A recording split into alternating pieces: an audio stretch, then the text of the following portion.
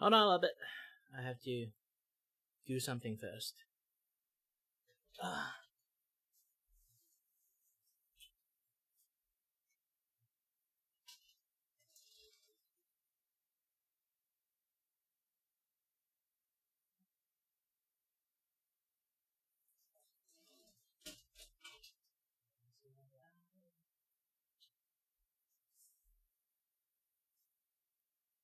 I think I came down my phone and it's gonna take it back up. Hold on a little bit, I'll be back, okay?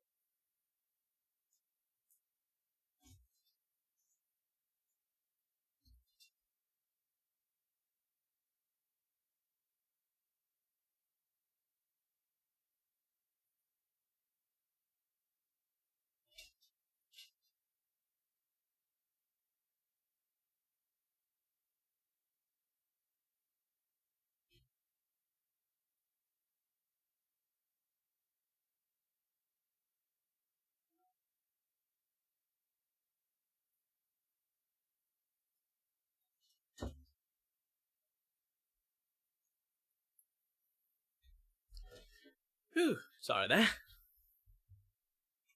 Ooh. Someone chat in my stream? Where? Who? When? I didn't see any.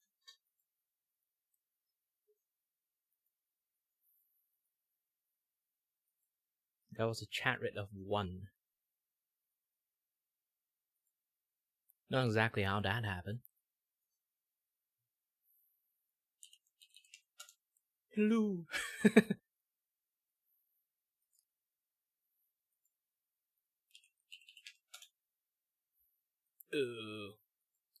It's not detecting the YouTube one, sadly. It's having issues again. Mom! Bob Tricks is having issues again!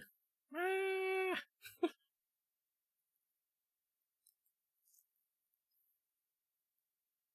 Oh, okay.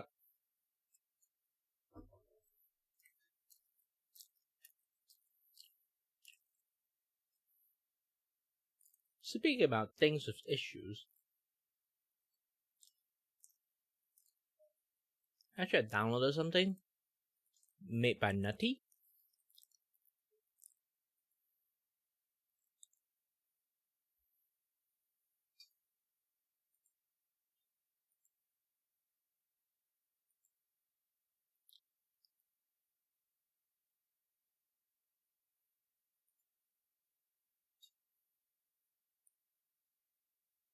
But I can't find it. What happened?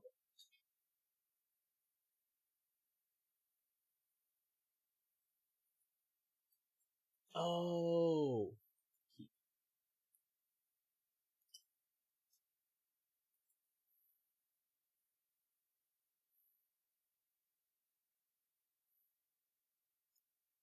Now I know why. My computer detected it as a harmful thing. Nah, I trust Nutty.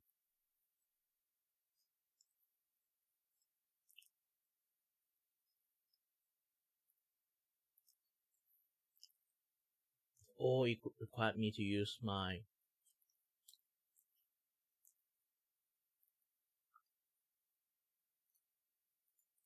I haven't been using StreamBot for a while. Streamer.bot. Not StreamerBot. Streamer.bot is like, again, let me clarify. The laughing cat. Streamer.bot is those kind of like chatbot system, okay? It have way more control. It can go to control your OBS, your Twitch, YouTube, everything at the same time.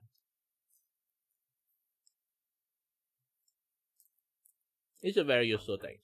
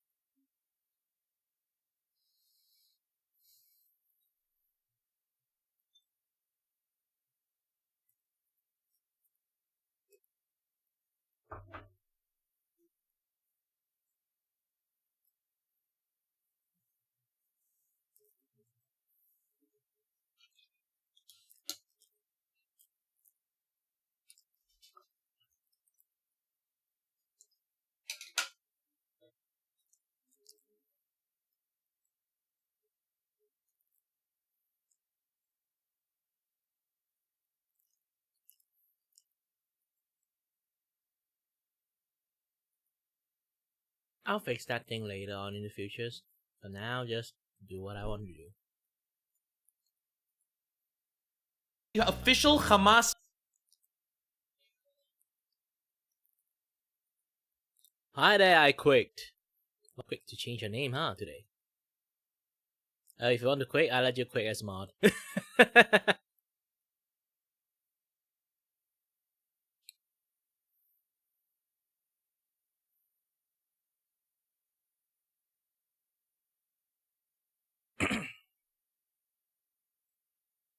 Hold on a little bit.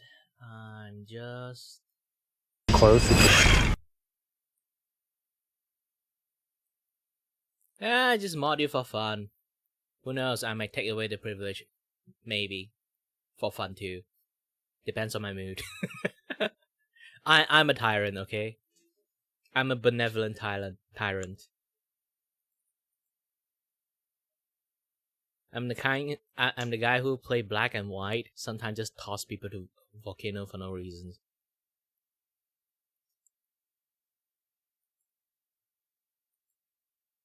Speaking about black and white, have you guys ever played that game?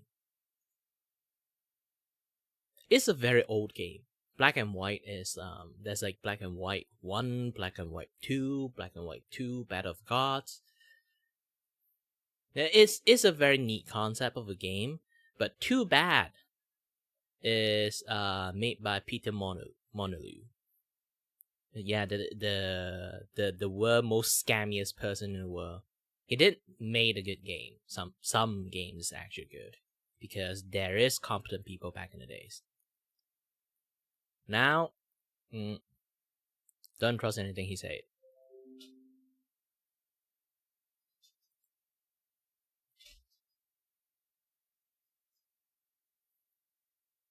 Let me go and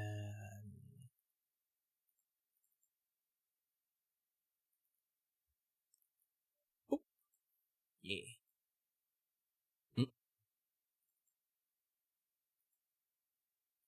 Boop. Yeah. I'm just going to be a little bit warm up for my voice, this and that, yeah, that stuff, prep up my stuff, and then I need to go to go to my drawing scene and do some drawing there. But so far, I don't really have lots of things to. Ooh, wait, why the size in here is like oversized? Let me resize it. Ooh, alright, good. Well, currently everything is still very nice, and Oh, by the way, if you guys wonder why yesterday I didn't stream, is because yesterday, I went to see a doctor, of course, and once I got back, I'm quite beat afterward, so I slept most of the time.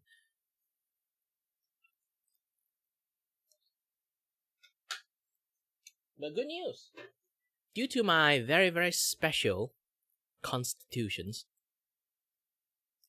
they decided to help me find a job instead of I'm trying my best to try to find a job. So hospital have like connection and stuff, specialized for like special people like me. Because they do understand there's a lot of people, they kind of like more or less behave like a disabled person, but they can't really be like listed as one. So it kind of like at the end made them a little bit difficult to get jobs. So, they decided to help me. So yeah. Hold on a little bit. I still need to do something. Not this one. Let's see. What is in the internet? Oh, it's me.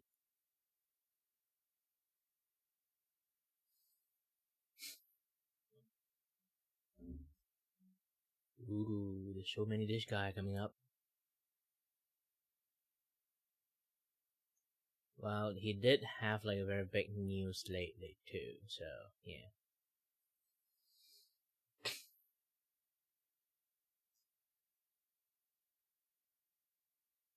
Yeah, not too much things to watch today. Let's just go to find fact feed. So we have some things that can like do it in the background. Did I have fact feed here? Nope. I've been searching for way too much useless stuff. Oh, fact feed. Alright, good. I do love myself a fact feed.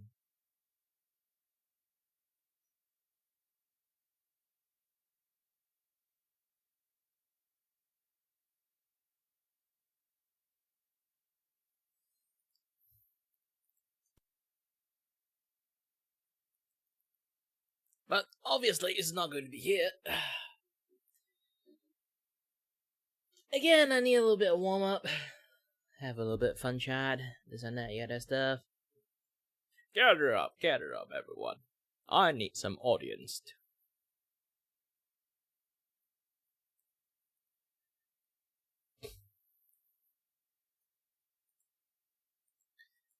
To be honest, personally, I don't really want to stream on Twitch. Really. I don't want to stream on Twitch. As Twitch slowly degraded more and more, I'm not sure like streaming there is always like a good choice. And then the moment I talk shit about Twitch and Twitch come in, I'll be like, oh shit. Oh hell, the Twitch.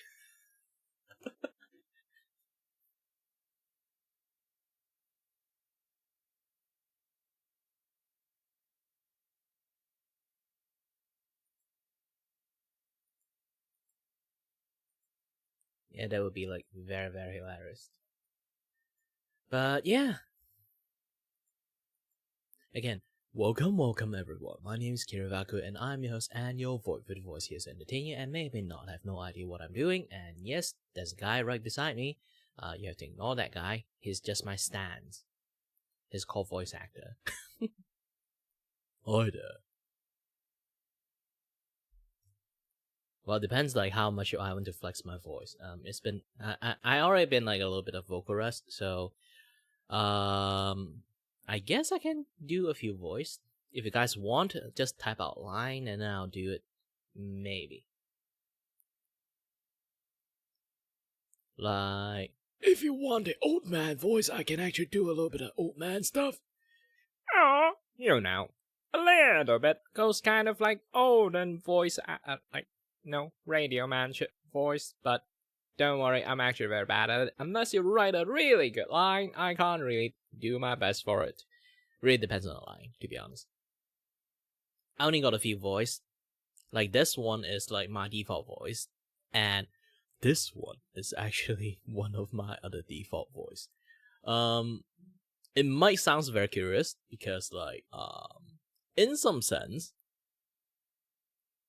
most people would only have one default voice, but I think for most Malaysians, we don't really have that one default tone, because we use many language. It's like, I I'm Malaysian Chinese, so I end up like use many like different like language like Chinese and Cantonese, Malay, English, a little bit of Japanese. I'm not really good at Japanese. I'm just added to it to be like a wow factor repertoire. But I also know how to speak like Hakka and a tiny little bit of Hokkien. Actually, I don't think I can even speak Hokkien properly at all. Maybe it would just sound gibberish.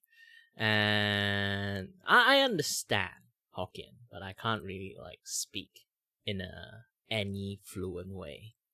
Not even basic way, to be honest. But yeah, it's mainly because like we can speak in so much different type of language. When I speak in different language, I have different voice tone. It's like if I speak Mandarin or Chinese, well, if I speak in Chinese, this is like the pitch you would normally hear, and that would be like my Chinese default tone. I'm using my Chinese default tone on streaming, mainly is because that when I was a VTuber, there's like no choice in some sense. It's because like my voice is not exactly match. Like if I go for my English tone, the voice don't exactly match my VTubing characters that much. Imagine that you have to like always hear this, and then looking at the VTuber model, be like, holy shit, why do you have like slightly deep voice on these characters? Doesn't match it, right? So I end up don't really use that voice, but still, normally when I speak English, I would speak in this tone. So yeah, I generally don't push it that far away, but again, like when I speak different language, my tone shifted, and it's a very funny thing. Even my family don't like it, to be honest. They thought I'm actually like forcing my voice to be more mature for no reasons, but no, it's just I sound. I don't know. Maybe this is my original sound. I have no idea. It's basically when I speak English, I sound like this. It's not exactly. I'm not exactly sure what happened, to be honest. It's just that I sound like this originally.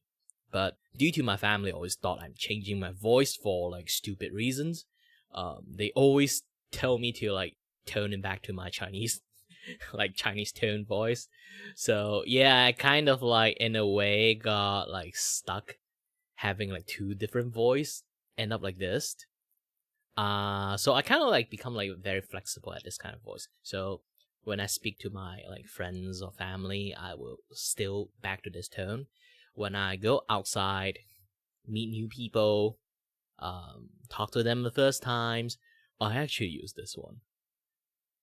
Like it again, like it's not exactly I'm switching my voice on purpose. It's more like I switch up my tone from my English speaking tone to my Chinese speaking tone. Just for like, satisfied my family. Like they don't know that apparently when I speak different language, I sound different.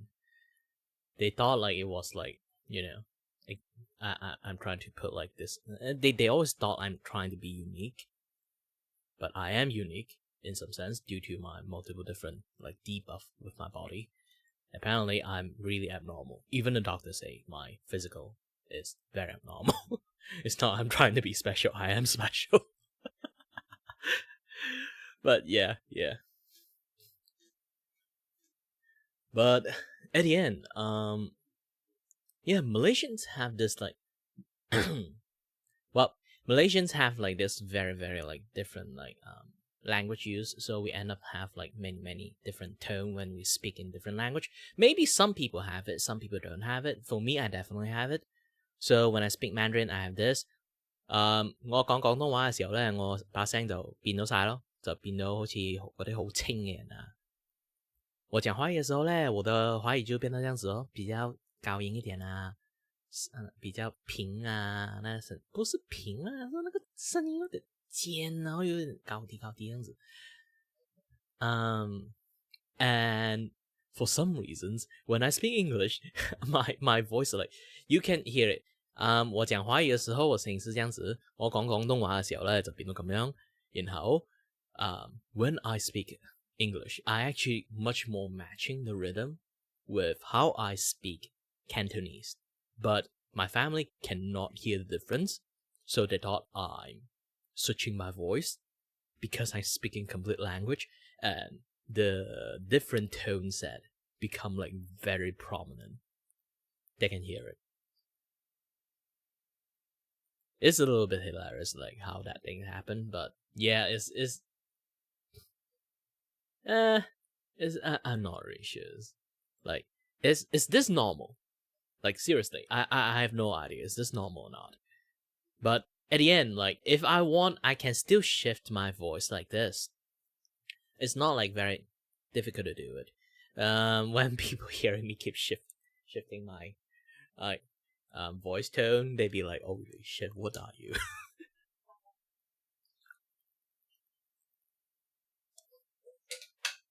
Apparently, I'm a guy that don't really have like a lot of control of his like voice, I guess. Man, I'm thirsty. But yeah, that would be the most of my self-introductions. Alright, anyone who are still here, hi there. Alright. Currently, I'm doing animations of one of my oh, you guys can't hear it. Well, it's like a 2-minute worth of animations, so I'm going to like just put it in here. I don't think the voice quality is that good. Oh wait, you guys can't hear anything from here. I need to find a way. Open Audacity.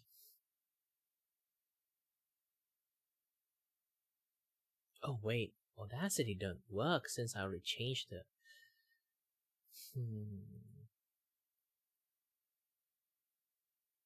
Hold on. Properties. Let's go, baby.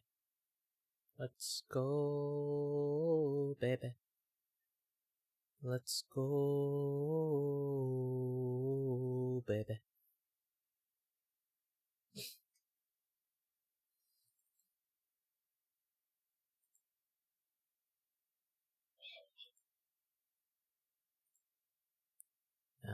Let's try to see.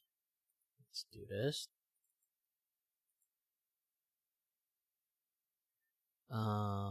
Is it this one? I hope you guys can hear it. It's going to be a little bit loud, I think.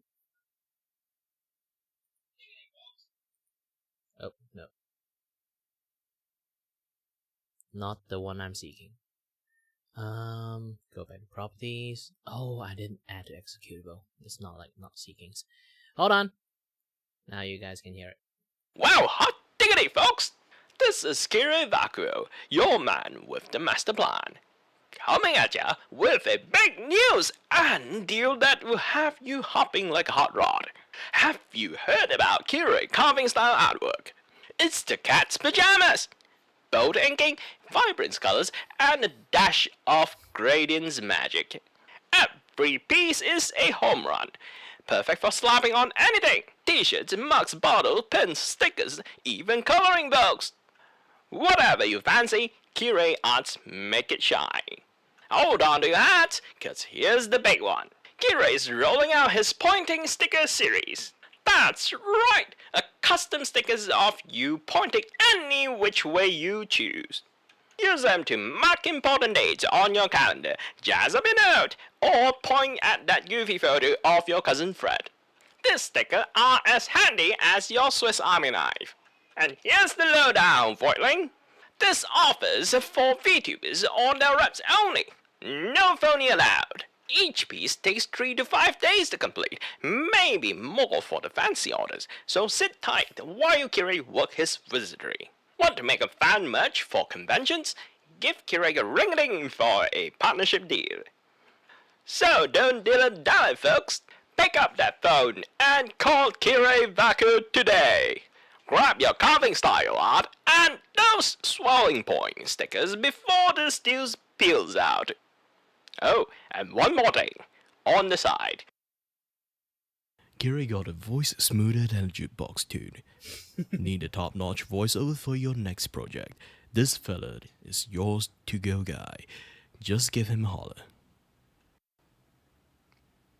Call me. So I'm going to animate all this thing. It's going to take a while, to be honest.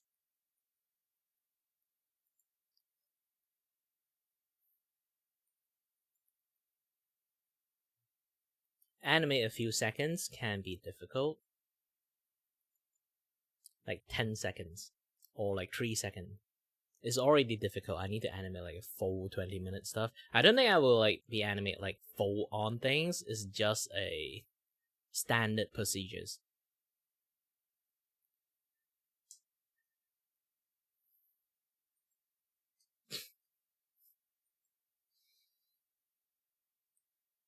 And yeah, it's just like a 2-minute thingy. I hope I can do it properly, like this one. I want to make it like fully explode. So this one I later on need to draw it bloated up and then like boom.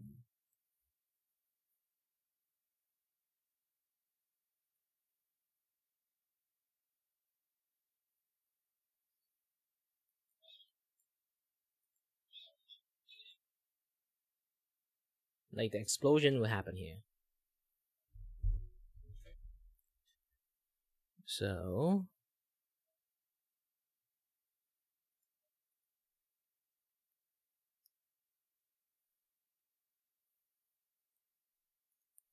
currently I'm still doing like framing and stuff. It's going to be a little bit difficult to like do everything.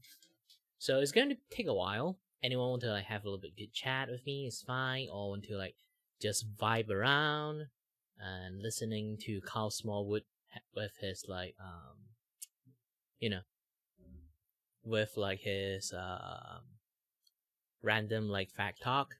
Yeah. Enjoy. So the topic of today's video is Bethesda. It is indeed, Brad. Quite relevant in today's video game climate. Not really, no, because we're talking about a game that works.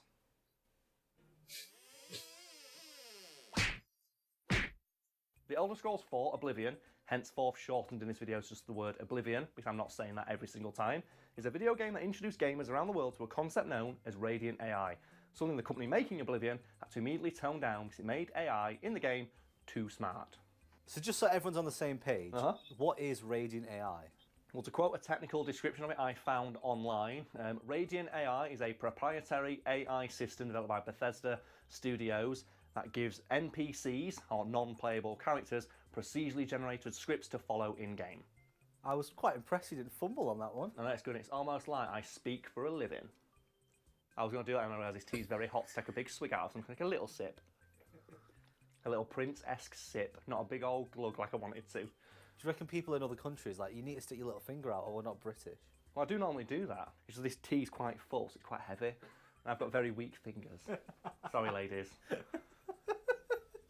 So without all of the technical jargon, what is Radiant AI? In its simplest sense, it's just a system you put into a video game that programs all of the non-playable characters to follow a schedule of sorts. For example, in Oblivion, all of the characters in-game are programmed to eat, sleep, and work. So why do they do this? To make the world feel more alive, and for the people at home, I'd like to look into the cold, dead eyes of this stoic, steel-plated law dildo and tell me that guy does not look alive. Stop! You violated the law. Pay the court a fine or serve your sentence. Correct me if I'm wrong, but most NPCs in most games follow schedules or do certain tasks. Yeah, they have like a series of scripted events that they're supposed to do. The difference with Radiant AI is that the NPCs have, for lack of a better term, the freedom to interpret those commands in a way that the player might not expect. My favourite example of this is that, that every NPC is going to eat at a specific time, but if the NPC doesn't happen to have any food in their inventory, they can go out and buy it, or they'll seek out a place where they can eat it. That in itself is quite impressive, but there's another thing that can influence it, and it's a hidden in-game attribute called responsibility. And basically, that dictates how lawful a given character is. And a character with particularly low responsibility will, if they are hungry or they're programmed to eat at that particular time, try to steal food. And my favourite example of this is a character in one city in Oblivion called City Swimmer. And early in the game's life cycle, forums talking about Oblivion would say, yeah, I've been to like Brazil or wherever the fuck it is City Swimmer lives, and just City Swimmer's just dead. And I'll go to a corpse and I'll just find a loaf of stolen bread on it. What's going on? And other players are like, yeah, I found her too. Why is she dead? And then other players said, yeah, I saw her getting chased by the guards who immediately cut her down. And that's because while like NPCs are programmed to commit crimes, because if their crime is witnessed by a character with high responsibility, like say a guard, they will pursue them. The problem is NPCs can't pay bounties, so the guards will react as if they've stolen it and try to run away, which is with direct lethal force. So in Oblivion, people stealing bread get immediately cut fucking down.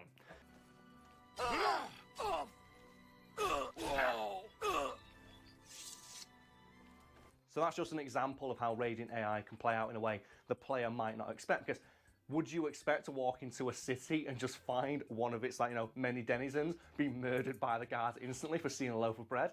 And that's a key problem with Radiant AI, because you're giving these NPCs broad authority to interpret the commands they're being given in a number of ways in a giant sandbox game where you can't control everything and it can be influenced by the player. My favourite example of that being you can take advantage of the fact NPCs will want to eat by giving them poison food, because the Dark Brotherhood, which is the best, the Dark Brotherhood in Oblivion, best Dark fucking Brotherhood, hands down. Fuck Skyrim's Dark Brotherhood, all about Oblivion. Lucian LeChance, big dick OG baller ass pimp. And you get a mission where it's like, oh yeah, here's some poison apples. Go into someone's house and steal all their fucking food and put a poisoned apple on their table. When they get hungry, they will seek out the nearest piece of food, which is that poisoned apple. Eat it, die, you don't get in trouble. That actually sounds like a pretty cool way of taking advantage of the game. There is, and you're encouraged to do it, because obviously a lot of the Dark Brotherhood missions encourage you to kill people in creative ways, using poison food, or causing them to get into a fight. And you can influence how a fight goes down by dropping a weapon on the floor. Because obviously if a character's unarmed, they're programmed to seek out the nearest weapon that they can legally acquire. And they'll, so if you drop an iron dagger on the floor, and they'll go pick it up, and then you give the other character, oh, here's a Daedric Warhammer that's been infused with shock damage 40 points. Get fucked. And you can do that. You can see people fighting, go into the middle, you know what? I'm going to join this Oblivion fight club. Here's a Daedric Warhammer. You can be the Joker in that one scene. Just snap the pull queue in half, give the sharpest edge, fight for my amusement.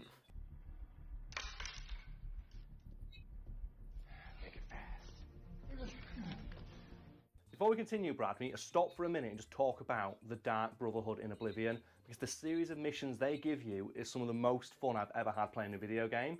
So as I mentioned earlier, basically you're given broad authority to kill your target in any way you choose, and every character in the Dark Brotherhood in that game is just hilarious, and they all give you advice on whatever mission you're doing. There was a big huge orc who's like, oh, I'll just go in with a warhammer and smash his head in. But Lucian LeChance, as I mentioned, the big dick OG mega pimp baller, gets killed in that fucking game. But in Skyrim, if you join the Dark Brotherhood again, you get him as a summon. And he comes in, and if you have Shadowmere, the vampire horse, he comments on the fact you've got Shadowmere and calls it his trusty steed. And do you know why I'm mentioning that? Because Shadowmere is a fucking boss. Red Dead Redemption's been out for a while now, and everyone talks about how good the horses are in that game. Every horse in Red Dead Redemption 2, including my horse, Hot Sauce, can fuck off. Epona, fuck off. Agro from Shadow of the Colossus, fuck off. Shadowmere, the vampire, immortal, mega beast pimp horse who killed dragons by kicking them to death. The reason I love this is because the mission in Skyrim, where you get Shadowmere, do you know what your mission prompt is? Is it get Shadowmere? No, it's behold Shadowmere.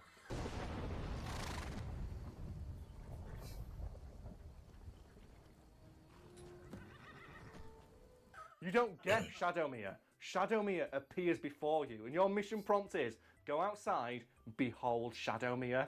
And this is amorphous, like, black blob on the floor. There's this, like, ginormous horse with red eyes rises from it, and it's like, that's your horse now. This horse that kills dragons. It's like, yeah. I love that game for, like, the shit you can do. But obviously, because there's such, like, broad interpretation of various things, it can cause a number of issues. For example, if an NPC doesn't have a low responsibility stat and they need food and they can't buy it, what they'll do is they'll go into, like, the woods and they'll hunt. And they'll kill a deer and they'll get venison. The problem is, in the woods, they can get attacked by a bear. So obviously bears are also programmed to seek out food. And if there's a dead deer nearby, they'll go towards it and kill the person harvesting its meat.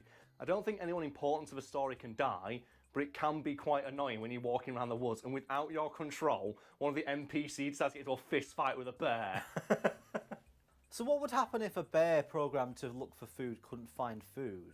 Would it keep looking? Sometimes, yeah. And I think they said that sometimes bears early in development would go into, like, settlements. And obviously that's a bad idea, 'cause bears are pretty tough in that game. So that's to program them not to go near fucking cities unless, like, chasing something or other. And the same was true apparently with, like, skeletons and bandits from bandit camps. Right. And monsters. They just seek out, like, people to kill. And where's the nearest, like, population? Oh, there's a settlement over there. So you'd walk into settlements, just like skeletons killing everybody. It's like, just getting all Dark Souls in there. It's like, no!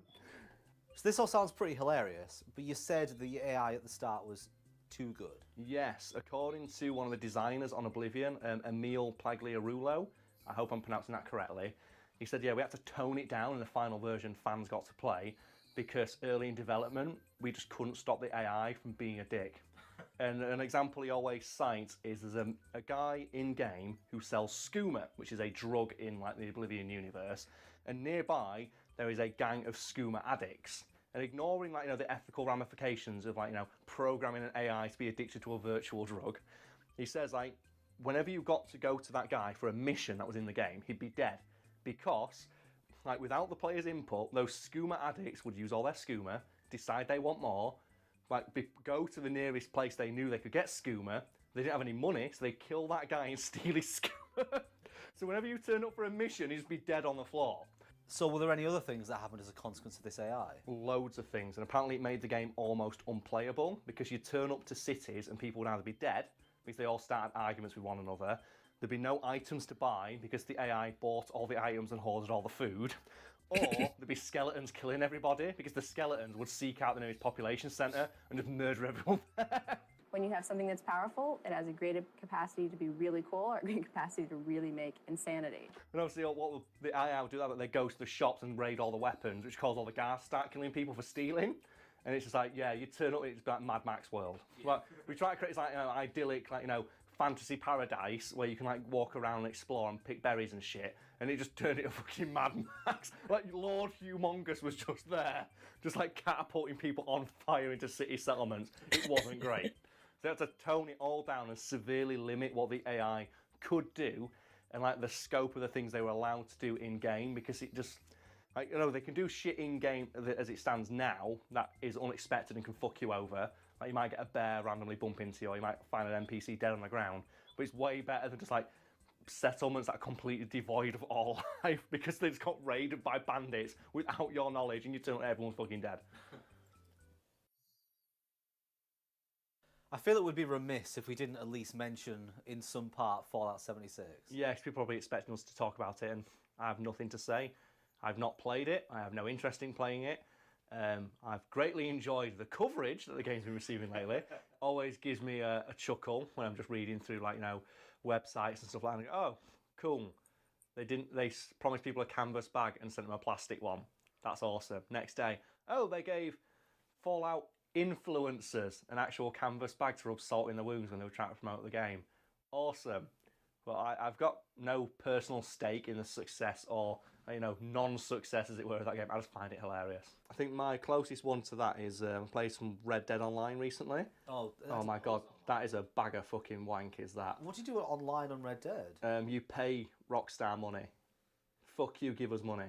Because there's 2 tiers of currency. They've not introduced microtransactions yet, but they probably have by the time this video goes live, and that's going to ruin the fucking shit out of that game because you have to use, like, your own guns in multiplayer. So if you have no ammo, you just don't have ammo. It's okay. And like everyone online's like, how do I earn money in this game? I killed like an entire camp of bandits and I got like 40 cents. A shotgun costs $400, please help. And like, oh yeah, you go to this place and you fish, because apparently, but you need to be level 30 to get a fishing rod. And the fishing rod costs $60. But if you hunt and you get 10 fish, you can sell them for $40. So in 20 minutes, you can earn like 400, like so much money. But the problem is now everyone has a fishing spot. You go there and there's just people with sniper rifles, just sniping people. You cannot trust a player base to play a game properly. You can't, It's more the ridiculous. fact, it's very obviously inspired by Grand Theft Auto Online, Yeah. which made Rockstar like $1 billion fucking dollars. And it's like, why the fuck would they not monetize the shit out of Red Dead Online as well? But it's just hilarious to me, like how blatantly obvious it is. When I saw like someone do a breakdown of like how much a jet or something cost in GTA Online. So yeah, you need this much in-game currency. The most you can buy from Rockstar as a company themselves, you can pay like, I don't know, like $1 million shark card for like $79, and you need 3 of these to get the jet. So this jet is valued at being like $250 fucking dollars. I only played it in the very early days, and I just remember that in Grand Theft Auto Online, you got told off and you get like in trouble for stealing another player's car in a series called Grand Theft Auto. And then you had to buy insurance for your car because if it got blown up, you lost it. In Grand Theft Auto, you have to buy insurance. And then someone figured out if you put a bomb on the front of your car and park it next to someone and blow up your car, and their car happens to get destroyed, you can get away with that. And then people started hacking it to like millions of dollars, and then you get banned if you had hacked money. So what people would do is they go into a server, give people hacked money, and then they'd get banned. There's so much exploit. Yeah, it's because you're cheating. You're not allowed to hack to get money, but please buy this $45 shark card. It's exploitative as shit, and it's taking advantage of people who've got like, you know, addictive personalities, but you can't really fault them for it, can you? It's like, we can make Grand Theft Auto 5 one of the best-selling video games. I think it sold more copies than some new video games like this year in like 1 month because of sales and shit. And it still hasn't made as much money as they've made just selling virtual money. It's like, what incentive have you got to try when you can just buy our virtual money and people will pay you for it?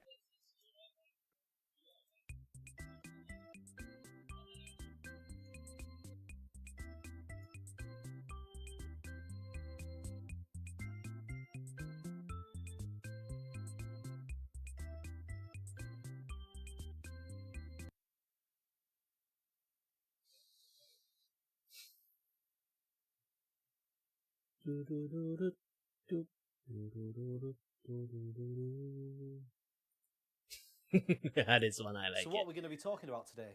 I don't think it matters because it's a drinking video and people are going to watch to see where the fuck it goes. By all critical metrics, DMC is a perfectly serviceable action game that had middling commercial success. According to fans of the original game series it was based on though, Devil May Cry, it was the video game equivalent of a wet fart. Something developers of DMC initially dismissed. Initially. So let's stick to our usual formula. Introduce this bit by telling us what Devil May Cry is. Well, Devil May Cry is a series of action games that start a character with a dick that is 3 miles long. DMC is a...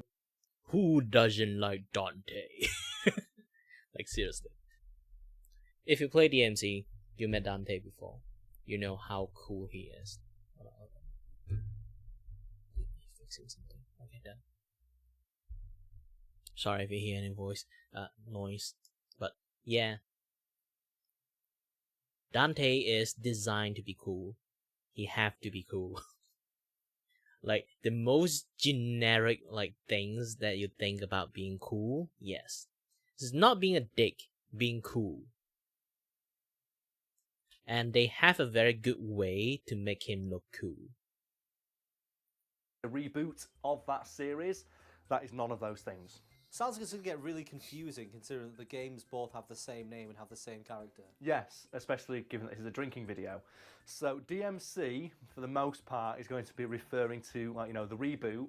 And when I refer to old Dante, that's the original Big Dick Dante, and new Dante is Small Dick Dante, as the game itself admits.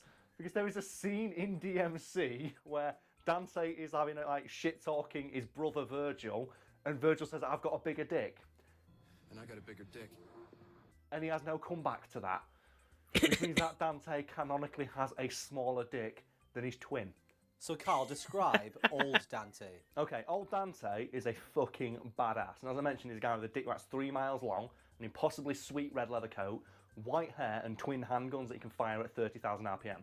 So his appearance sounds pretty cool. What's he like as an actual person? An affable dumbass who never really tries and is effortlessly cool in everything he does.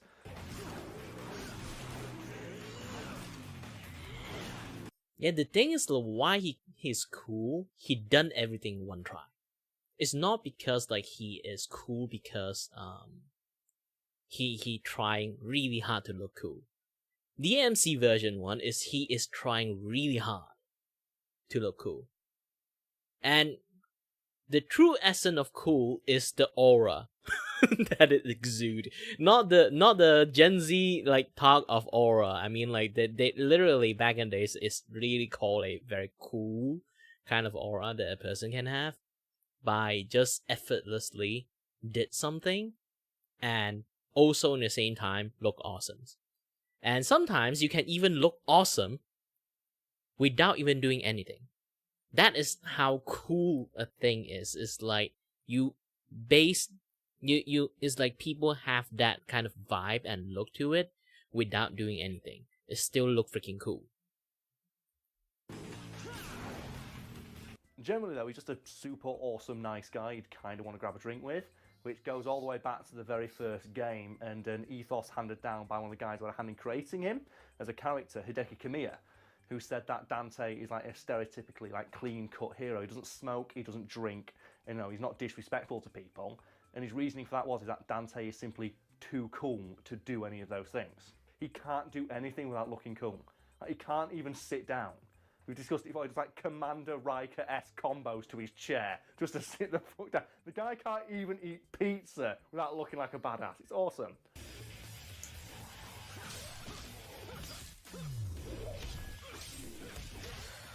So as is tradition, Brad, I need to open my next beer. Can you pass me something stupid from around the room to open it with, please? Stupid. Yes. We've got some multivitamins. Let's go. Multivitamins can be used to open a beer. Of course they can. Yep. Always get my 5 a day.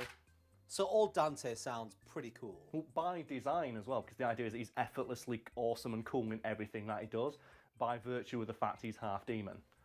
Oh yeah, I should mention, like, Dante is half demon in the original Devil May Cry series. He's a half demon who is born from a human mother, because his dad was like a big dick demon knight. He was like, you know what?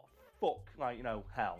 I want to get some of this earth booty, and like, assumes human form, bangs an earth woman, and she gives birth to twin sons, Dante and Virgil, and they fight in the rain, and it's fucking sick.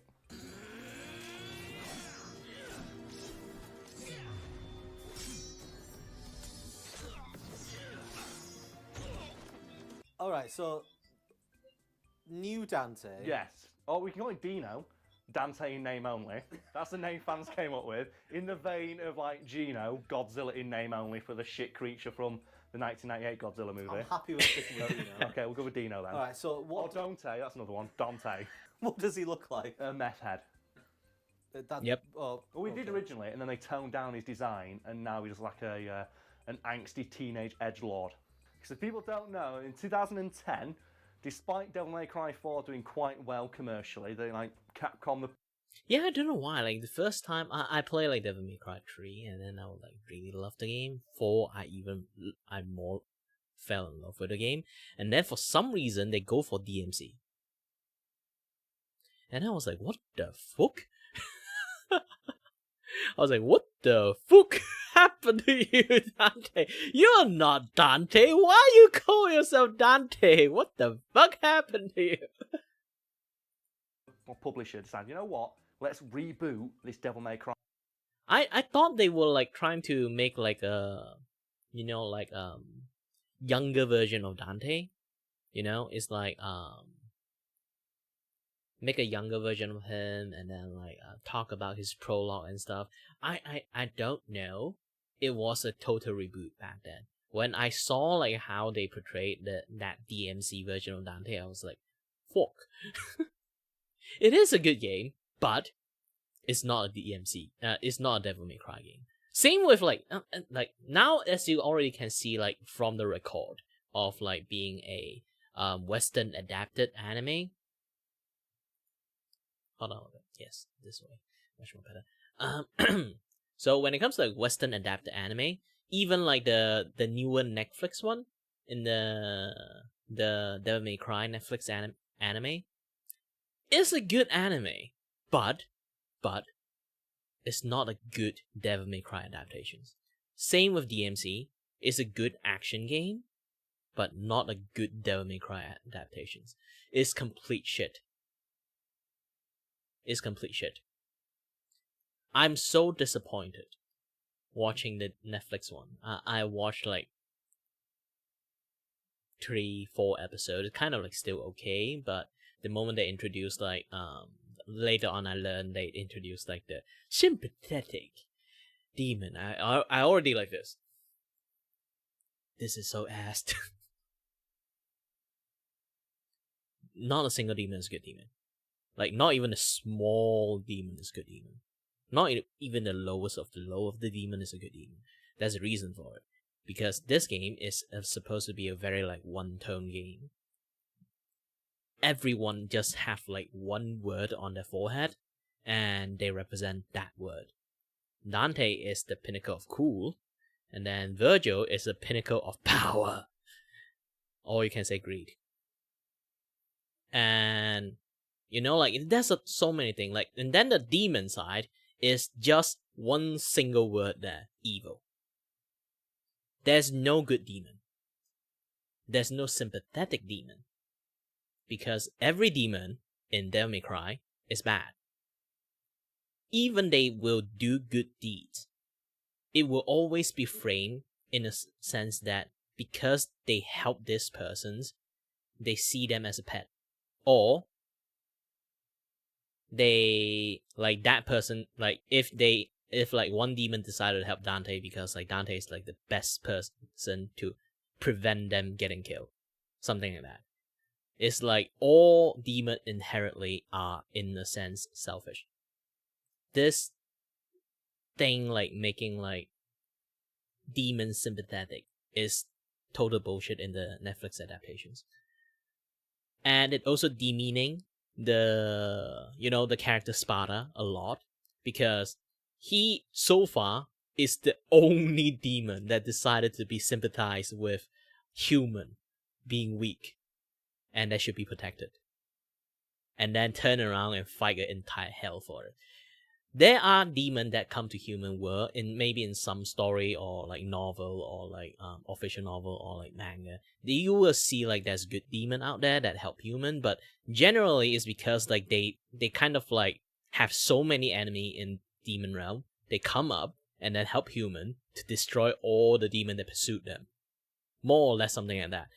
You can like frame it somewhat like that. So when it comes to demon that try to help human, they always do it for selfish reasons. And Sparta is literally be like, nah, fuck that shit, and then go against the entire hell and almost win. Yeah, he almost win. But still, at the end, he's still that is like he is the only demon that decided to go self-sacrifice. It means a lot, like demon is a dick. And it makes like the Dante and Virgil dynamic is also like really, really tough.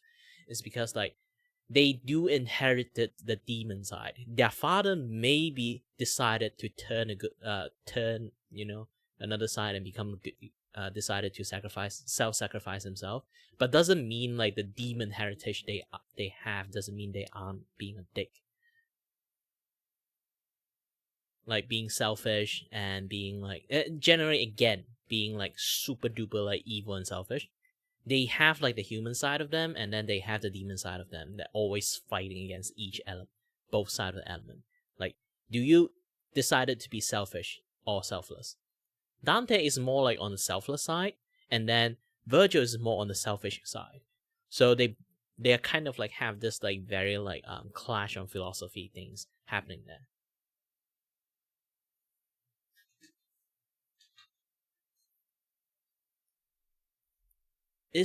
It's like very, very dumb way to say a lot of things. Everything is like one tone, a very monotone of like direction of what a creatures behave like. Story wise, it might look like if people like trying to be like fancy with their story writing, they always like think like, dang, why we always like write like demon is evil? Like, but in Devil May Cry context, demon is evil is a very one tone context. And because of that one tone context, it gives a lot of like meaning to a lot of different things. It's a simple game. It's just it's just an action game with a simple story. But that simple story give so much more deep meaning and like to a lot more other stuff. Like the word "there is no good demon" has been ingrained in Devil May Cry so much, it gave meaning to so many of their like adventures and like why things happen to all the characters, why this and that, yeah, that stuff. You make a demon sympathetic. You destroy all the entire like things that been established of that one turn meaning. So I would say it's not a Devil May Cry adaptation. It's more like a very good action anime with a Devil May Cry skin on it. Just that. It's not like a bad anime, but it's not Devil May Cry. Cry shit. So they approached a company called Ninja Theory and tasked them with redesigning Dante for a Western audience.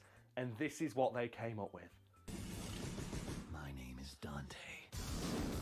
Who the fuck are you? And that was the very first clip they put out of like, there's the redesigned Dante. And the backlash was so severe, they toned down how he looked and made him look like this instead in the games. But even still, it's a radical departure from what Dante originally looked like. But it's better compared to this dipshit. So what was the thought process behind Ninja Theory? Like, how did they go from what is obviously the much cooler Dante to that guy? Well, the answer, Brad, is Fight Club. As in Fight Club the film? Yes, because you see, when Ninja Theory were tasked with making a more Western Dante, they sat down and brainstormed about like the differences between Eastern and Western ideals of cool. And there is a fucking phenomenal like slideshow presentation they did about these differences, and they highlight specifically Tyler Durden as the quintessential icon of Western cool. And he's just a cool guy, sexy also. So the key point were, so cool, Western, grounded, stylish. This is what we were looking for. Because who doesn't want to look up to a hyper macho posturing dickhead who beats people up in car parks? Not to mention as well, he's a terrorist. the quintessential icon of American cool, terrorist. They made a bit of a misstep with that, but you can't argue that there are not differences between what's perceived as cool in different cultures. Oh yeah, and that's what that presentation was all about, because what Ninja Theory did is they helpfully photoshopped old Dante into various pictures to show why he's not cool. Like this picture that they genuinely put out of old Dante, photoshopped into a scene from Brokeback Mountain. And I'm sure there is no ulterior subtext to putting that message out there and that image and saying this is why this character isn't cool. In a film predominantly known for being a film about gay cowboys. Well, maybe they didn't mean that. So it's also as well, because Dante, old Dante at least, I feel wouldn't give a fuck. So I get the feeling like old Dante, if you told him you were gay, would be like, I don't care, let's get some pizza. New Dante, I think he'd have some other words to say. Yes. Given that his most iconic line in that series is "fuck you." Fuck you. Fuck you. Fuck you. It just sounds like they tried to make him like super edgy. Yeah, and that's what I think's so hilarious about it, because it's so obviously try-hard edge, and it immediately dates the game, because this is so obviously from the 2010s. And I just want to use it as a jumping off point. Brad, What is your favourite edgelord character in video games? The first one that comes to mind is Reaper. Reaper, oh man. He is just edgelord definition. The Skull Lord himself. Have you ever seen Reaper names on Twitter? Basically, someone just like screenshot when a Reaper gets to play the game or whatever, and it's all the names that people have when they play Reaper. And it's like, yeah, Skull Lord 420 all day. That's all well and good though, Brad, but we all know the edgiest of edgelords is Shadow the fucking Hedgehog. It will never be topped. Like, you cannot be Edgy the Hedgy in terms of edginess. Edgy the Hedgy. That's his name. Because that game is so try-hard. It actually goes all the way around to being fucking awesome. It's one of those things that it's like, it's so far in one direction, it breaks the dial and goes back to the beginning, starts becoming awesome again.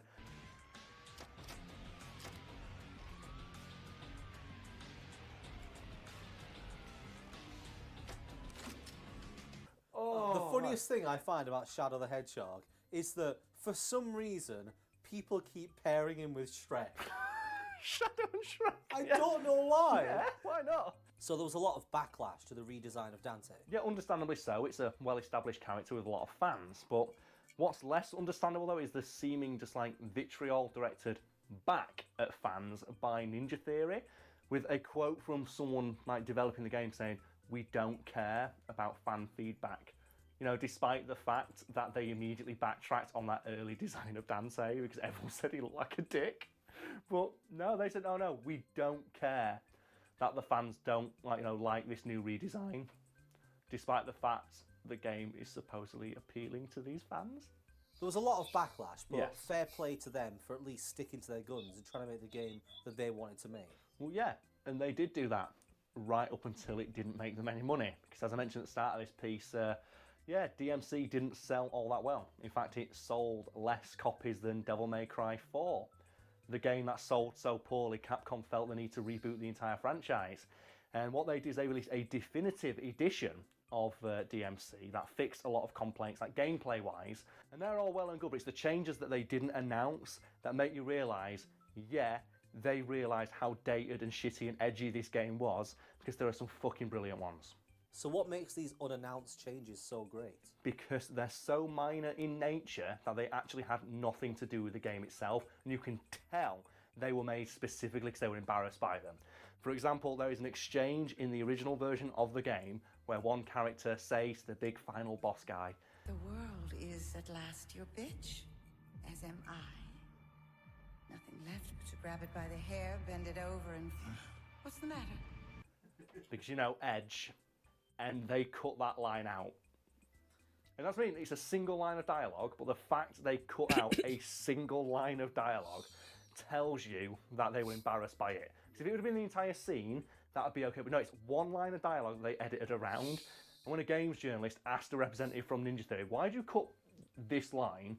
the guy went, "Oh, it was for pacing issues." Sure it was. Yeah, a single line of dialogue was for pacing issues. Bearing in mind, that quote was given by the guy who wrote the story to the game. There's got to be more petty changes they made. Oh yeah, they edited the scene with the 360 quickscope abortion. The what? Yeah, I know what I said. I That's don't know what you said. That's an accurate description of what happens in that scene.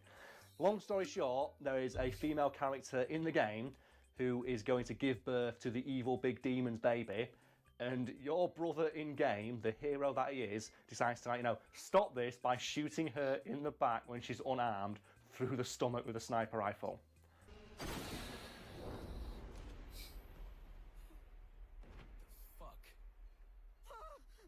And they cut that? No, they edited it. It's still in, but they edited it to make his motivations more clear, which is ironic because the most famous line of dialogue Virgil ever gives is, I'm motivated." Yeah, now I'm motivated. It's like 360 demon abortion with a sniper rifle.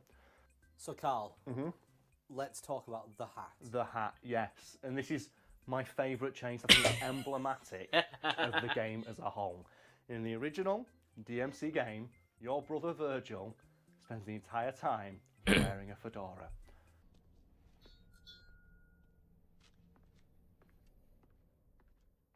And in the remastered version, the definitive edition, they remove the fedora.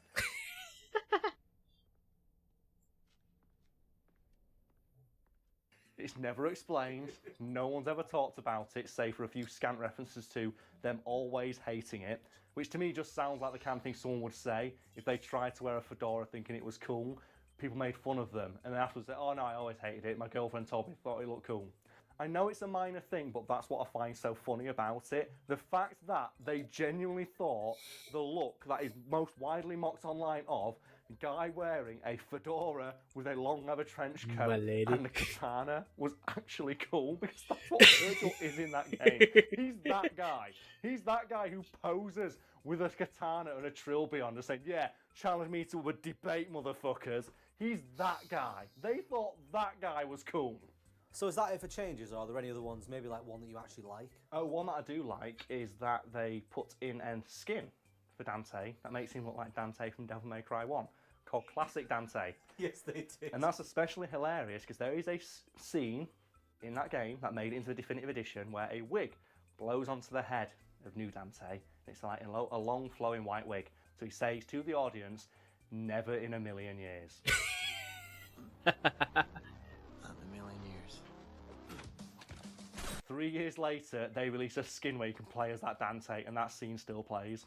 As angry as I was at the time, though, when that happened, yes, I love I'm that so in Devil May pissed Cry on that 5, scene they've too. taken the high road. And do you remember that jab that they said about, oh yeah, Dante would never work in a Western? Do you know one of the weapons that Dante has in the new Devil May Cry? A cowboy hat that fires meteors. Yeah, like you don't have to appeal to the Western audience, to be honest. It's already appealing to Western audience. And I'm not even kidding. Lots of people love Dante, and then they just butchers Dante for no reason in DMZ. It's still really stupid, and similar with like how the anime versions too. It's not that bad, but like I say again, it's weird that when they want to Westernify like quite a lot of like story plot and stuff, it always make it worse. It's like DMC already can see the game. It's like it's a good action game, but a very bad DMC adaptations. And then Netflix versions, same again. It's a very good anime, action anime, but more or less it's just a Devil May Cry skin on it. It's not exactly Devil May Cry, it's bad adaptations. Like it's bad versions of Devil May Cry, but I won't deny, like, the anime side is actually still good. The action game side is still good, but it's just not a very good Devil May Cry side of things, because they try to pizzazz, add a little bit gradient, add a little bit of, like, morally gray, this and that, yet and stuff. Devil May Cry always, weirdly enough, is just light versus dark. And they keep, I don't know why on the Western audience side, they always want to add a little bit of the gray area zone there. The story works fine with like a very like black and white tone. Okay? The most gray tone you can have is just Trish. Get fucked, Ninja.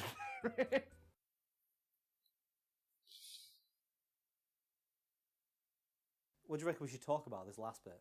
Well, since we're talking about Devil May Cry and games of that ilk, maybe we should talk about the fact that you keep cutting out my references to Transformers Devastation. Oh god, not again. This bastard here has cut out the same reference 3 times now, so I want it to be known. And he's going to put it in now, or he's fucking fired. Because for 3 videos now, I've made reference to the same part of that game. And it's the part where you are tasked with defeating Starscream in space. And your mission objective is show Starscream some true Autobot justice. I put a bit of music in from that. But you didn't put the right bit of the song in. That's the problem. And I told Brad it's got a really good intro to a song, and he put the wrong bit in. You know what? Put it on now. I want to put it on. Fucking put it on right now. It's gone. If I'm not getting it right, put on the bit you want to talk about. Where is it now? YouTube. I don't know how you keep messing this. I'm gonna turn this volume up. You're gonna listen to this fucking soundtrack. Where is it? Where's my volume? Yeah! That fucking soundtrack, man. Lost in space, Autobot! So cool! So fun. Then that bit. How do you not think that's the hypest shit ever? I don't know which specific bit is the bit that you want, like... It's the intro, like then the drums kick in. So when it first comes in? Yeah. Because I found the bit of the song that had, like, the riff in it. That's what I thought. No! It's this bit, Brad. It's this specific bit right here, look. It's the introduction. The drop. Fucking nuclear drop. Starscream badass! Oh, mate, gets me hype every time. Go play that game. It's fucking awesome. And he keeps cutting it. You see, Brad, you cut out that moment of hype 3 times. You should apologise. I got that hype every time, and then when I watched the video back, thinking, oh, I wonder if it made it into this video, so people can see my excitement. I do feel and that, genuinely awesome like, part of this video disconnection. game I really enjoy and want to talk about. And Brad cuts it out. Just that? So we've not even. If I listen to the actual one, I'd be like, the soundtrack from Devil May Cry 5. Because I was getting too worked up talking about like fucking Dino, because like Devil May Cry 5, the soundtrack for like each character, they get their own, and like the one for Nero, Devil Trigger is so fucking hype, and there's a great system. It's probably the only worthwhile thing they've taken from DMC, which is the better your combo is, the louder the music becomes. So when you are doing like a Smoking Six style combo on an enemy, the music blares all the way in and overpowers every other sound effect. And you just hear this sick, awesome, just like dance fucking rock remix of a song. It's great. But it's hilarious to me because video game journalists who are historically not great at playing video games, I think we can admit, like me and Brad have talked about like the Doom one. The guy from Polygon who like was given exclusive access to Doom and does that thing that your mum does when she tries to play Halo, walks forward, then aims. Yeah, can't you move both sticks at once? But loads of reviewers have been like, oh yeah, Devil May Cry 5 is good, but the music's a bit muted. It's not as like, bombastic as it was in previous games. Like, yeah, this guy can't play. This guy can't do a good combo. That's why the music sucks. So I can ignore his review because he wasn't playing it properly. It's great. It's the idea. So you can imagine now, like, if that happened in Transformers Devastation, I'd still be playing it today for that moment. So when you land that, if I could land a drop kick as fucking Optimus Prime on Megatron and that song kicked in, that'd be Game of the Year every year for me forever. Because that's the sickest shit ever.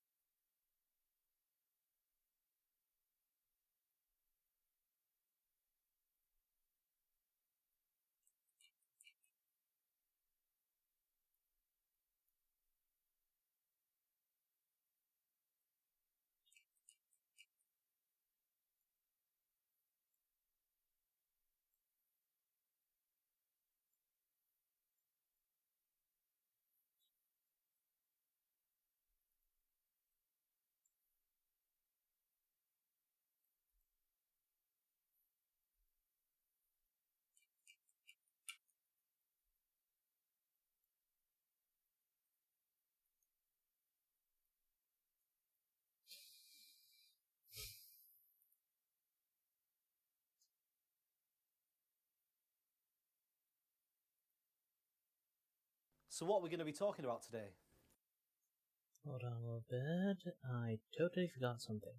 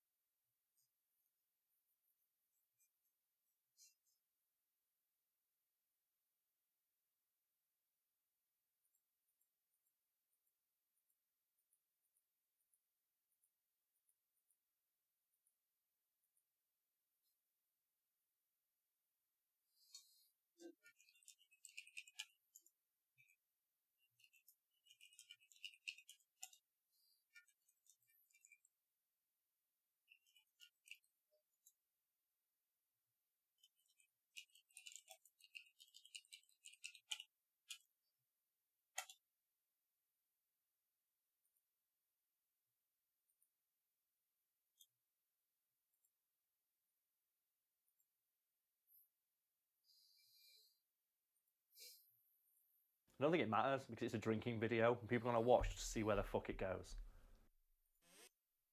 Okay.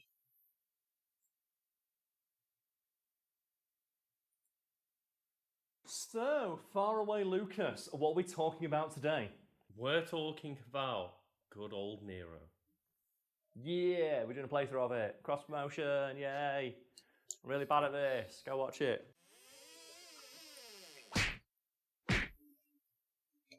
So, faraway Lucas, as you often do, would you like to let the lovely audience at home what the specific topic of today's Wiki Weekends is? Yeah, so we're going to be talking about the Devil Hunter from Devil May Cry, known as Nero. Yes, and we'll be referring specifically to the Devil May Cry wiki, a link to which you can find below. We'll start, as we often do, at the beginning, and that is the biographical information of Nero we have here. Nero, titles, the Young Devil Hunter, the Devil Hunter, and the Resourceful Devil Hunter. So you can probably see a theme, folks, at home with what Nero's all about, hunting him some demons. And then we have aliases. Oh, you ready, Lucas? N. His alias is N. What a great alias for a guy called Nero. His name's already 4 letters long. Fucking hell, as you can eat a short on that down. And then we have here, species, he's a hybrid, so he's a quarter demon.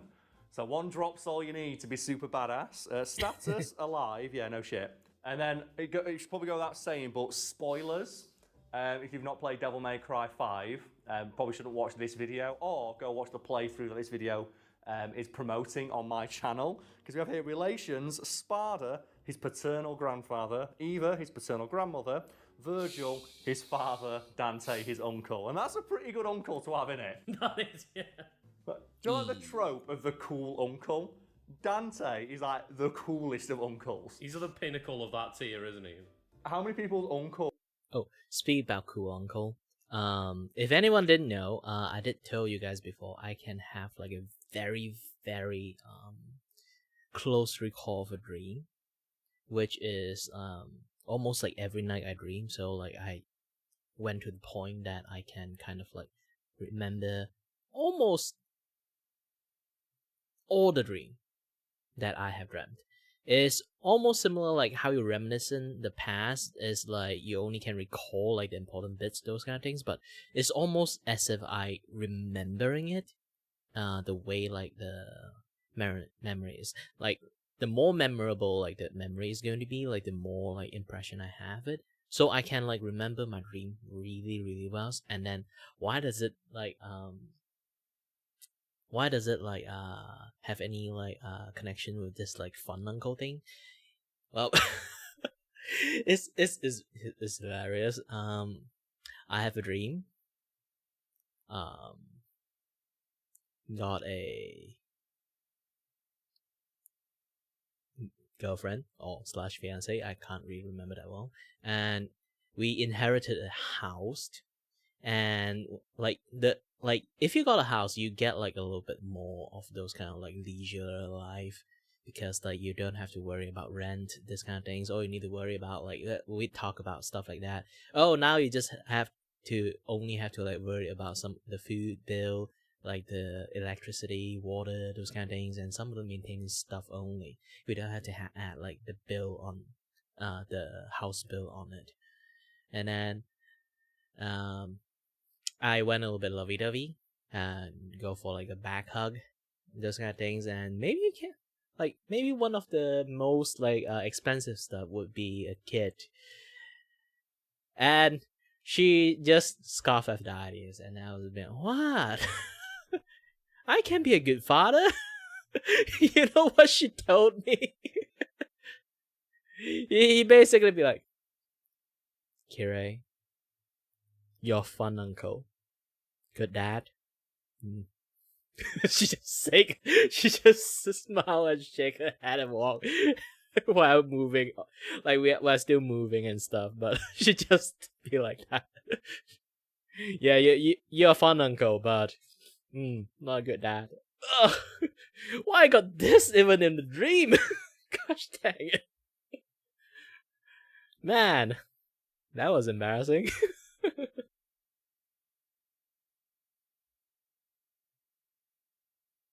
But yeah, things like that happen in the dream. And if you think like my dream is actually like ridiculously realistic, I also question about that too. That happens to me like so many times, to the point that I really questions, am I actually dreaming sometimes? Because it's almost as if I'm in someone else's life. And the most closest I would say is like almost I'm someone else's life that I cannot control. Yes, it's almost I'm in the dream. I'm actually watching everything in the guy's eyes perspective, almost feeling like that. I have zero control on the dream character. Like, even though I aware it's a dream, it's almost like I'm watching TV shows in like a first person view TV shows. And it's just like very, very odd. And I've been dreaming almost every day. My friend said like it's not really healthy for you to keep dreaming every day. I'm not sure, but sometimes I know something because it's actually in the dream too. I learned it from dream, and then holy shit, it's actually real things. You can actually do it this way. Like sometimes I actually legitimately learn something from a dream too, but generally the useful stuff I can't really remember. Like I got like the feelings I know, but I don't really remember them too. There's only a few times that I actually remembers and then try it out and ooh, it works. Like those kind of things. Yeah, this is why like back in the days when I was young, I was like have this delusions of trying to become an inventor, because if I manage to remember anything that's in special technology stuff and all that, like in the dream, maybe I can bring it out.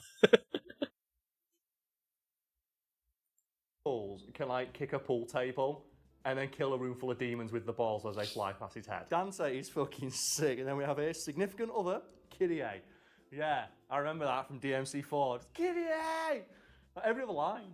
It's like watching Transformers with Shia LaBeouf, just Optimus every 30 seconds. It's like, fuck off. We have here professional data, affiliation, Devil May Cry, the store, former affiliation, the Order of the Sword, occupation, Devil Hunter, former occupation, Holy Knight. Like, is he a Final Fantasy character? Former occupation, Holy Knight. I'm pretty sure that's not a thing you can just quit being, but fucking Nero did it. So just think about that for a moment, Lucas. He is a guy who is a quarter demon, and he's got the Holy Knight as his career option. And his granddad was the guy who beat the King of Hell. Because that's what Sparta did in his lifetime. Anyway, appearances, Devil May Cry 4, Devil May Cry 5, and then the Devil May Cry 5 prequel novel. And then we have actors. The voice actor is Johnny Young Bosch in English and Kaito Ishikawa in Japanese. And the reason I love Johnny Young Bosch is because like he's the guy who does the voice of Broly now. So Nero is just Broly. And then we have music. Lucas Shall Never Surrender in DMC4. What's his theme song in Devil May Cry 5? Is it fucking Devil Trigger? It's fucking Devil Trigger, yes it is. So Lucas, before we continue, thoughts on Nero as a character or the Devil May Cry franchise as a whole? Well, at the start of Devil May Cry 4, I was like, who is this absolute just Dante wannabe? Yeah, this fucking try-hard loser. Yeah, but he really grows on you. He does, but he has like, when he is first introduced, he looks like a Sonic OC, because he has all the things that you think make a character cool. He's got like the headphones, He's got like the one arm, he's cool, he's got the hood on his jacket, he's got the long leather trench coat. He's got like the unlaced boots on his feet. And it's like, oh god, it's so fucking lame. And then you kind of like, it grows on you. It does. He's pretty cool. He's pretty. Yeah, because like he's not like really like try hard. He's just a pinnacle of like tuning characters, actual tuning characters. Cool. But oh god, the reason I love him so much though is just 'cause it's all about the Devil Bringer. Oh, it's so good. It's all about that fucking right arm. Because you do some shit with that right arm. It is fucking incredible. Some of like the coolest things in character action as a genre are directly attributed to that fucking right arm. So Lucas, this is why. Oh god. Can you see? Yeah. Can you see? Lucas, do you have like a favourite Devil Bringer animation in those games? I don't even know what the name of the fight is, but I really love the fight against the giant like fire demon. Burial, yes. Oh no, in Devil May Cry 4, sorry. Oh, in 4. Yeah, Burial. Burial in 4, and I think it's Goliath in 5. Oh, okay, He's the fire demon. Is it the one where you grab him up into the air? Yeah. Or you throw him into the air? And just like do the million slashes with Yamato when you get that? I think mine just has to be the fight against the Saviour. The first fight you have with him when he's just like an old man, which is the Pope. It's just you fist fighting the Pope. And you just do like a 50-hit combo to his face. Pick him up and just say, like, you're the demon, not me. And just punch him as hard as you can in the face. Closely followed by, again, we're in spoiler territory now, the end of Devil May Cry 5, where there is a contextual animation against Virgil in the final fight, where he's charging you for his ultimate attack. If you Devil Bringer him then, I think you get him like an F5 and just say jackpot. Just F5 your dad to earn his love. I fucking love this series. And then we have here a quote from the man himself. Without strength, you can't protect anything. I know that. And it says here, Nero unknowingly repeating what his father once said. Because a lot of Nero's quotes are put in context when you realise he's Virgil's son. Because he always talks about needing more power to protect things. You can just see it's like, that means that Virgil is just so obsessed with power that it seeps into his fucking balls. Yeah, like it's a genetic fucking thing because he wants that much power. Yeah, it is a genetic trait to require more power and motivation. And we have it's a brief overview of Nero for anyone who has no idea what we're talking about. So Nero is one of the main protagonists of the Devil May Cry series. He first appears as a playable character in DMC 4 and later Devil May Cry 5. Now, I'll be using DMC and Devil May Cry interchangeably because I'm a fan of the series. I am never referring to the shitty DMC game. Just know that, folks. So he is the son of Virgil, nephew of the legendary devil hunter Dante, and the grandson of the legendary Dark Knight, Sparda. He was raised in Fortuna and serves as a holy knight in the Order of the Sword, a religious group that worships Sparda and fights to protect the world from demons. And I love that as a little bit of lore.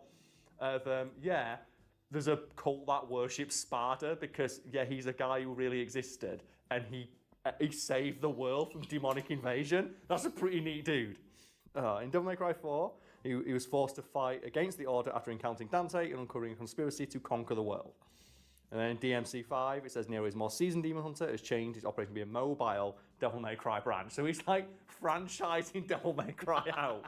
I love that. I love that Devil May Cry becomes a franchise. Like Dante's got that business-inclined mind right there. And we have here there's a bunch of like his backstory and like how his creation came to be. Well, Lucas, you know we are here for one reason, and it's to get to powers and abilities, yes? I mean, what else is there to talk about? We do have his personality, and it says here that in contrast with Dante's laid-back and occasionally flirtatious attitude, Nero is more serious, sardonic, and somewhat antisocial. And it says here that his emotions can sometimes get the better of him. Yeah, Kyrie as the example. And there are some scenes in the games that really adds to, and the final fight of Devil May Cry 5 being my favourite example, where you're fighting Virgil. And just Nero is just so angry. He's so mad that Virgil and Dante are fighting that he finally manages to pull his devil trigger. He lives up to the song. And he DTs and he flies all the way up and he beats Dante and Virgil at once. Oh my god. And right at the start of the fight, the first time you play it, 'cause it's different on a second playthrough, just you and Virgil are sizing each other up and goes, what do you want me to acknowledge, your existence or your strength? And Nero just says, both you fucking asshole, and just power bombs him. I'm doing it. I'm going to try and show off everything I can. Of what? Or your strength. It's like, both you fucking asshole. I love that line. It's like, powerbomb your dad for his love. I love it. It's great. It says here that, like Dante, though, he has a rebellious nature because he uses a gun despite the fact that the Order doesn't like using guns. Well, they're so useful. They're so useful for increasing your style meter. Yeah, I mean, you can just fucking enemy step on everybody to death. Oh, yeah, should we put that clip in? Which you didn't know about that, did you? No. You didn't know that enemy step was just a thing that you can do infinitely. So here's a clip of me showing Lucas. Yeah, enemy step's pretty good. The combat in Devil May Cry games, which is enemy step. Yeah. Which is that. So all it is you jump off the enemy, and you can cancel virtually any animation in the game with an enemy step, including, like, attacks. So it's really fun when you get good at it, you can do shit like this, but like there, look. I can do my attack, hit them with the sword, jump, continue my combo. So Lucas, we get to the meat of the ask, which is, of course, powers and abilities. These are always the fun stuff we have here. Due to his demonic heritage, Nero possesses great potential I usually for power charge and up my amazing sword combat first, prowess. so Though he like was I stated did by that, and Sanctus not being afterward Dante's like caliber, do a few hits during because the you period can. in which he opposed the Order of the Sword. Nero has proven himself. You can actually charge your blade while you're hitting enemies, so if you just time it right, the moment you hit someone, you can wrap up your sword. So you keep doing that, like chain jump combo, and keep doing hitting until you got max, and then you just use the max ref dive into it. Boom. They easily surpassed members of the Order and several formidable demons such as Burial and Echidna. He has even defeated Dante when Dante was holding back, leading to that great moment in Devil May Cry 4 where Nero is just punching Dante in the face about 100 times. And Dante is just lying there taking it, and then he DTs, he starts to piss him off. He's like, okay, you've hit me one too many times now, I don't like this is not fun. Nero was beaten when Dante used his full power, so Nero achieved his true potential during the events that led to a reborn Virgil to battle Dante, where Nero's desire to save them both unlocked his complete devil trigger, allowing him to take on his true demon form, allowing him to become powerful enough to battle his father and win, so he canonically beats Virgil. Now, he canonically beats the strongest demon to ever live. Fucking Virgil. It does say, though, that he was somewhat weakened from his previous battle with Dante, so that's how they do it. Yeah. So you don't know, could he beat him legit, or is it just because Virgil has had a fight with Dante, one of the greatest combatants to have ever lived? So in Devil May Cry 4, after the events of the Underground Laboratory, Nero acquired the Yamato and the ability to use the devil trigger within, and I love that. The fact that just Nero gets a stand. Yeah. Just like the stand behind it, and you've not seen this yet, and I hope when we get to this moment you can see how hype it is, but when you fight Virgil, Virgil has that. Oh, really? Because he takes the sword back, so he takes that power back off you, and they fight you at the same time. But if you devil trigger when he does that, Nero picks it up and says, you drop this, and just smashes their heads together. It's like, oh, that's so fucking cool. So then we've got his abilities here, Lucas, and that includes his demonic hybrid physiology. So due to the fact he possesses the blood of both a demon and a human, as such, he's granted a far more powerful body than ordinary humans. So he has superhuman strength, so he can easily block an attack from Burial's large sword using his left hand. He's also capable of overpowering many lower-class demons, and capable of stopping a Bianco Angelo in the middle of their thrust and throw them aside. He's capable of contending against Dante in battle despite his own extreme strength, and wielding his Devil Bringer, he can even overpower it. And that's the thing I love about the Devil Bringer, like right at the very end of DMC4, he like grabbed the Saviour, just the talk to the hand moment, just this giant fist comes out. It's fucking Patrick Star losing his shit. Superhuman speed, he is also remarkably fast, capable of running on Echidna's back faster than the effects of gravity. So he runs so fast that gravity doesn't hurt him, and then we have accelerated healing. While in Devil Trigger, Nero displayed a healing factor capable enough to gain vitality even after being stabbed by various Bianco Angelos. When Virgil tore off Nero's arm, Nero used Devil Breakers as substitutes. And it says here that, spoilers, by the end of Devil May Cry 5, he had even regrown his entire arm. Yeah, because that was really weird to me, is I'd played the first few levels, and then we started going through Devil May Cry 5 on your playthrough, and it's like, oh, he's got an arm. Yeah, his arm grows back. He even comments on that. Like, don't you think it's weird what just happened? And Nero's like, everything that just happened is weird. There were arms growing back, there were demons, there was giant trees. Why is it so strange that I grew my arm back? Stop talking about it, please. Devil Bringer. Nero's right arm and the manifestation of his demonic power. The Devil Bringer allows Nero to create a spectral arm capable of being controlled by Nero's movements. It is durable enough to withstand punishment for the likes of Rebellion. Yeah, He's like, he gets stabbed by Dante and he just takes it. It's not strong enough to just stop getting ripped off immediately by Virgil, though. That's what I love about that, though, because the fact that Virgil says, I'm taking this back, and he only wanted the sword. Yeah. Well, the sword was inside his arm, so he just took his arms. Like, fucking hell, Dad, calm down. Combat proficiency. Nero's combat abilities are great enough that the orders and designs and missions carry. Yeah, by the way, like around the time it's like he's like half dead already. Like he still somehow managed to rip his arm off. I was like, holy shit, Nero, how useless can you be? On his own, and they earn a certain respect among his peers. Of some additional interest, the ability to fight proficiently using only one hand. Yeah, no shit. That's the thing. Like, he's got one hand. He's literally doing half the shit he does in the game one-handed. Yeah. He says he's particularly useful with a sword, but he's also quite proficient in unarmed combat. In addition, many of his buster moves implement wrestling techniques, which are enhanced by his demonic powers. Yeah, like I said, he does power bombs. He F5s one enemy. I think it was like one of the enemies in the game, like the full animation, if you let it play out, he F5s them, then puts his knee on their chest and just goes, and just like talks, like just does the Incineroar. He says here, engineering. Although his combat proficiency is his most notable trait, Nero is quite an adept at this trait.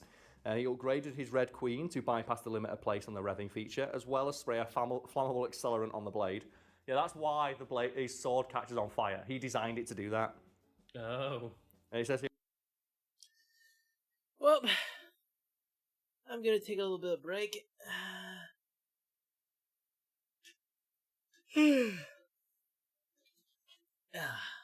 Let's play some games. Yeah. Boy. Why I'm so freaking evil when I say that. Yeah, I need to play some games. It's not because I'm super bored. I do need to relax a little bit because, well, I'm not in my medication, so I'm actually a little bit dizzy. But I do want to do a little bit like this kind of like very like hybrid type of like, content. Let me go a little bit. Change.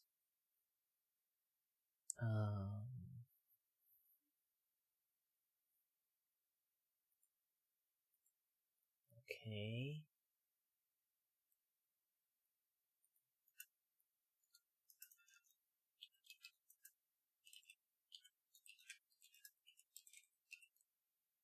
Game break.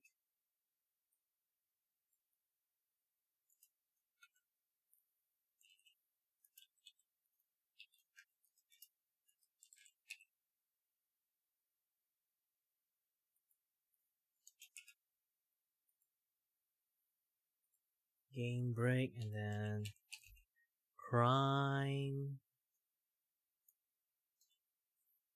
scene cleaner. Yeah.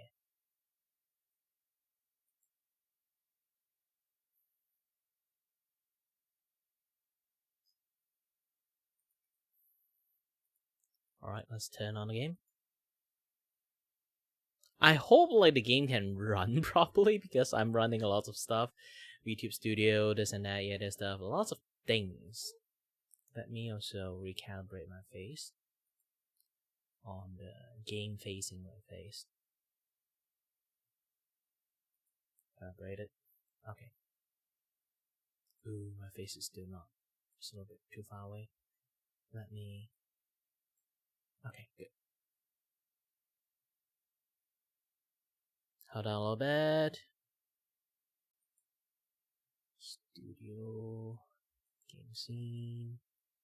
Game captured.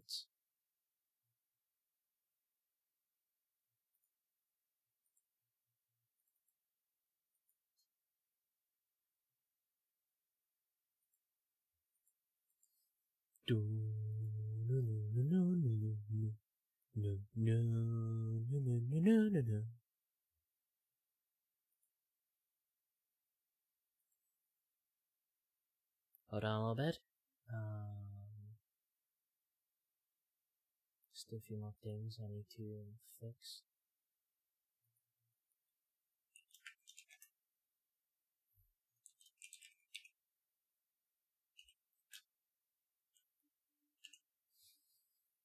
Yeah, I can't choose a game that's like too high fidelity because like there will be a little bit lagging in there. Hope this is not like too lagging and stuff going to happen.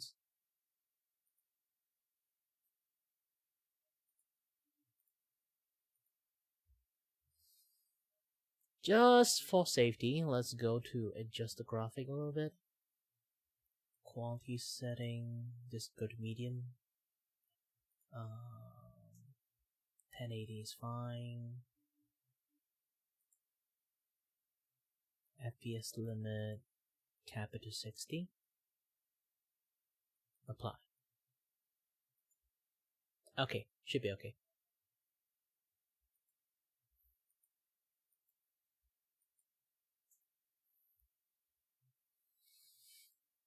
Okay, everyone. I am. You know what? Let me put this thing here. Okay. I think I can see what I'm doing. Alright there. Hello there, everyone. My name is Chatty, and I'm your host and your voice for the voice. Here's to entertain you and may or may not have no idea what the heck I'm doing. My voice might not be too loud.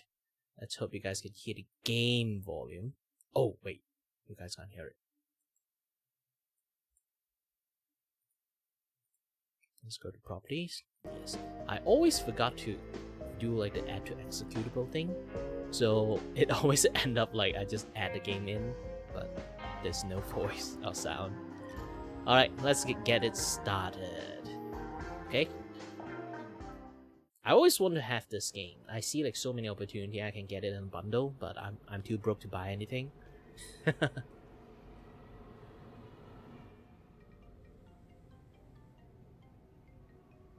You can work hard through your whole life, but sometimes even that's not enough. Yeah. When a person struggles to make ends meet, it's easy to become desperate. As it turns out, one short call can hold the power to change it all. But the question is, should you really take it? No. 99.99999999999% is scam call.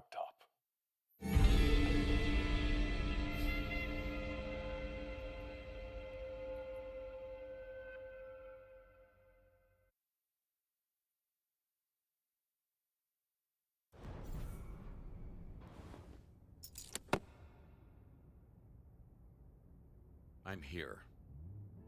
I'm not sorry. I needed to bail. I have to be cautious. Are you serious? We had a deal. Shady neighborhood. Just go to apartment 23. I hid the key near the door. You won't miss it. Money is inside. Bye.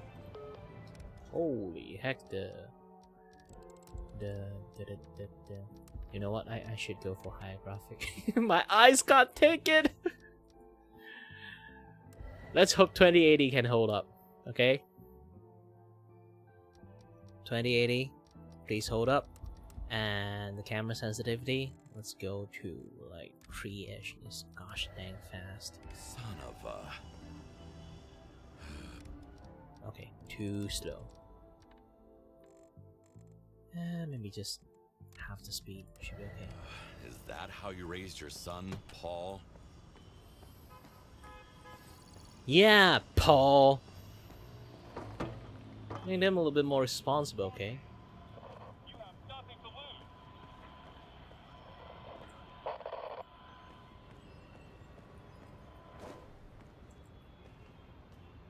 T to open codex. 1 to equip hand, left click, pick up, drop, throw. Okay. And you will win $1,000 now. Everyone win. Money, money.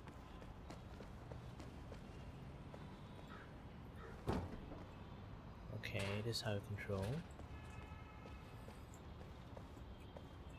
And as usual, I need to change some of my key binding. Crouch. Oh, I can't use the mouse button. That's stupid. So I have to use the left control. This one.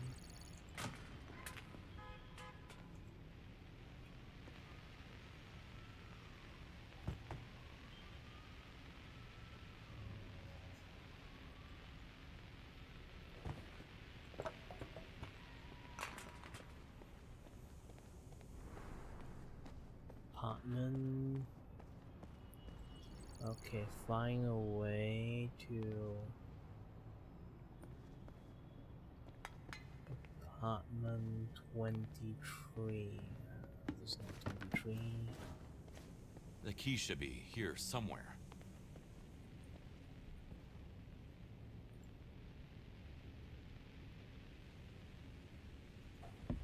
Oh.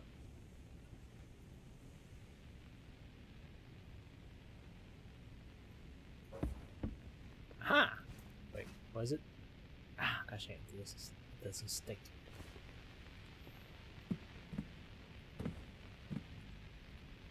So that's where he put it.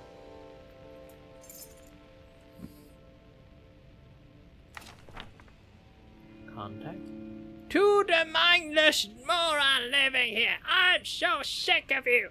Sick of hearing this hoppy music every single night. Sick of all your shady looking friends banging on your door, discussing things loudly in the hallway. You're making my life a living hell. Mindless moron. Oh, I read everything from here now, probably. Okay. Any more? Yeah, it was a pretty tough neighborhood from what I see.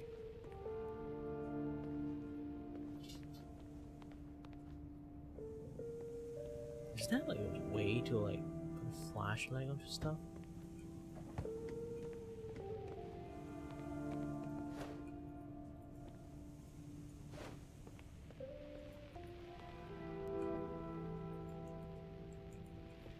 Okay. I'm in.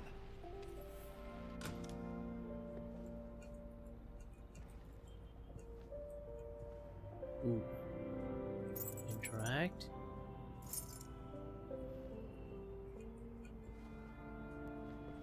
Ooh. Wow, there's lots of blood. Like, where did the person died?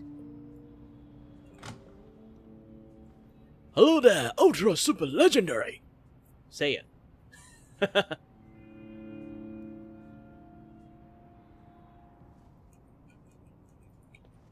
Yeah, I'm trying to like have a little bit of like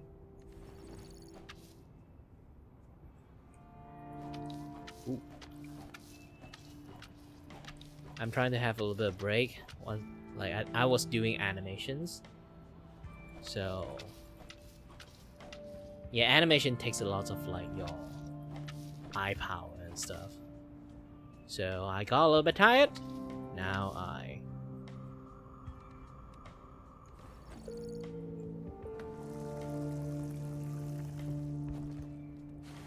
ooh.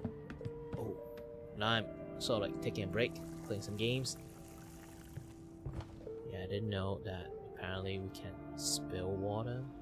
How about like this? Yeah, we aren't spilling it like this.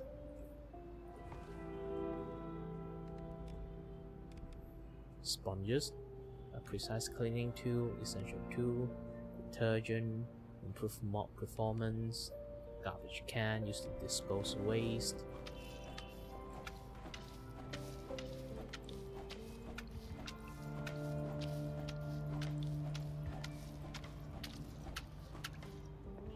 Okay.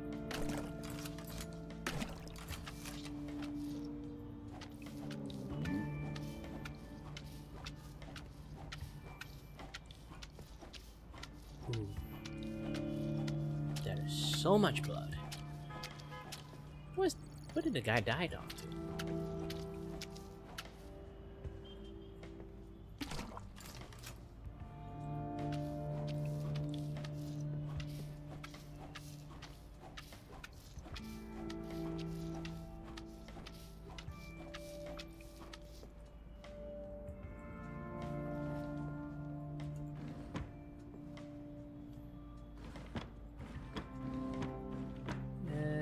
Since I'm here, let's search some valuable stuff.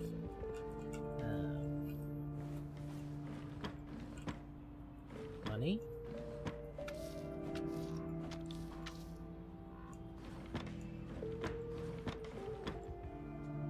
No money. There's no money but two.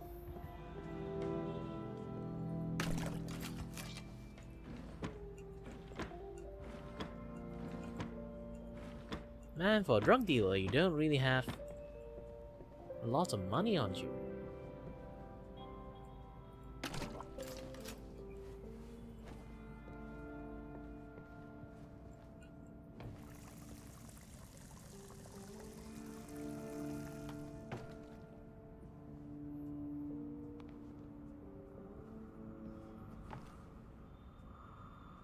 Any more bloodstain?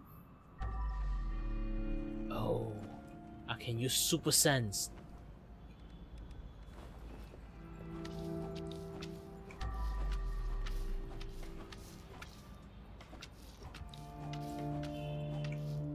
Am I human at this point?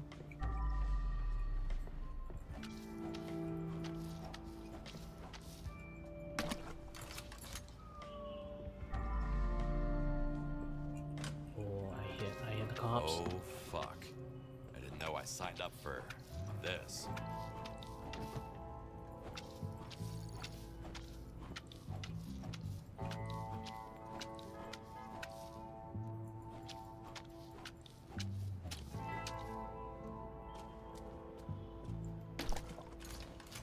Ooh. That's lots of blood.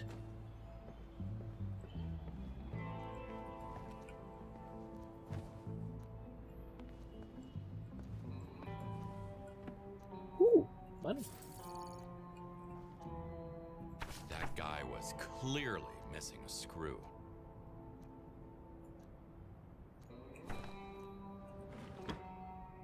At this point, might as well sell some drugs on the side.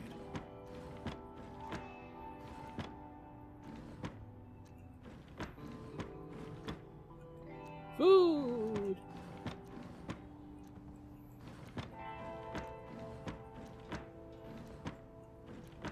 Wow, very smoky.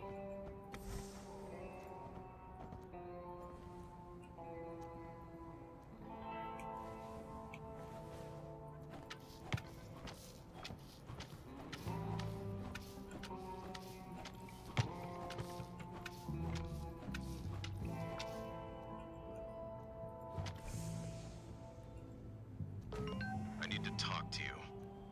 Can't we just do it over the phone? No, we can't. Stop sneaking around and drag your ass over here.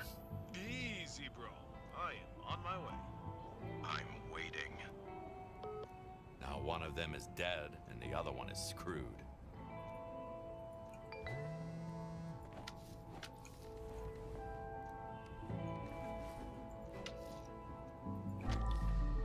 Man, there's just so many blood here.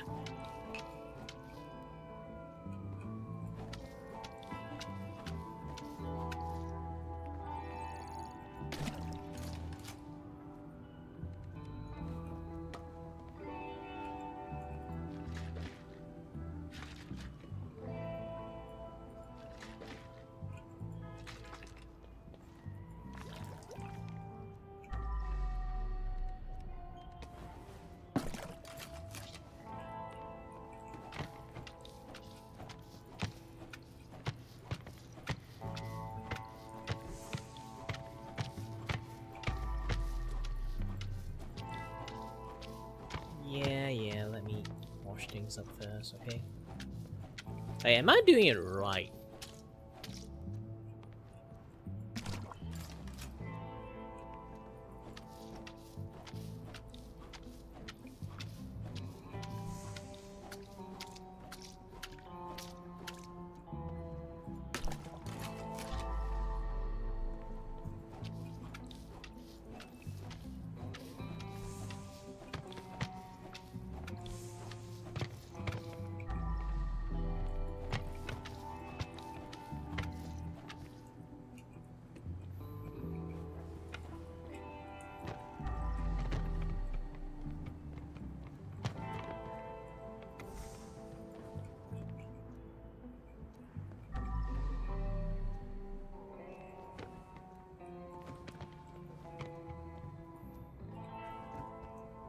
I need to clear the way first.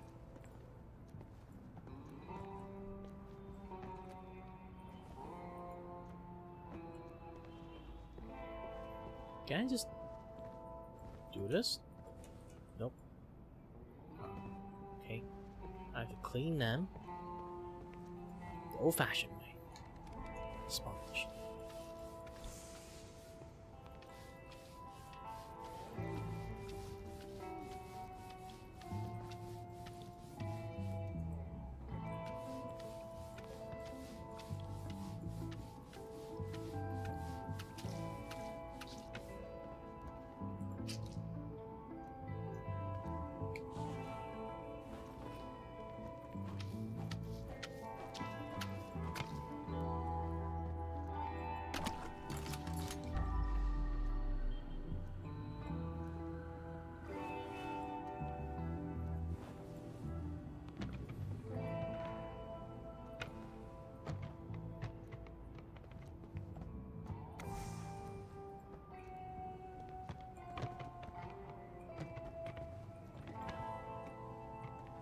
Something is blocking the way.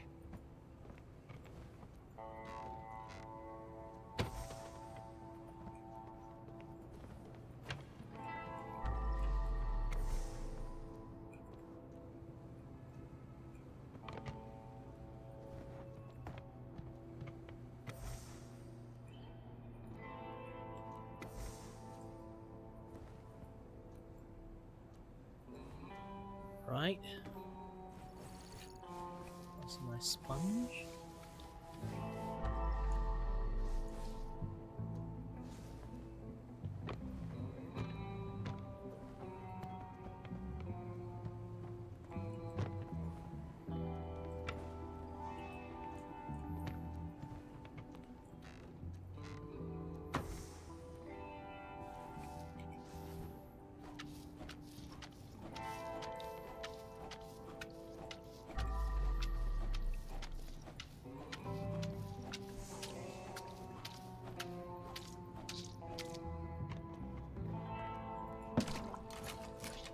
Ooh, he's full of blood now.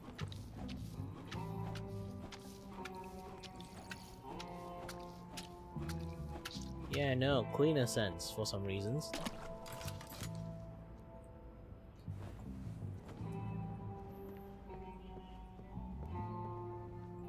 Ah, love myself some cleaning.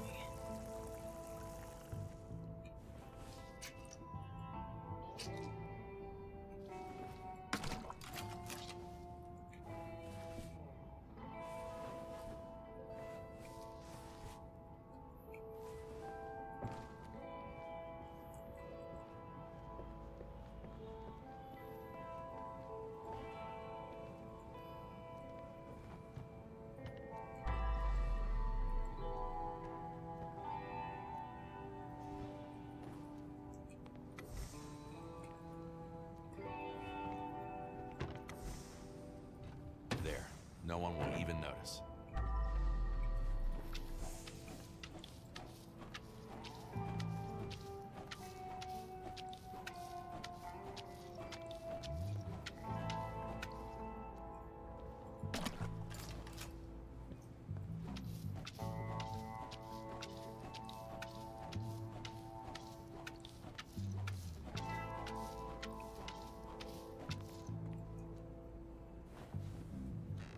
I'm slowly growing tired of this. Yes, somewhat.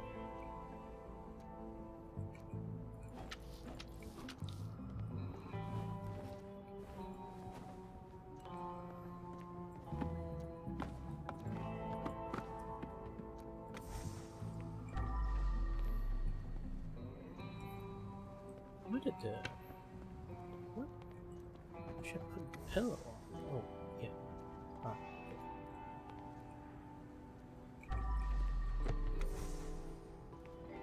There should be one more green thing there.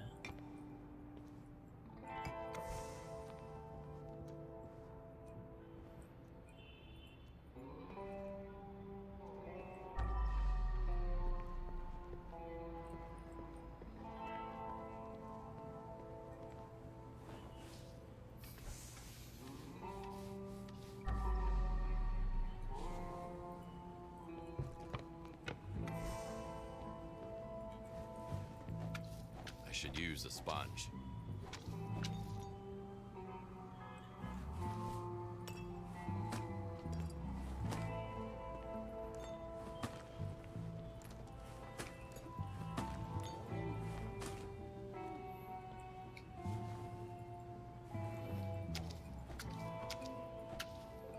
Using mop here is pretty much as ineffective as mopping around.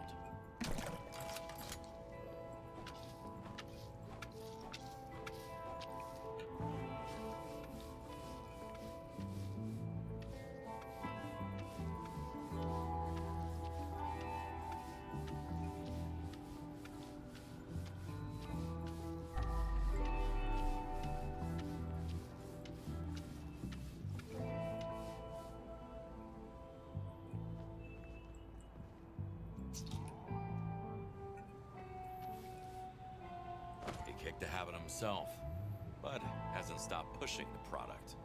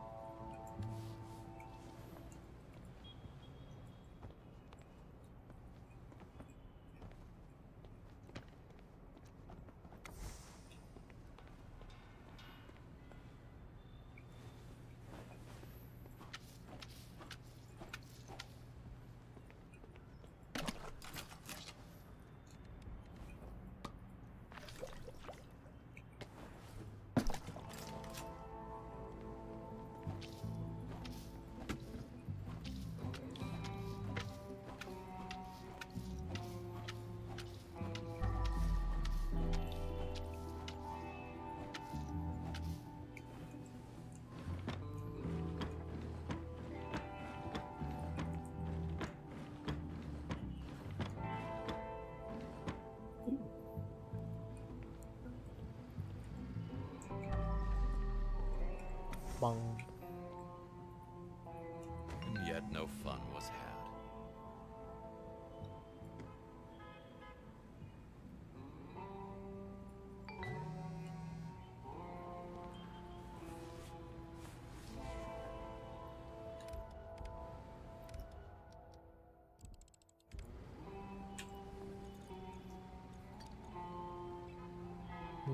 Did I get a level up?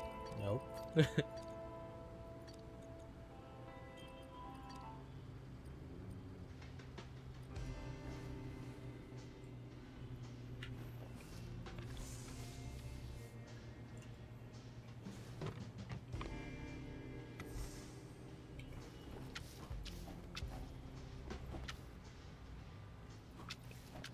Stabbed to death, allegedly in self-defense.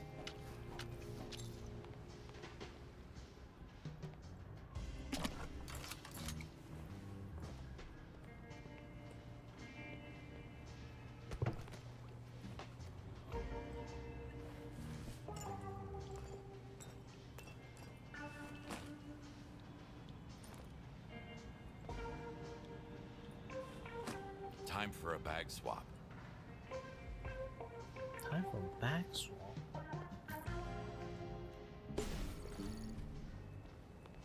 Oh.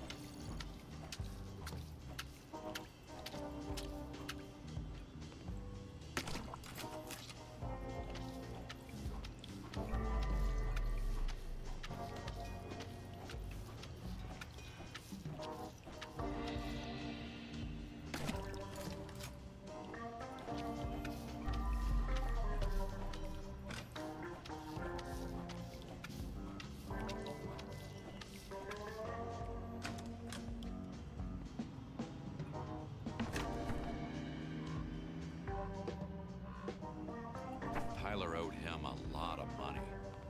That's what their beef was about.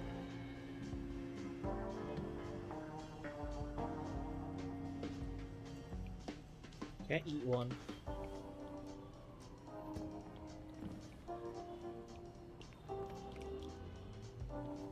I feel like I need to clean up the food.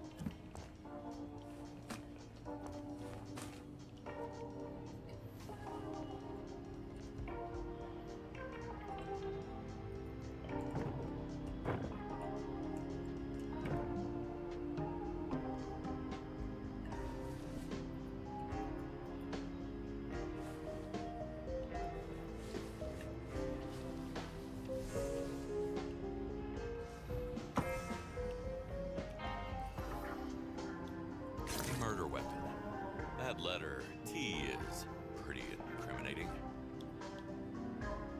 Is it T there? Where? Oh.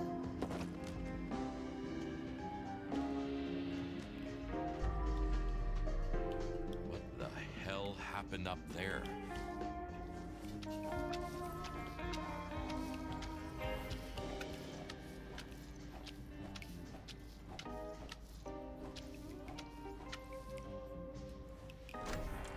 What the actual fuck?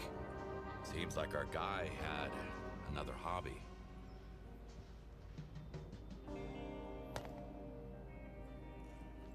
At least he didn't screw me over.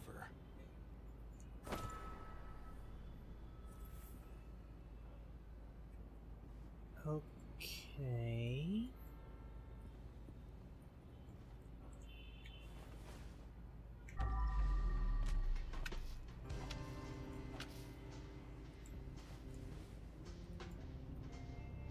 I feel sorry for you, but if cops were to come sniffing around, I could get in trouble.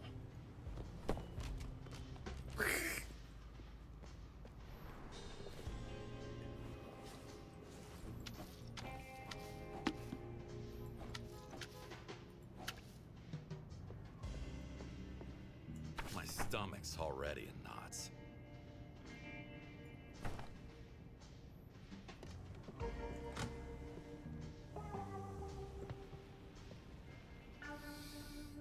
Ooh, this is going to be very difficult.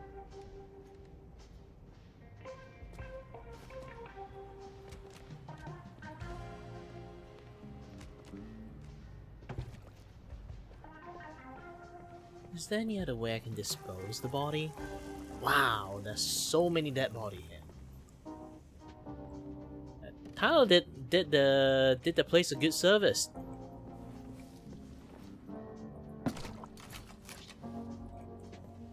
Well, he is a drug addict that owns so much money that killed the drug dealer, but well, the drug dealer is not a good person too, see? There's a lot of dead body in the attic.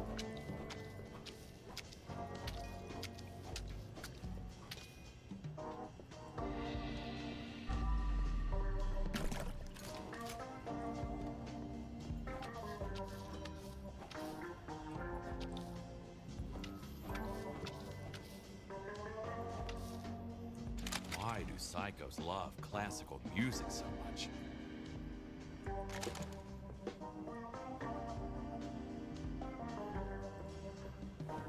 Oh yeah, I need to dispose of the body, dispose of the garbage bag, dispose of the victim body. Okay, so how do I dispose of the body? Press T. Okay, action, picking up body disposal. Okay. Oh, I have to toss it into my room.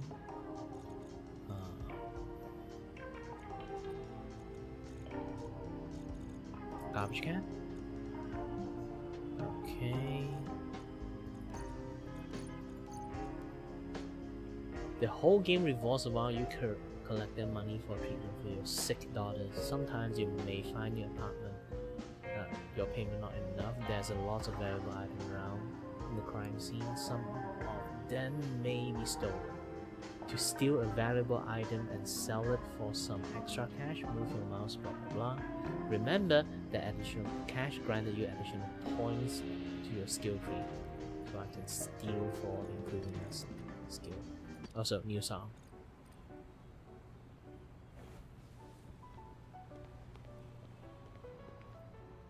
Damn, he's heavy. What now? I guess I put him in my trunk. Okay, grab this.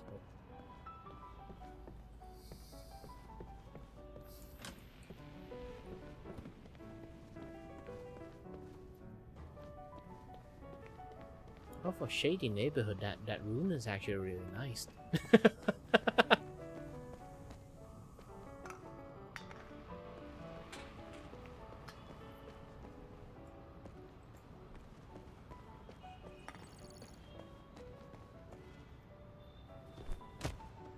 There you go.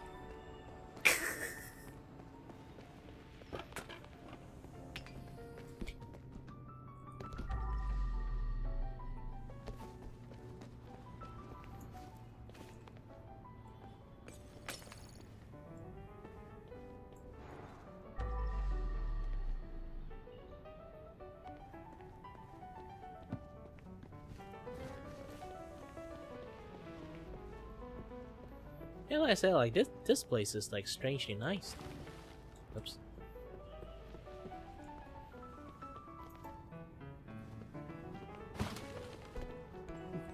I'm so fast, boy.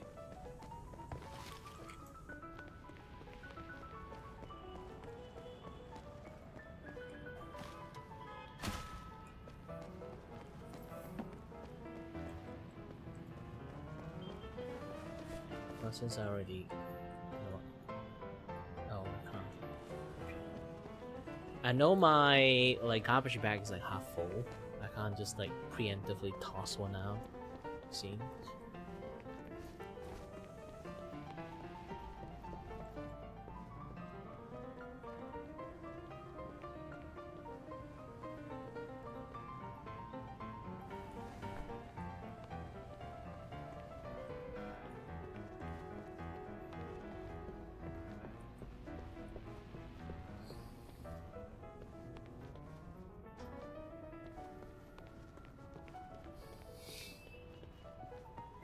Can I just toss it out of the window? Yeah, I can toss it out of the window.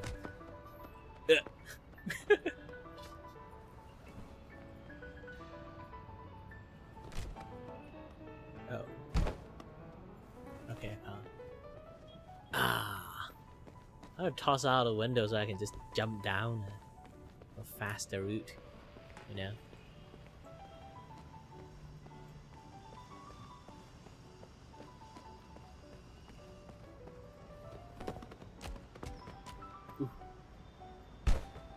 Go in there.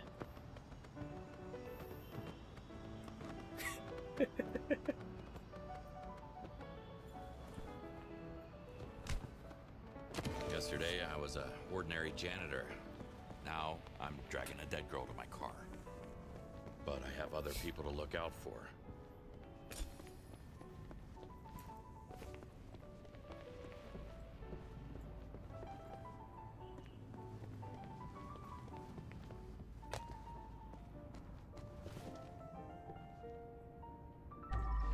Ooh.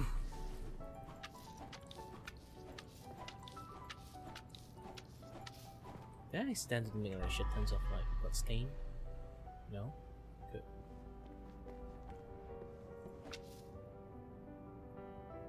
Let me check a little bit. I should never have gotten involved with this. Looks like Rob was a real freak. Yep.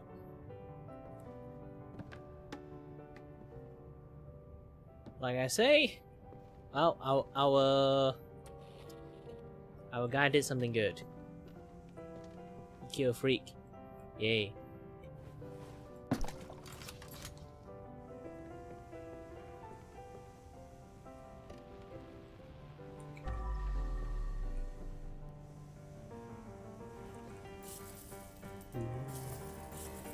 I know a guy who might help me with it.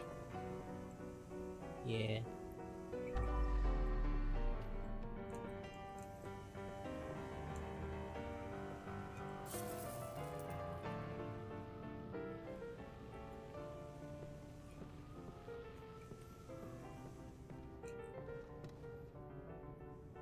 When people say they're a gardener in a shady neighborhood, you need to be a little bit skeptical.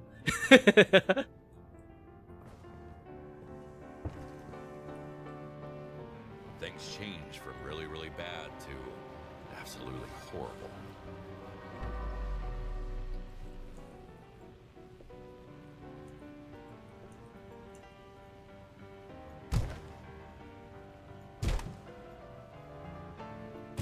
What a rotten luck. To end up having to cover up for a serial killer.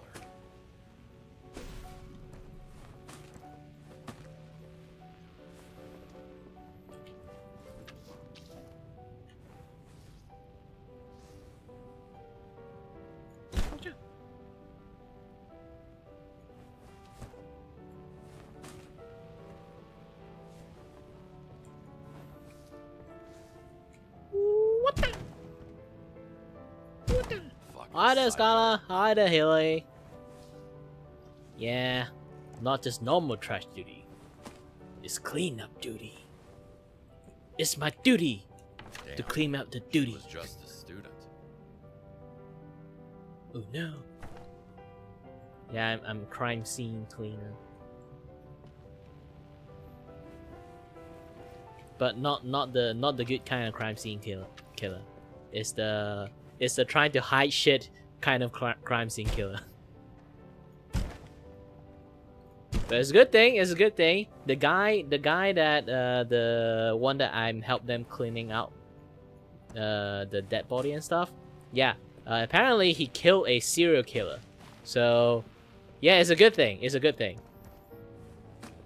But because he still killed a dude at the end, I have to clean up for him. So I end up have to help him to like clean up the serial killing he did. The other guy that he killed did.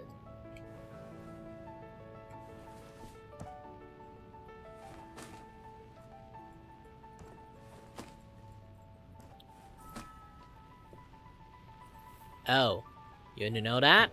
It's pretty simple. Using mop here is pretty much as ineffective as mopping around. I should use a sponge. And I'm not even kidding about that, it's just hot.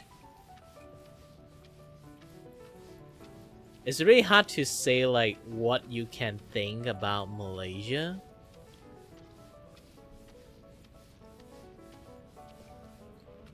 But because like I don't really think like too much place that can.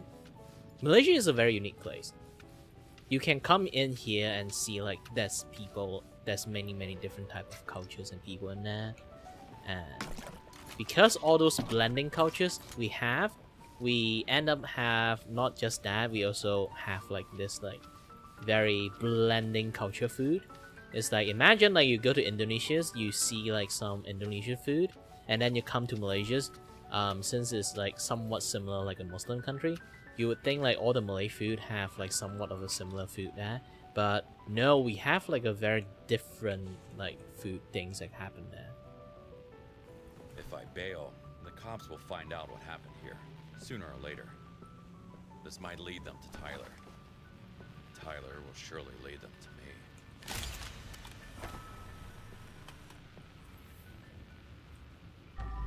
So far, everything has been fully cleaned up.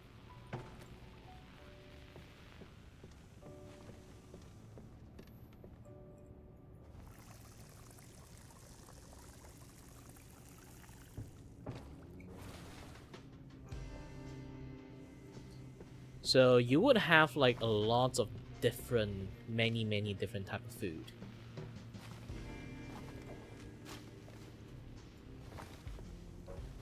That is like same but at the same time taste different.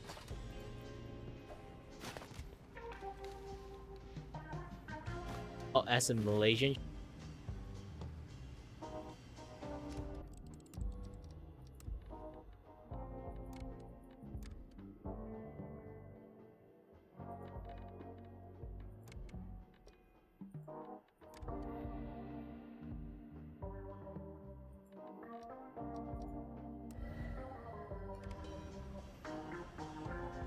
Now it should be okay a little bit.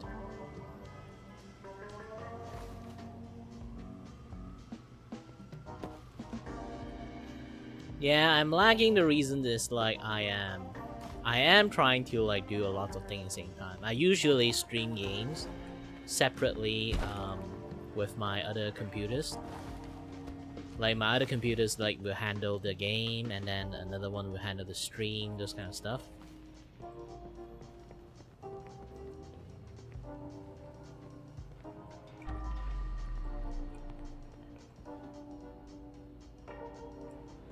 But this time I'm sort of like drawing halfway, and then I decided to play some games to take a break. So it's a little bit different. It's a little bit different.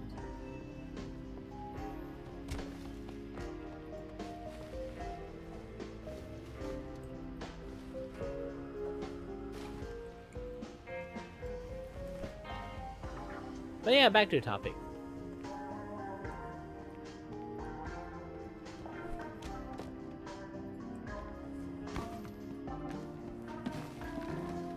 But again, like, it's really hard to like pinpoint like what type of food that you like, because we just have too much food.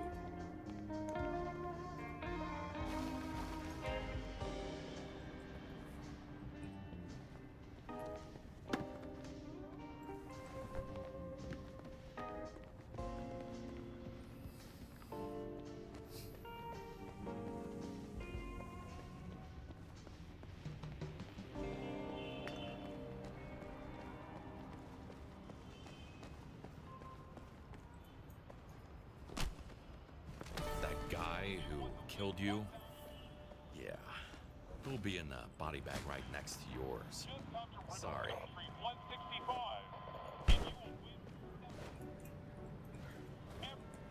Can't open this thing.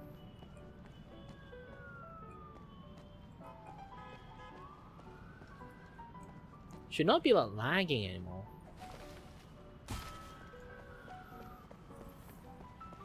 Yeah, because I can't handle the graphic just being shitty, so I kind of like crank up the graphic a little bit. Since I'm like using VTube Studio and VBridges and playing games at the same time, those become like very difficult to the computer would like have like a very big difficulty to kind of like handle everything at the same time.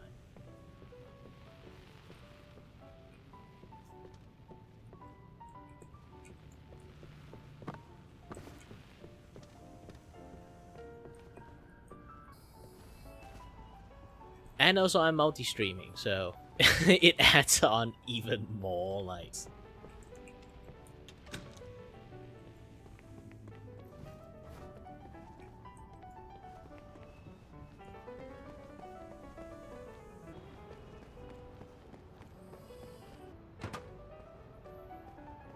Three bodies in my car. Is it still me behind? Ooh, I'll just do all this thing. Either way, yeah. Do like a lot, because like Laksa back then it used to be just called Laksa. Laksa. If you just say Laksa, people would just.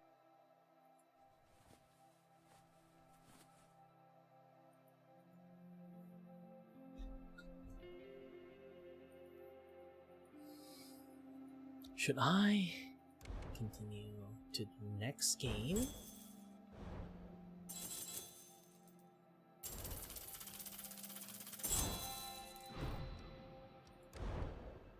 I want to see.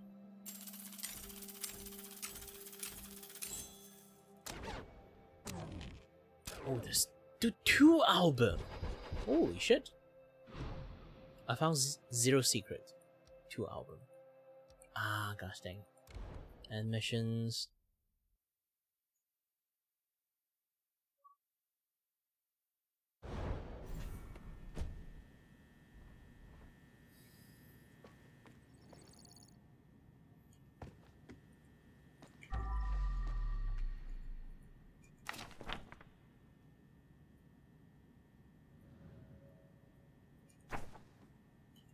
C, open skill tree. Mop.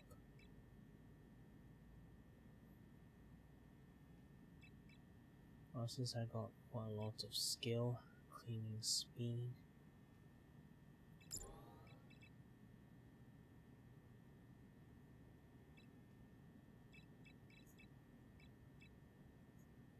Increase resistance. Increase strength. This one is resistant. This one's strength. And then increase more mob and more this. Okay, good. Oh, I can just have one of them? Ah, that's bull crap. Okay, now I learn.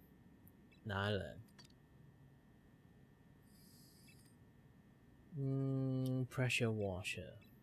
Oh, there's a pressure washer. Okay. Increase capacities. Fine. And then as for tools, oh, everything used in one thing. Oh, man, I shouldn't have like used this much point for all the things then.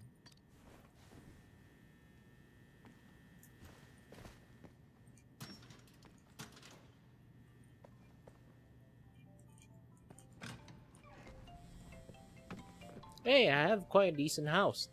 Sorry, Dexter, but it's no time for a walk.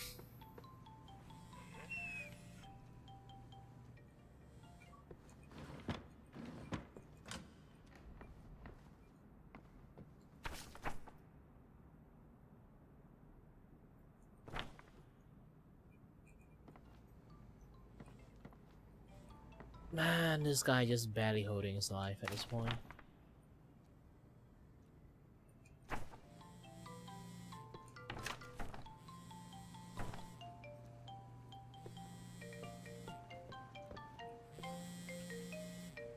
Yeah.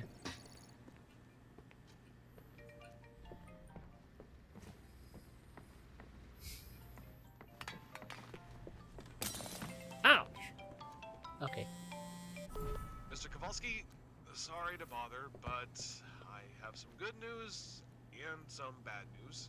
Bad news first, Rob's boss, Big Jim, found out what we did. And he's the scariest guy I know. But, here's the good news. He's not mad at all. In fact, he is so cool with what happened and is impressed by your skills, he'll probably hire you. So, yeah, good luck. This is insane. What the hell did you get me into, Tyler?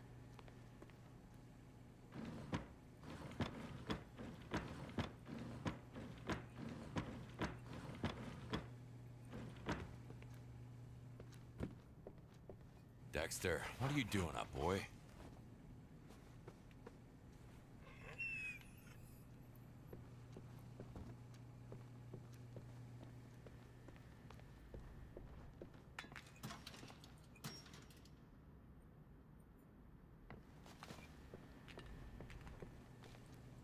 There should be like a dark ball or something here.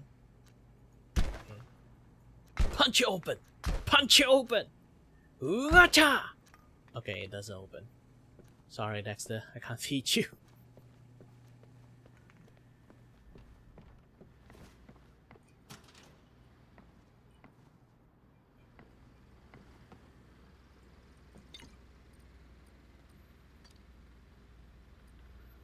Mr. Kowalski, you truly are the god gifted to all the nuts like me.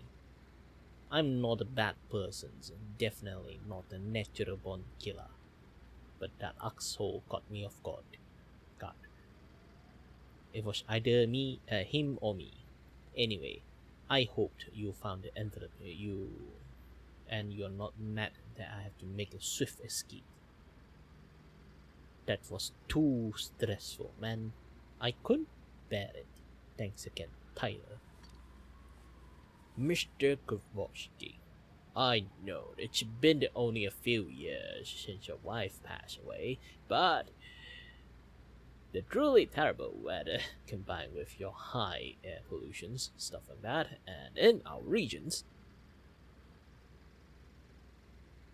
speeds up the weather tombstone. I can offer you discounts of 20% off in Whitegrave renovations that only blah blah blah blah blah blah. Gosh dang, archive.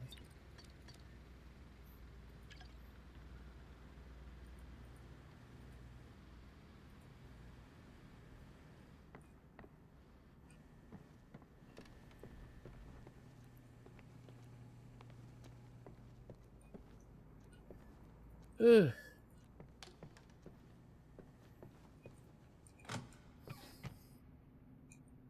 Gotta just take a bath? No?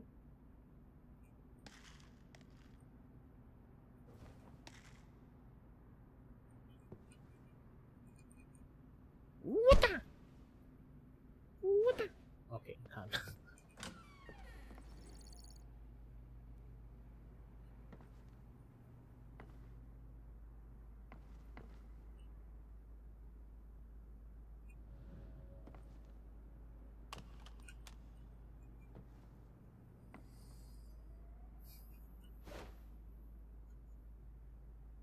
Oh, the 1, 2, 3, 4, 5 drawing. Hello.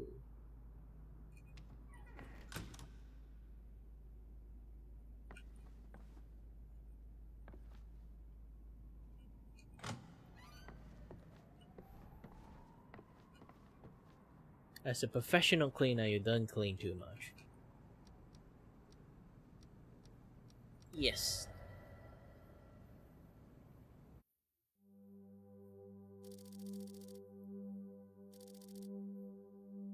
But what if that motherfucker finds out?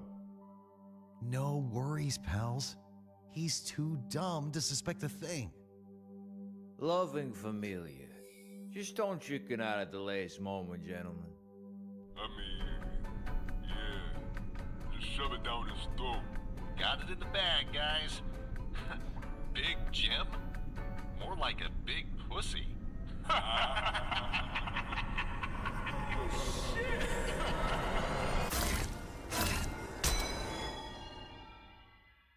Death to traitor.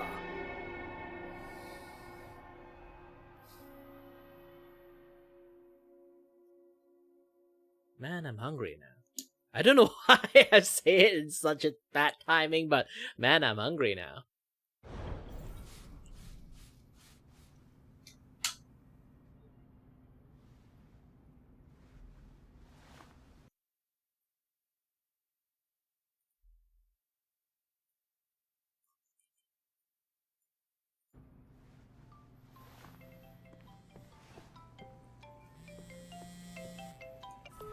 My name is Jim. Big Jim. The dead guy in your trunk, Rob, used to push the product for me. He had this freaky hobby, and I was looking to cut ties anyway, so no sweat. But I have to say, I'm impressed by what she did in his apartment. That shit'll never look better. So, here's the deal. You either stop cleaning for me, or I'll have someone else wiping your blood off my shoes. Sounds fair? Going from underpaid janitor to working for the biggest crime boss in the city? Talk about overnight success. How are you doing, Dexter? Did you know Daddy started a criminal career? Yeah. I started a criminal career. I can't feed you. I'm trying.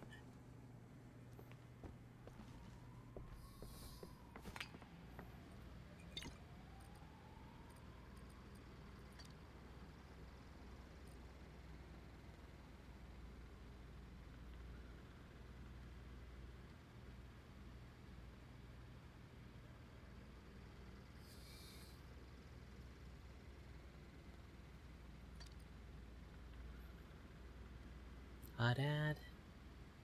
I know you're busy working, but I want to let you know that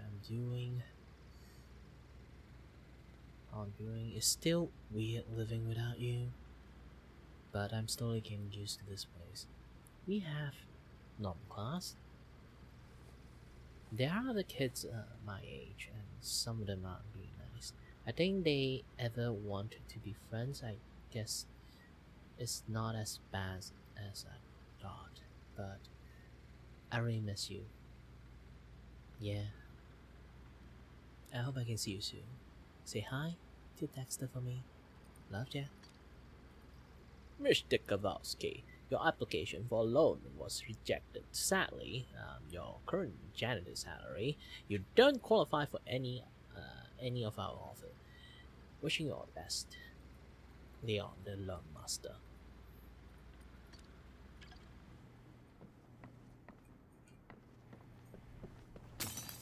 Oops. Who's a good boy? Who's not working for a mob?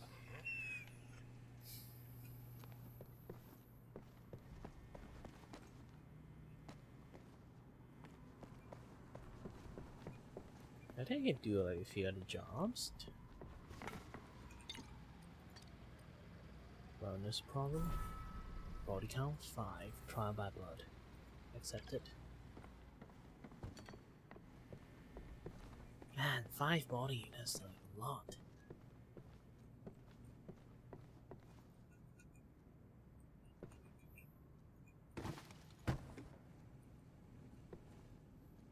You need to get your life together, Kowalski.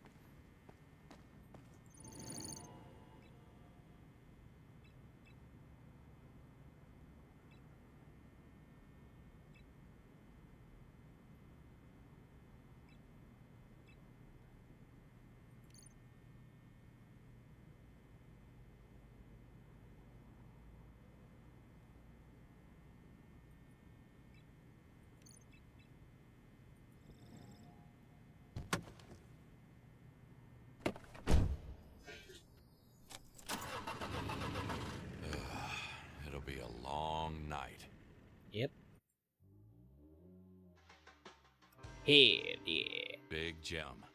The man you never want to mess up with. Or even know in the first place. To kill his own family like this. His name will haunt me until my grave.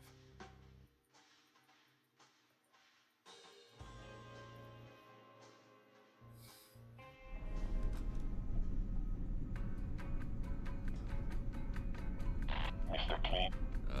Hello? Hello, Mr. Kowalski. I'm now taking charge of this place as an inheritance from my cousin, so my schedule is a bit tight.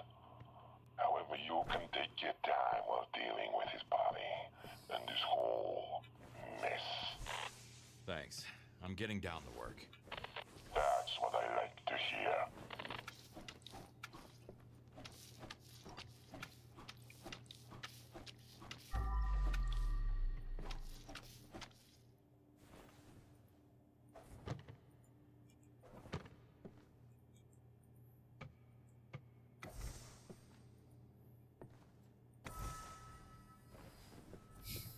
I need to open it from the other side.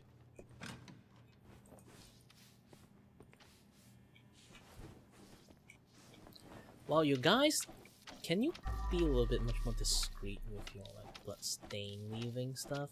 I know there's a lot of blood when you stab a person, but man.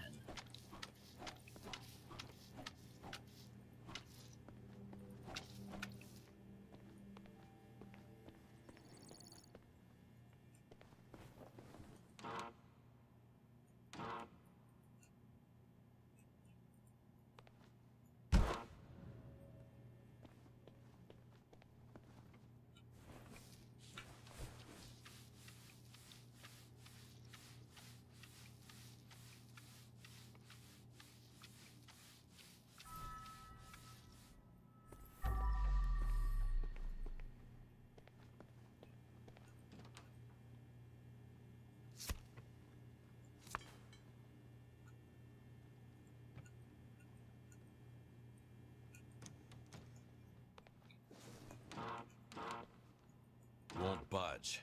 I need to find a matching card.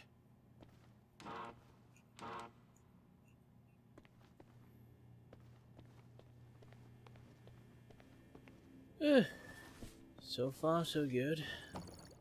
Alright.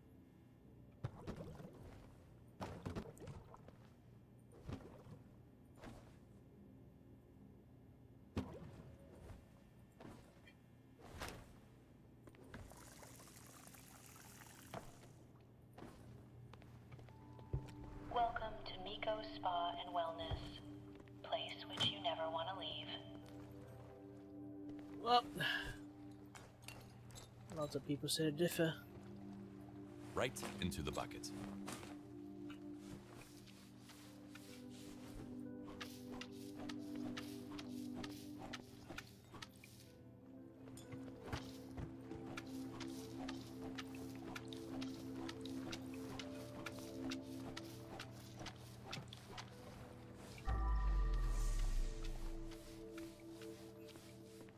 I'll have to search the lockers for evidence as well.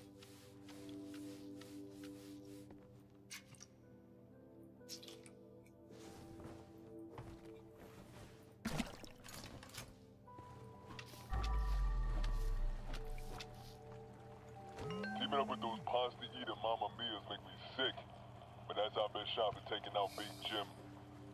I got connections with his cousin Mike from the old school days. I'm gonna sweet talk him into slipping some poison into Jim's family dinner. Your job? Make sure no funny business happens during our meeting.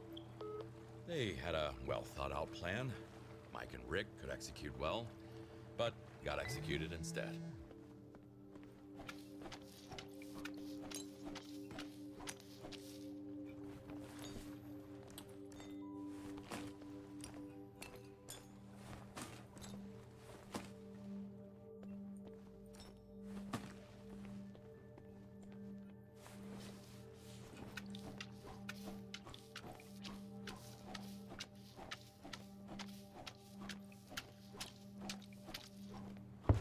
Oops.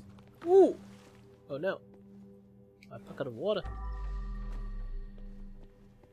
At least it's not like bucket of blood yet. I feel like if I do this, can help a little bit.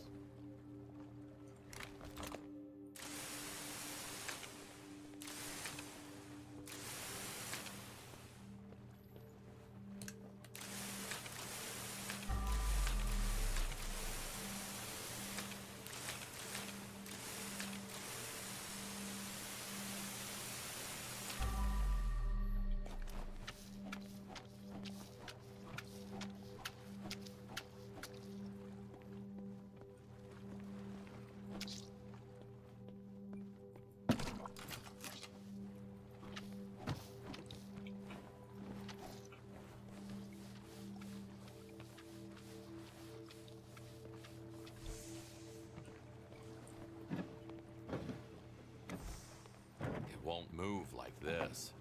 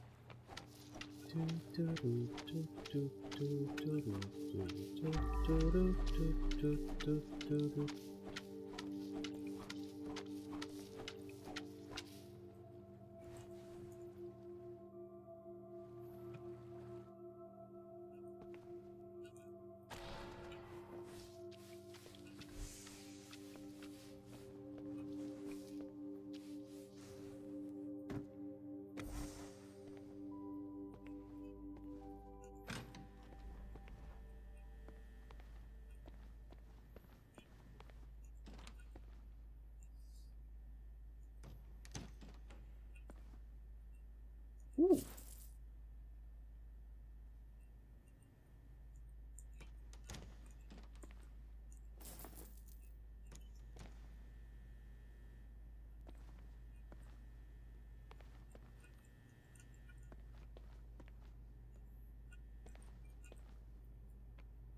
If I actually put like a bar of soap into my water, would it help it? Oops. Oh, gosh dang it.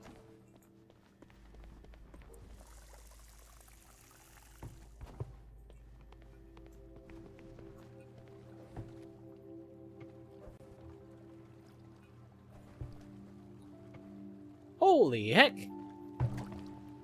Okay, it doesn't work.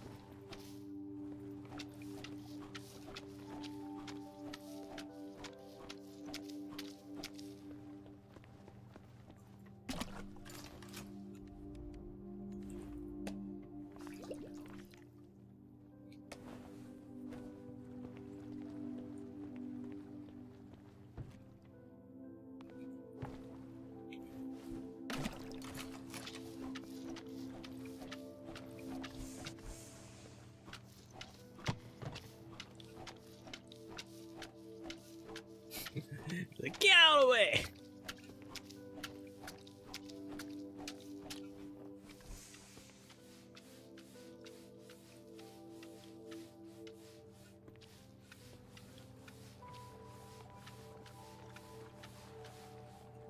one was feeling stabby today.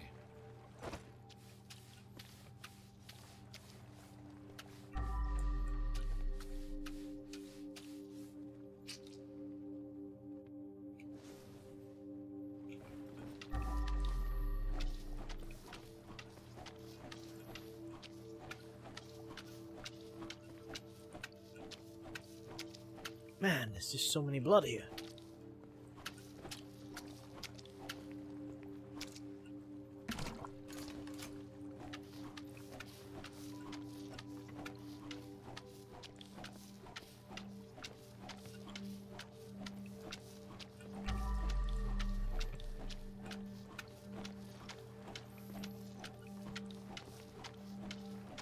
It's not a competition of blood spatter, you know? You guys shouldn't just leave so much blood. Ooh. I know the blue one is easy to clean. And man, how do I even do this thing?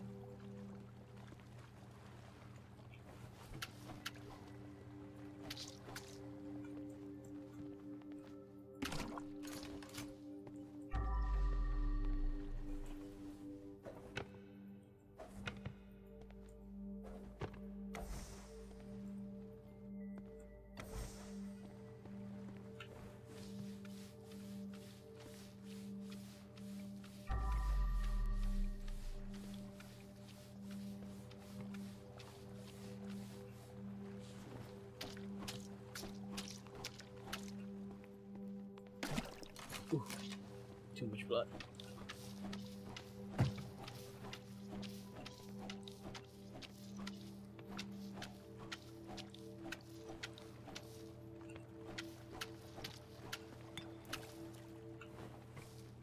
How do I even like go into it?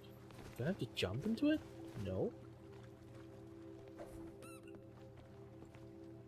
Huge guy. Probably a bodyguard. Swiss cheesed with a sharp object. Yeah, the bodyguard die first, huh? Means you're pretty bad at a job. Fully relaxed, not knowing someone is about to stab him. Peaceful death. To some extent.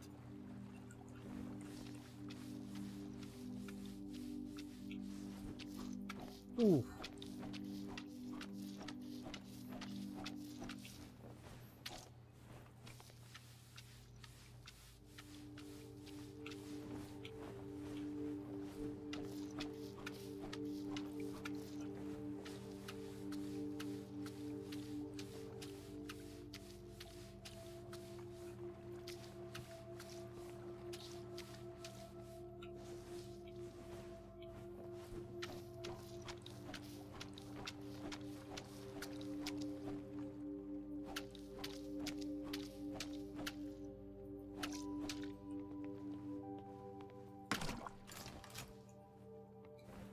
Well,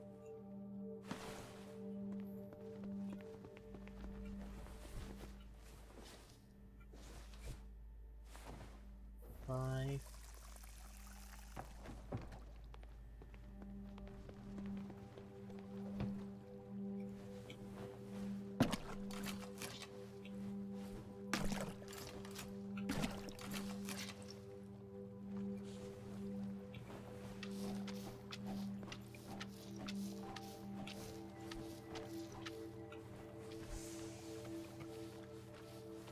Oh, by the way, is my game still lagging? I'm not sure at the moment because like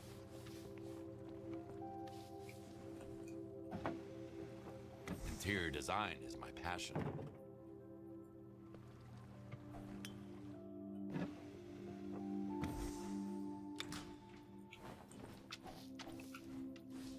yeah, because I'm not really sure. My game usually when I play games I usually run it in a much more different rig. I use Not to stay in the sauna for too long, as it may cause sleep disturbances or negatively affect your well-being.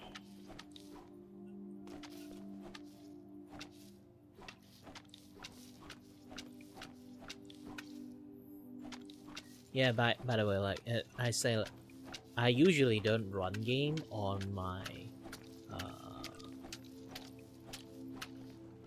while I'm doing like art stream, because like usually I do that is because like my gaming PC and my streaming PC used to be separate if I'm playing any games, because I'm doing like VTubing stuff. So like the VTube studio and the VBridges like run quite heavily on the stuff on the computer's GPU already, and then running game on top and running a stream on top, it will become even much more harder for the you know, like the stream to run smoothly.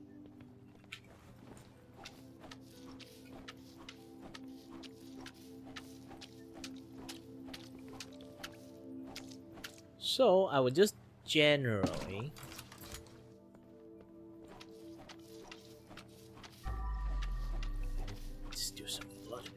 I would just generally if I'm going to play games, I'll be like do like a very dedicated like gaming stream, or like a very dedicated drawing stream, or very dedicated like this and that stream. Generally I do something like that.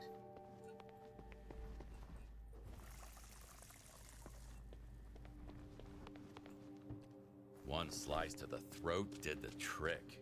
Pretty quick death, given the circumstances.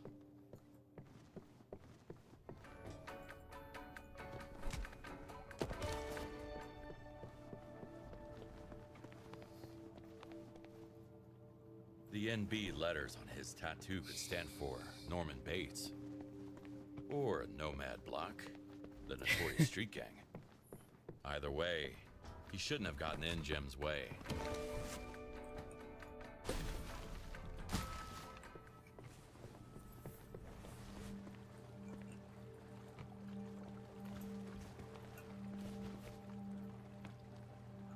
Ooh, I can't collect it. How to like drain the water? I really have no idea how to do it.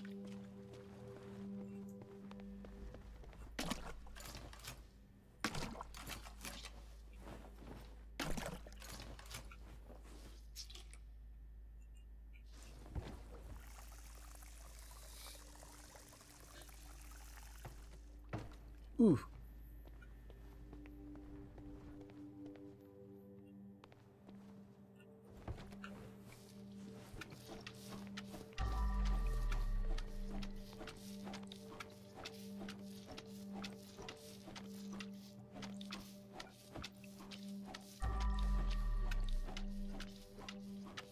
Man, this place has so many blood.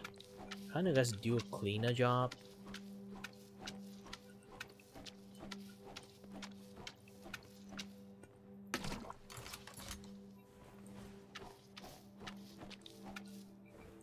What the actual fuck? I've seen people slicing pizza with this. The killer is creative. Very creative.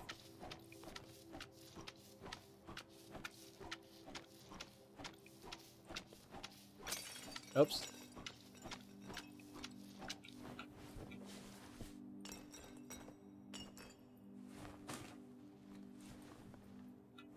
Alright, just gonna use some marble instead.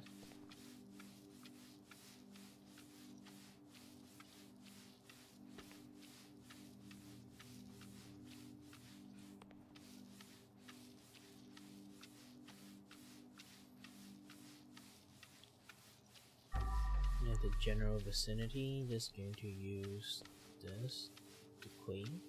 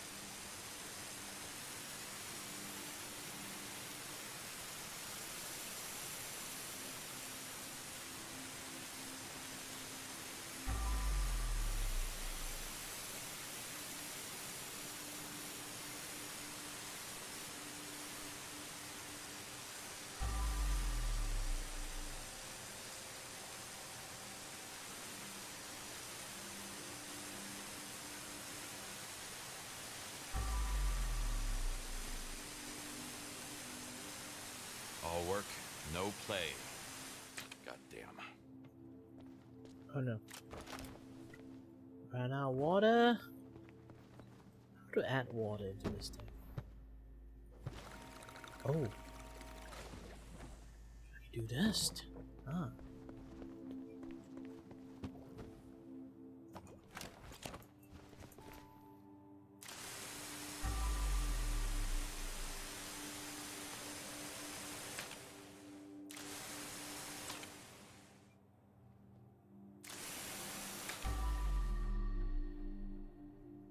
Yep.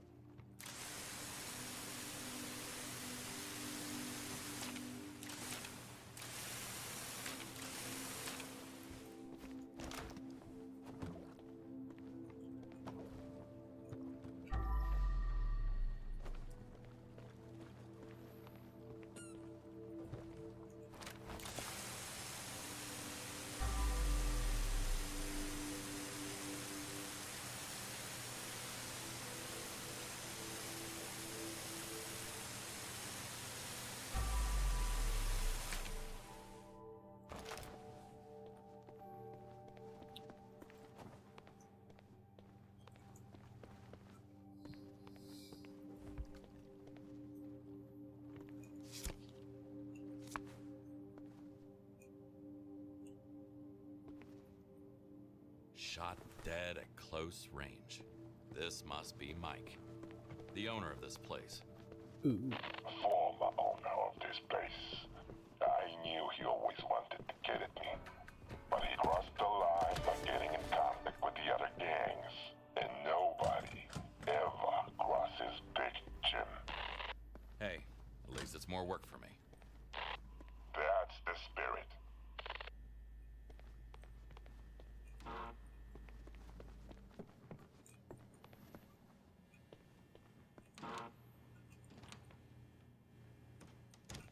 Now I should have like some. Apparently, criminal savoir-vivre does not allow taking weapons to the sauna.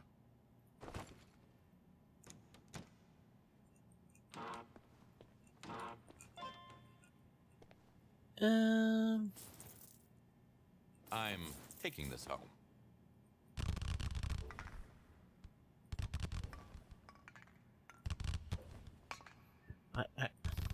Gosh dang. Can I pick the shoes up? No. I thought shoe can be like very expensive sometimes.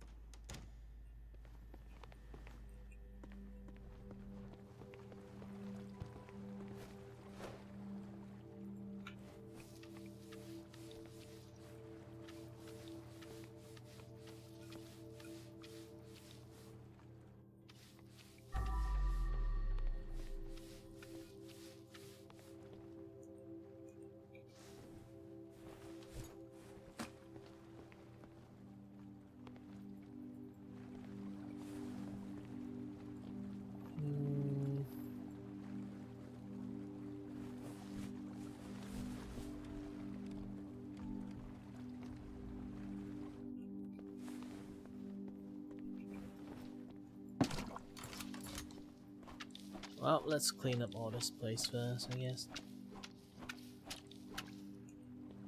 Actually, can I just...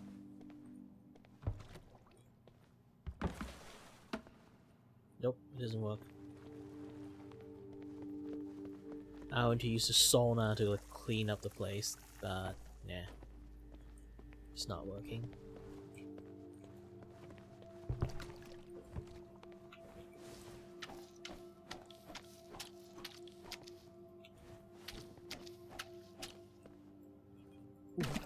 That was fast.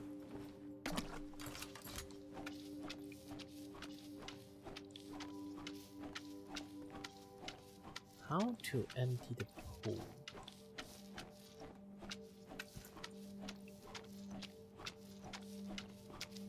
This is like one of my biggest questions at the moment.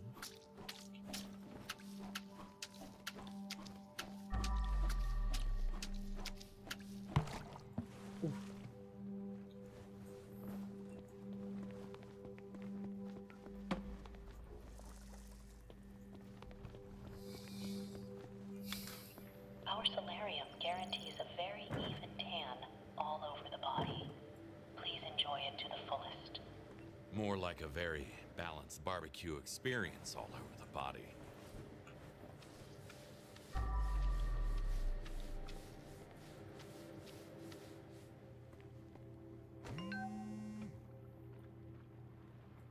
She was Mike's wife, apparently.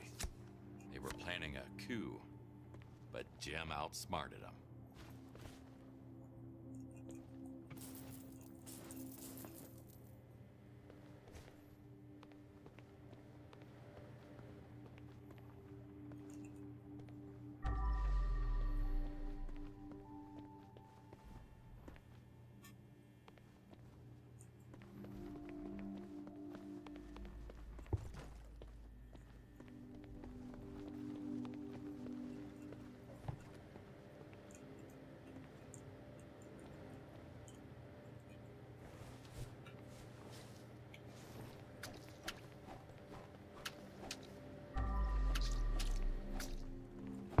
Oops. Man, I keep hitting it the wrong side.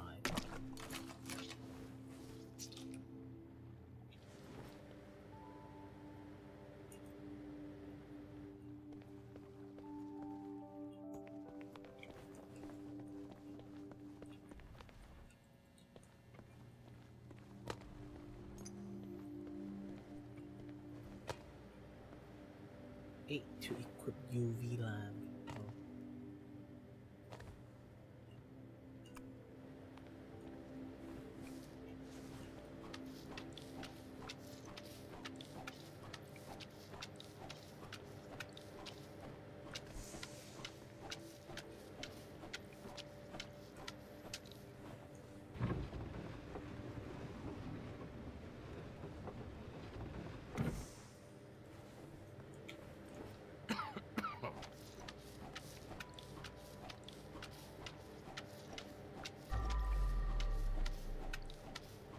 Man, it is hard to do a proper cleanup like this. Ooh, lady!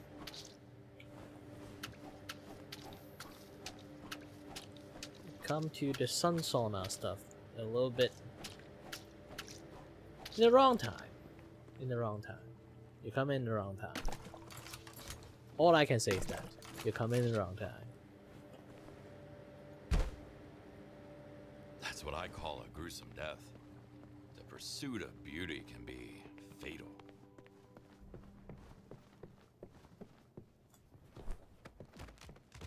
Sorry for what happened, ma'am. We don't think about it daily, but the human body is such a soft machine.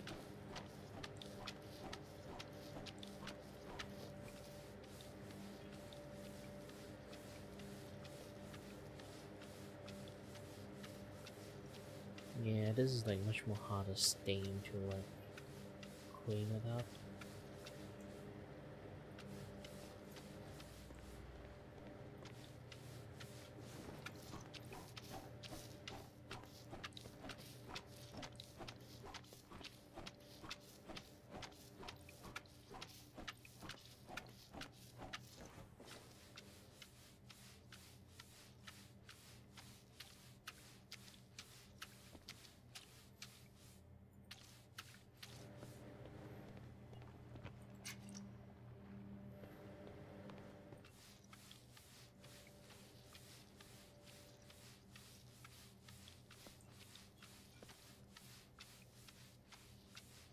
That's a piece of work.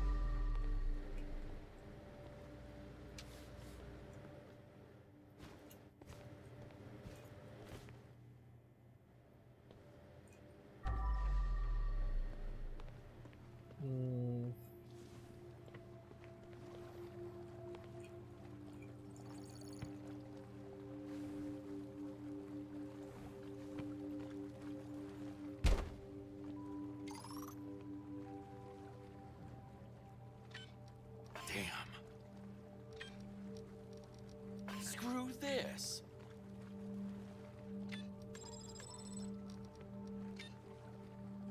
Shit. Okay, right.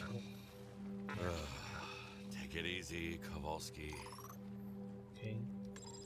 Fuck me. X61. Fuck me. 1426. I'm in. Is that just this? Like, whoo.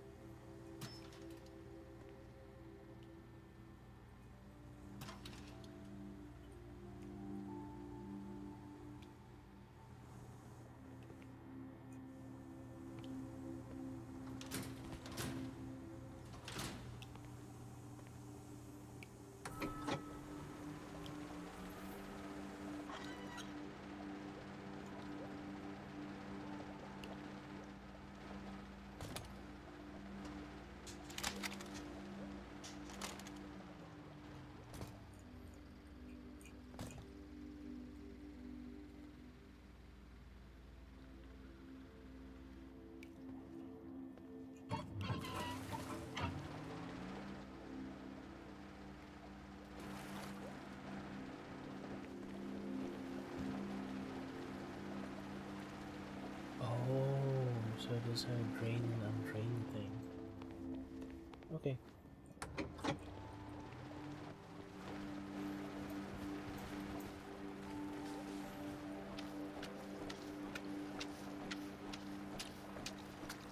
Well, I thought you put like clean water into it, things would become like, you know, cleaner. Probably slipped out of the hands of a clumsy criminal. Another one.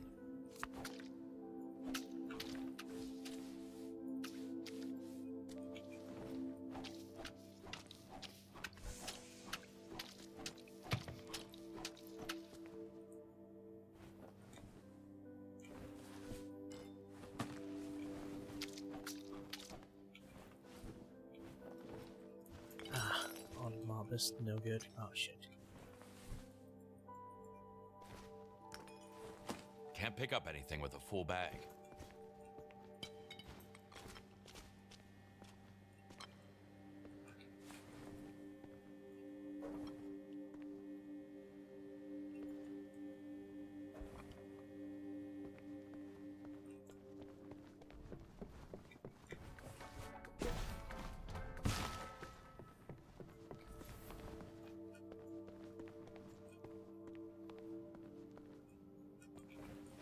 Ooh, there's so much blood.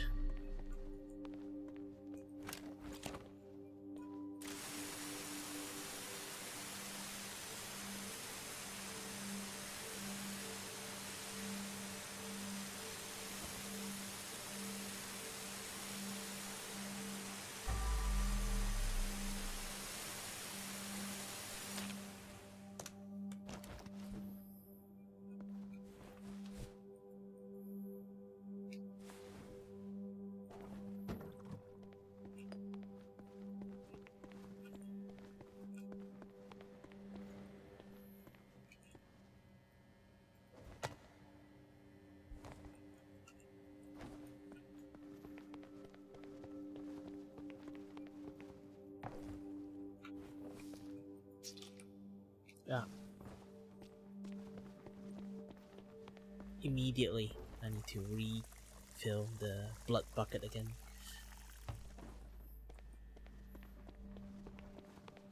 It is hilarious I can clean everything in one go.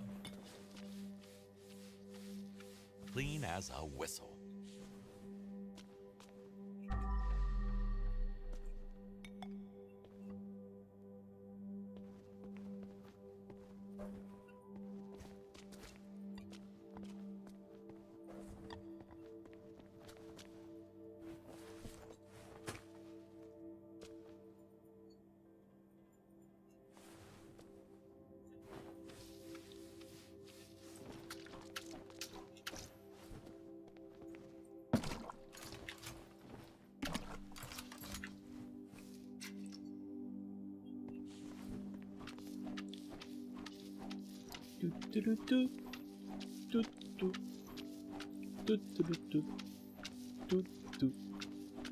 Cleaning a crime scene, not the good guy side.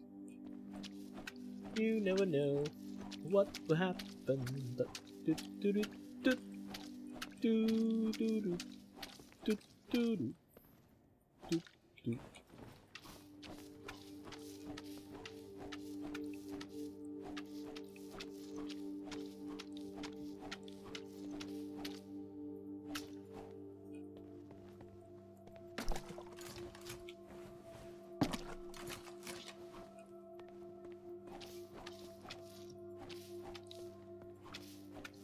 You know, actually, it's a thing that there's lots of people actually do love to watch those kind of like true crime, like those kind of like actual crime, like scary shit that happened, not scary shit, like fucked up shit that happened, and people would tune into those kind of like Reddit posts and then watch and some of the documentary, article and like news posts, this and that, just to like get a kick out of it. And I was like, holy shit, people watch those kind of shit.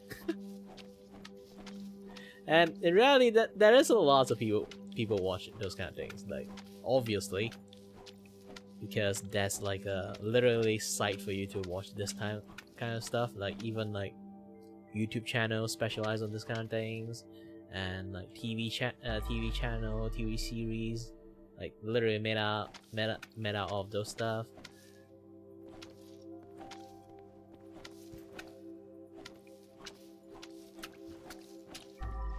A documentary. From documentary to mockumentary.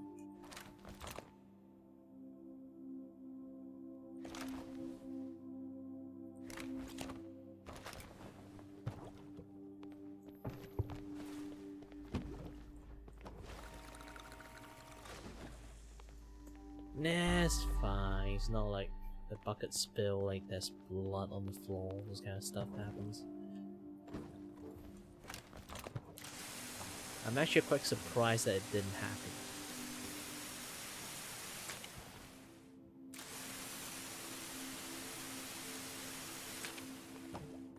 Can I just use this?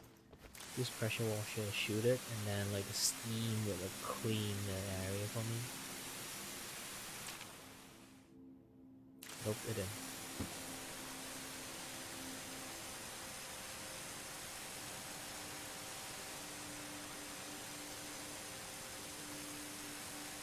Yeah, if you don't shoot, you press like switch, it will like do the animation. But if you keep using it and then just switch, apparently it doesn't do jack shit. You just switch.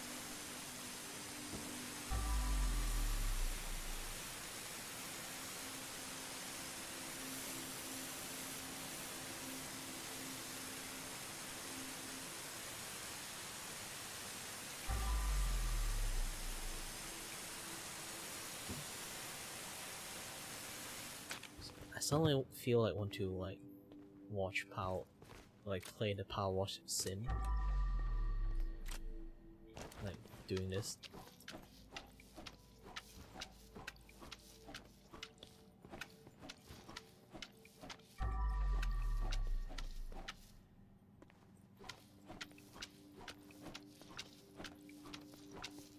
Wipe off all the blood. Okay, 100% in this place.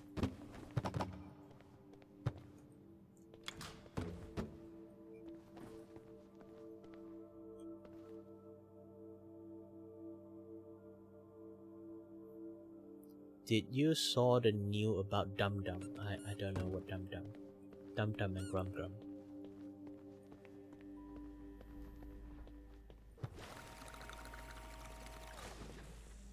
Movie tax 100% on USA. Oh, don't give a crap. I'm not from USA.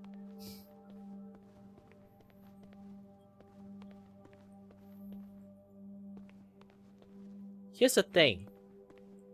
Do you know why there's not a lot of like business or like you can think about like video game stuff? Where should I put this thing? Man, I have no idea. Oh, here. You know, like why there's like not a lot of like MMORPG like this and that, yeah, there's stuff like in Malaysia, because Malaysians are notoriously on piracy.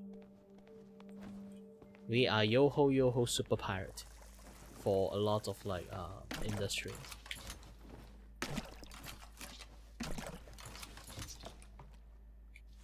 And with games starting to become more expensive, movie become like much more like expensive to watch. I believe like that yo-ho part of Malaysia will just come back sooner or later.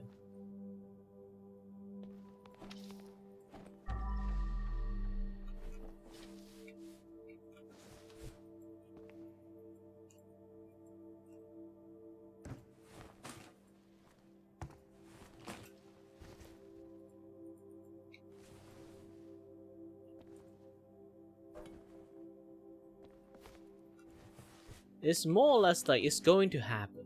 It's not like something that you think is going to happen. Nope, it is going to happen. It's a de facto thing. It's gonna happen.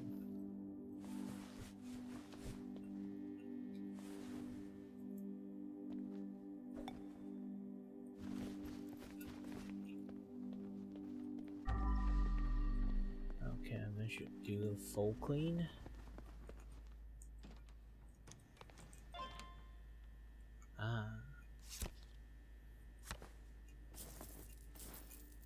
Steal some shit.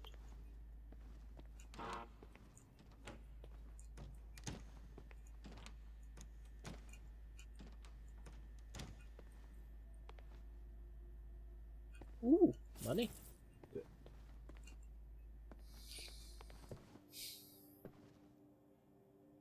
Apparently this game like have secret and stuff. I don't know how.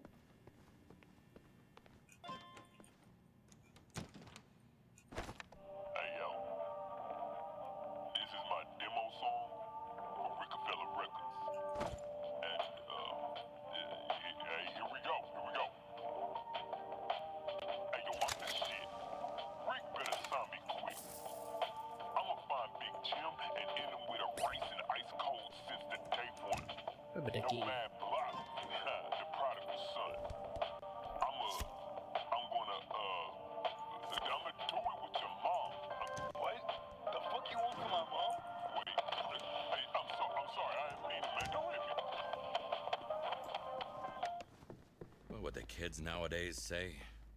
Not making it out of the hood with this one.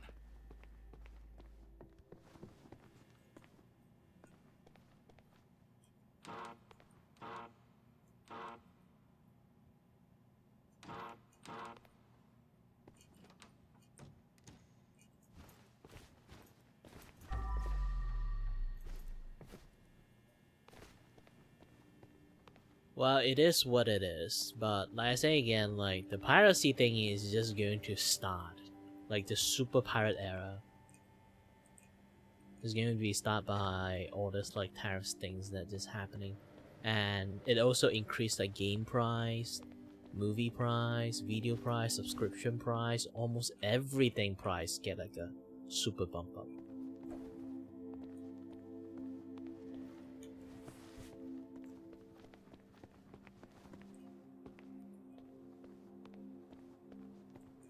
Why did they even bother locking them?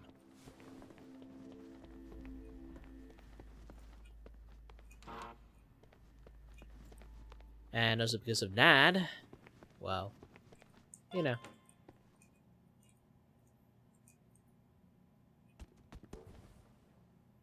Mateo's Pizza? I'll order one with pineapple for me and Dexter.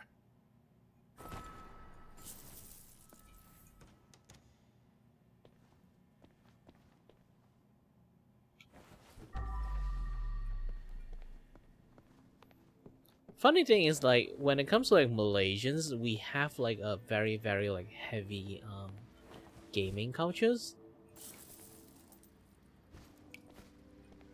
and that very heavy gaming cultures is actually come from, if you don't know, Yeah, thanks.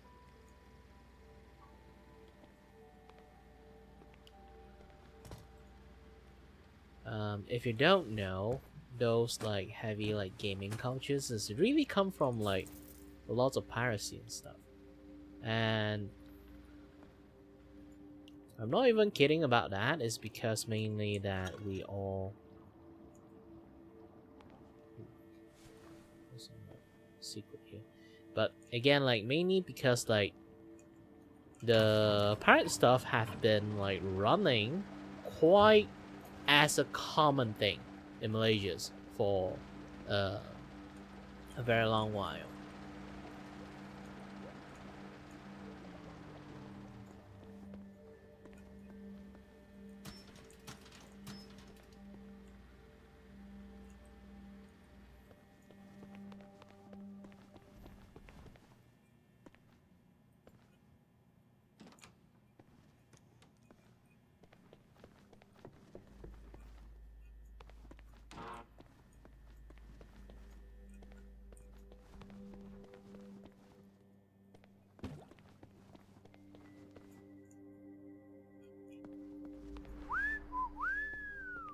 Ooh.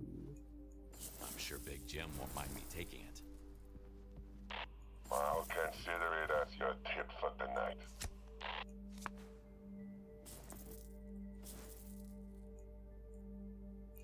And how would I know this kind of like stuff like the thing that I just said? It's because I intentionally been pirate for quite a long time when I was a kid. Like a wee young lad that always go to shopping mall, see those kind of oldest games like 5 ringgit per game, 7 ringgit per game, like the fancy one just like the fancy one is like around 10 or 15 sometimes. And yeah, I actually have a lot of those games. This is why like someone is actually a little bit stumped the moment they kind of like learn that, wow, how do you manage to like play so many games, like know so many other games like stuff. I'll be like, I play a lot of games, so you must be really rich then. Surprisingly, no. Then how do you manage to play so many games?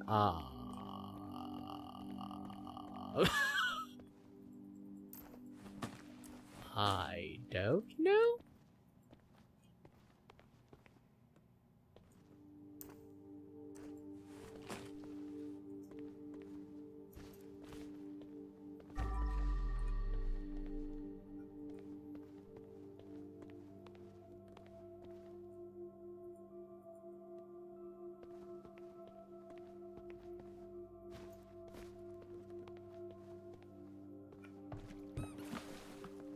Oops.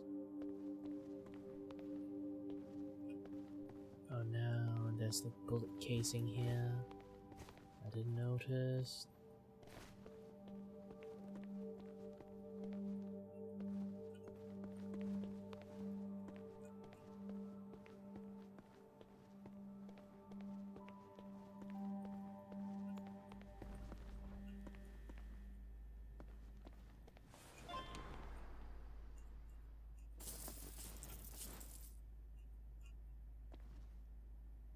It's not like they need it anymore.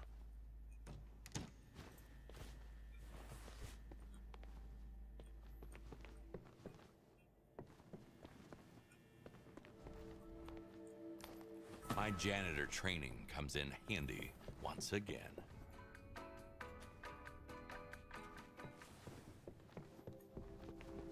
Okay, complete.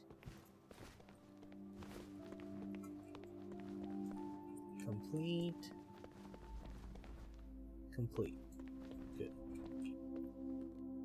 Do you know there's like a special area over there? Gonna grab you, gonna grab you.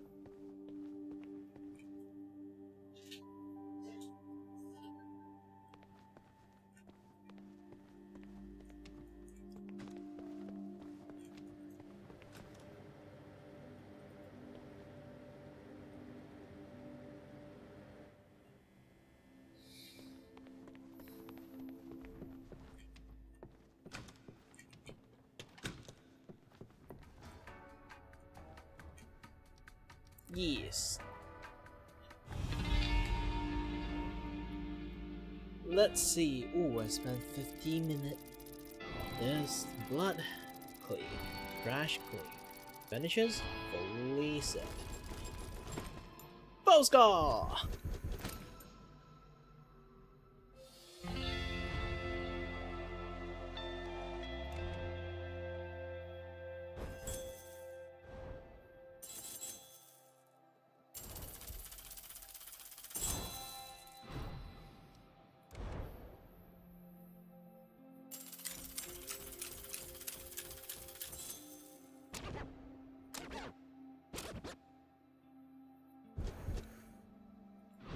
Oh, still like, I miss all the secret. How do I discover secret?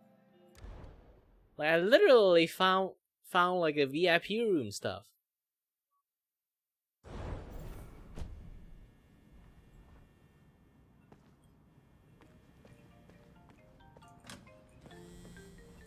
Man. Mr. Kowalski, congratulations. You're hired. Just stick with me and nothing bad will happen to you. Is that clear? Anyway, gotta hang up. Ladies don't like waiting. Call you soon. So, I'm hired by the mob. Organized crime, here I come.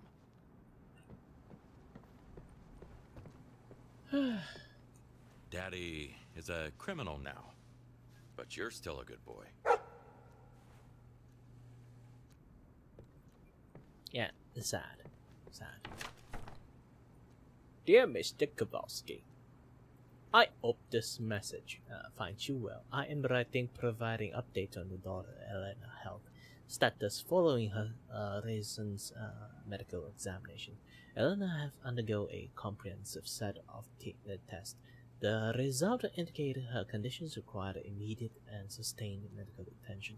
To facilitate her recovery, it's crucial that she is undergoing extended treatment programming at a specialized facility. This program will be both long-term and intensive, ensuring that she receives the best possible care. However, I must inform you that this treatment will be costly due to the advanced medical procedures and prolonged stays required in the healthcare facilities. Best regard, blah blah blah, yada stuff. Okay. Opening my skill tree. General!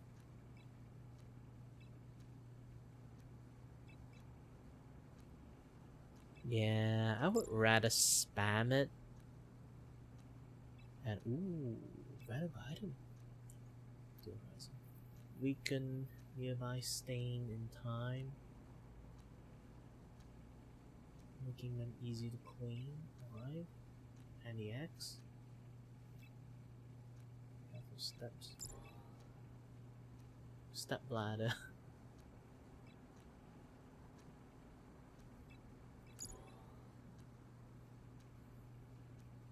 Chop chop. Yes. Bucket. Improve bucket. Increase quantity, increase the number of use of detergents. Clean detergents, power detergent, increase availability, blah blah blah. Additional bucket, additional bucket slot 2. Yes. As for tools, garbage can. Increase capacity of the garbage can. Tape together, increase the maximum number combined in the garbage bag. Move your lamp. Portable flashlight. Pressure washers. Let's have the strength.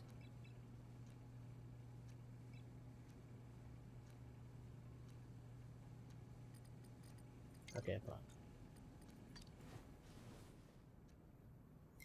Either way, let's move on. Back to drawing. Back to the drawing board.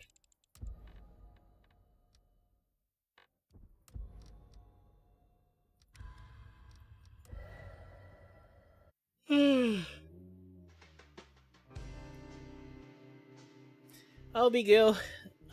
Take a Go and take some wee wee time. I'll be go for a wee wee. I'll be back soon.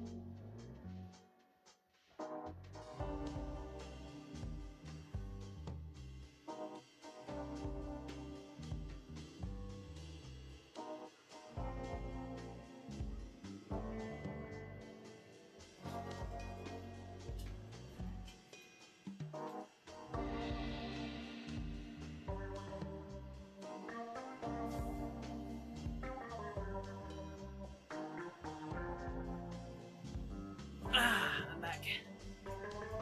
Finish my wee wee. I don't know why I keep wanting to say that word. Wee wee. I need to do some job with wee wee. Other way, other way. Now I can recalibrate again. This is good enough. Good enough. Let's go back to the chat scene a little bit. Have some fun. Have a little bit chat. So, Siama, are you still here? I don't think you're still here.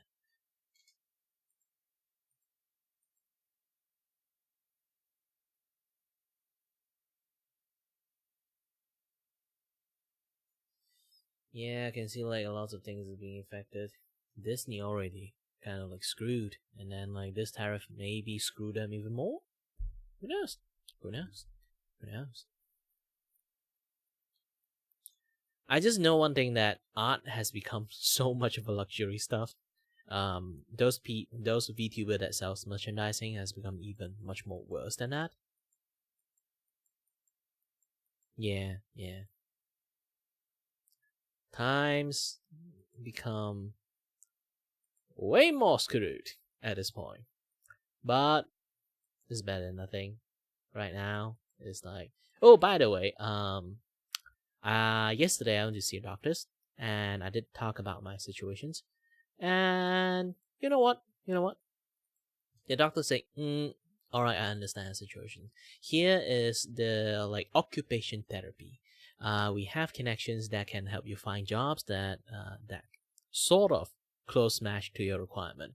And also depends on your conditions. We can do a little bit of tests, and once we finish some tests and we're okay with it and found out like what you can do, what you can't do, we will find like a close suitable job for you, like all those kind of things. So I am very grateful for doctors, because my conditions is not alone. There are so many people have like a very, very, very close to like disability, but they can't really market disability because it technically can function. It's just that they have so many like tiny amount of issues, it become like so hard to like work like a normal person's. So yeah, and they always like checking my mental health, and then they realize that one thing, I have a very stable mental health for some reasons. Yeah, like I don't know. It's like that's what they said. I never really like think too much on like the negative side of my life, but the moment I start like my part-time job, not my part-time job, like my full-time job on retail work around the time, I was actually pretty depressed. But you know, I always like push my thought into just work, so I don't have to like think too much. It's just work, this and that and stuff. Like I can trade my sanity for this kind of things. Like having a stable income is like way more important, you know. And too bad, like the pay is like a little bit too low, so I end up kind of like, I'll be like, you know what, it's not worth it. It's not worth like burning my entire life, that the remaining energy I have just to like exchange for this small amount of the cash. So I end up like, you know, then continue afterward. I did get some pay from working it though, so it's a good thing. It's a good thing.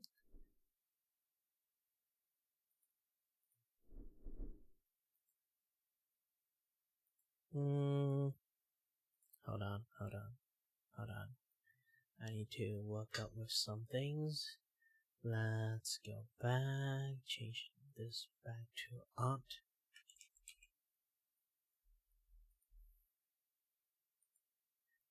But to be honest, I have no idea why.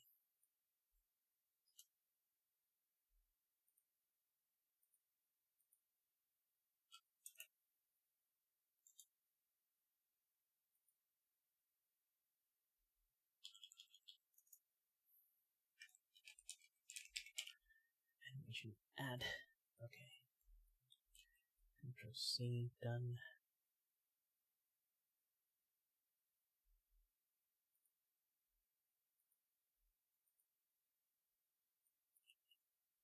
Oops. Now I can do this. Hope it works. Hope it works. Ooh, my eye hurts. Yeah, my condition wasn't that great this past few days. I've been powering through it so far, but I have to do some things. You know, I can't be just like a guy just being like disabled in his house, in this room, not doing anything. I have to try my best, give myself my best energy to like push off and do a lot of things. And I play enough. Let's go back and have a little bit of work done here. Okay? There's so many things to listen to right now. I see like there's a lot of like, ooh, I want to watch this one. I do love more packages, okay? Like all the thing he more packages, like all the things he's touched so far. Ooh, why the first thing I see is like a very like scary bit. I thought it was his lips. I was like, bro, haven't you drank water? Do you know the concept of water? But apparently I just say, oh, it's his teeth. It's his teeth.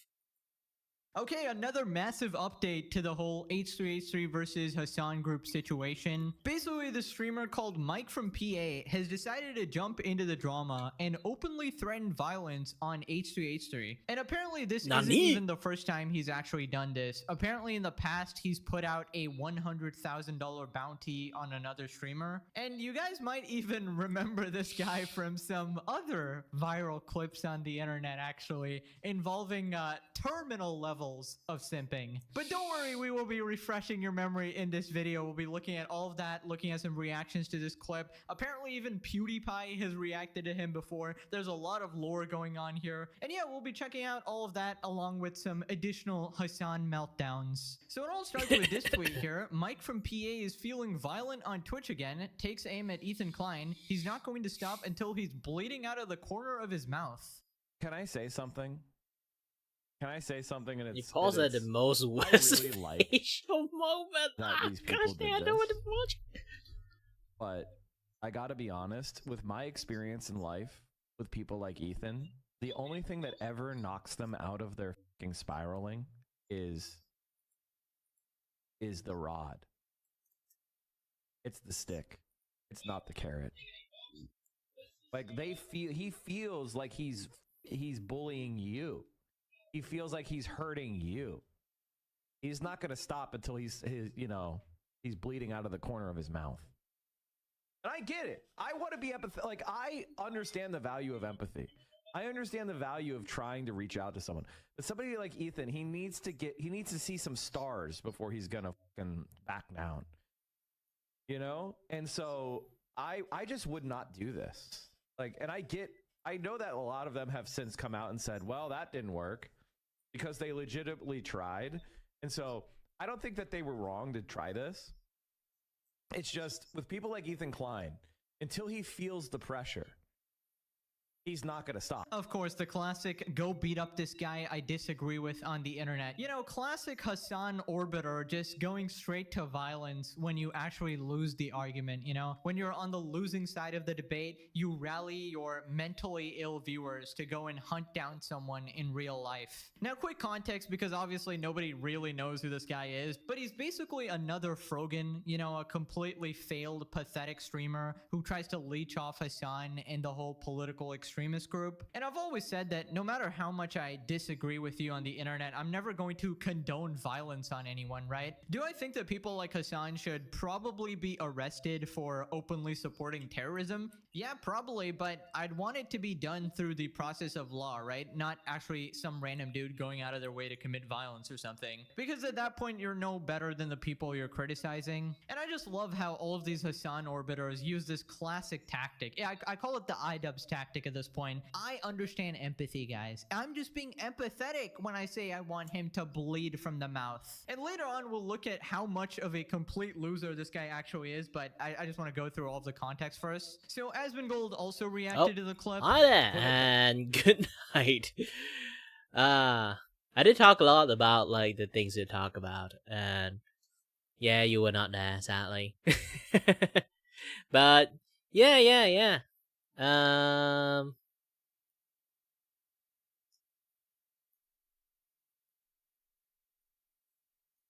Not sure you're there or not, but yeah.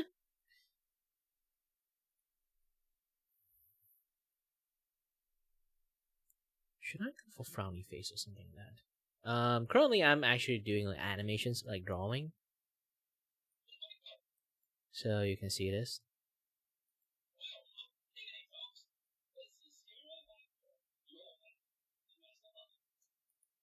I hope you can actually hear it. I don't think you can hear it. I actually record it and do some edit on some certain things, and then I'm actually let me replay it. This is like a 2-minute like ad that I created, and I'm going to turn this entirely into animations. Wow, hot diggity, folks! This is Kira Vakuo, your man with the master plan. Coming at ya with a big news and deal that will have you hopping like a hot rod. Have you heard about Kira carving style artwork? It's the cat's pajamas! Bold inking, vibrant colors, and a dash. Yeah, I'm going of for like this kind of like gradients old-timey magic. style. Every piece is a home run. Perfect for slapping on anything. T-shirts, mugs, bottles, pens, stickers, even coloring books. Whatever you fancy, Kira Arts make it shine. Hold on to your hats, cause here's the big one. Kira is rolling out his pointing sticker series. That's right, a custom stickers of you pointing any which way you choose. Use them to mark important dates on your calendar, jazz up a note, or point at that goofy photo of your cousin Fred. This sticker are as handy as your Swiss Army knife. And here's the lowdown, Voigtling. This offers for VTubers on their reps only. No phony allowed. Each piece takes 3 to 5 days to complete, maybe more for the fancy orders, so sit tight while Kira work his wizardry. Want to make a fan merch for conventions? Give Kira a ring-a-ding for a partnership deal. So don't dilly-dally, folks. Pick up that phone and call Kira Vaku today. Grab your carving style art and those swelling point stickers before the steel peels out. Oh, and one more thing. On the side. Gary got a voice smoother than a jukebox tune. Need a top-notch voiceover for your next project? This fella is yours. I'm still wondering how to like. Just give him a holler. Call me. I still wonder how to animate this part. But I'll try to draw myself with much more like JoJo level of sexiness. Like immediately go Jojo face.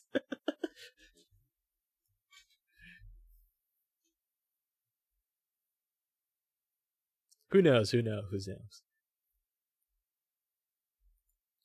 Bounty out on Destiny for 100K, by the way. This is the same guy. Why is it that these people always have to resort to violence whenever they hear people that disagree with them? Because they lose? I guess so. Somebody says Destiny, but that's bullshit. It is. And he got a 3-day suspension for it, too. That's what's so funny about it, is that you can literally say something like that, get a 3-day suspension, and that's normalized. I don't know what to say. Yeah, isn't this against your TOS? What's even the point of pretending like you're a respectable platform? Wow, surely Twitch will take notice of this. I just, empathy. Bro, the amount of like emotional gaslighting and like manipulation these people go through is absolutely fucking insane. They're so obviously manipulative and disingenuous. It's crazy to see how completely obvious it is too. Yeah, comments on it so Twitch can see it. Okay. Can I say something? Okay. Can I say something? And this seems pretty I bad. really like that these people did this. Yep. Okay, once again, is Twitch actually going to do anything against people that blatantly violate their terms of service? I don't know at this point, all right? We have people literally calling for violence over the internet, and somehow that doesn't lead to a ban. I genuinely don't know how this is okay. The only way Twitch actually makes a change is when it starts to affect their revenue, and I feel like that's starting to happen now with all of this Hassan and H3H3 drama, and a bunch of people circulating these clips of these essentially violent psychopaths. I feel like advertisers are not going to want to be associated with this, right? Like, why would you ever Now here's the thing too. I really don't like Twitch even from the very beginning. Like, people manage to earn money and now like I'm happy for them. But personally I don't like Twitch. And I managed to get affiliated in there. Back then, why I still multi-stream on Twitch is just because back in the days, before COVID, I managed to get affiliated, but back then it's like the Twitch is actually still pretty nice, and if you manage to earn an audience, means like you earn an audience, you know. So when you become affiliated, means you have an audience. But too bad, like COVID happens, the lockdown happens, people become like really hostile against like Asians. So being a Malaysian Chinese in the internet, on Twitch around that time is not a really good thing, because the Asian hate was so much to the point, you keep getting a lot of like hate raid, and just random hate raid for being Asians, to be honest. And shield mode in Twitch was not a thing, and you know, like all those kind of like online class happens, like emergency, like university online class happen, this and that, yeah, that stuff. Quarantine, this and that, like makes the university studies already like being like really difficult, and while at the same time I'm like combating like all this type of like very heinous things that happen in the chat, because like the shield mode doesn't exist, you really have to manually do lots of things. And this is why I get like a thing that I will always tell lots of people I don't like moderate my chat, is because of that too. Because I've seen too many like worse shit in the world, to the point that I just don't want to look at the chat anymore. And so does all the people that I used to have watching me, that used to even like try their best to kind of like hold those thing off. They kind of like gave up, just left the chat and not watching me anymore. And while around the time I just like, you know what, I'm just going to give up. I went on hiatus, and I already have the idea that I want to become a VTuber. I already tried to make, but failed a few times, because I never watched the tutorial on how to make one in the first place. So, especially like I know like how complex like the eyes can be, so like it does take a longer time for me to like make things happen. And yeah. So I went on hiatus, focus my studies, and then spend my extra time. Sometimes come back to stream, but not with face anymore, with the PNG tubers. because I'm not being like, as long as I'm not showing my face, it's like kind of fine. It's a very weird thing. And I also changed my name, to be honest, like changed my channel name to Kiribako around the time. I think it's just Kire back then. It's overnight to Kire, and then like just staying being there and trying my best in the internet, like trying to like sometimes stream myself, like making my model, this and that, yeah, that stuff, documentary, my model making sometimes, enough to a point, like, you know, just like be good enough for it. And I launched my first VTuber model. And then the rest is history. But now I kind of like slowly revert back to being like a cam streamer, but it's more or less like a hybrid at this moment. It's not even hybrid, it's just both are streaming together, the VTuber and the human flesh in the same time.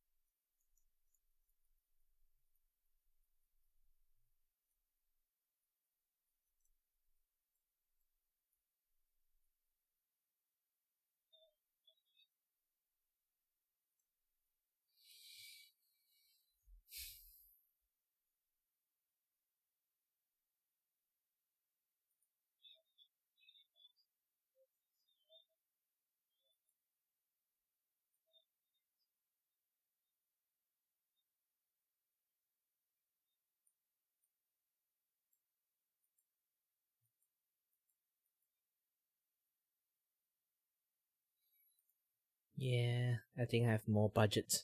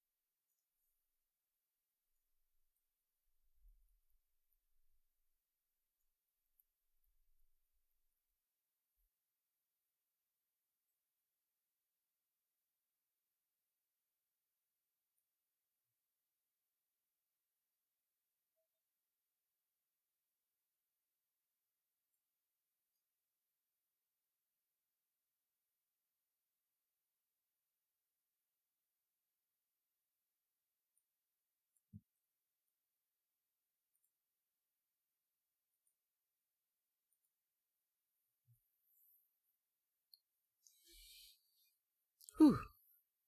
It's going to be a little bit much more difficult as time goes. Advertise on a Hassan stream when he's praising terrorists. Like, that's just not good business, right? And yeah, that point Asmongold made about this whole group being insanely manipulative, saying like, I'm trying to be empathetic and stuff, that's completely true. It's like when they're actively wishing violence on you and then they say they care about you, when they're actively trying to ruin your life, like iDubbbz making that content comp on H3H3 and then says, oh well, I was actually trying to care for you and try to help you change for the better. It's just insane levels of emotional manipulation and gaslighting. It's really the worst kinds of people. Now, Asmongold also referred to the Destiny clip. Here's a quick refresher of what he did. Shout out to Rob's Media for these clips. I dealt with kids like this all the time in high school, and as an adult, you have to at some point respond, but keeping it to saying shit about character and not physically is great. I mean, listen, all I'm saying is on site, you know, we all have different ways that we react, you know? So I would like him to come to TwitchCon and we'll see what happens.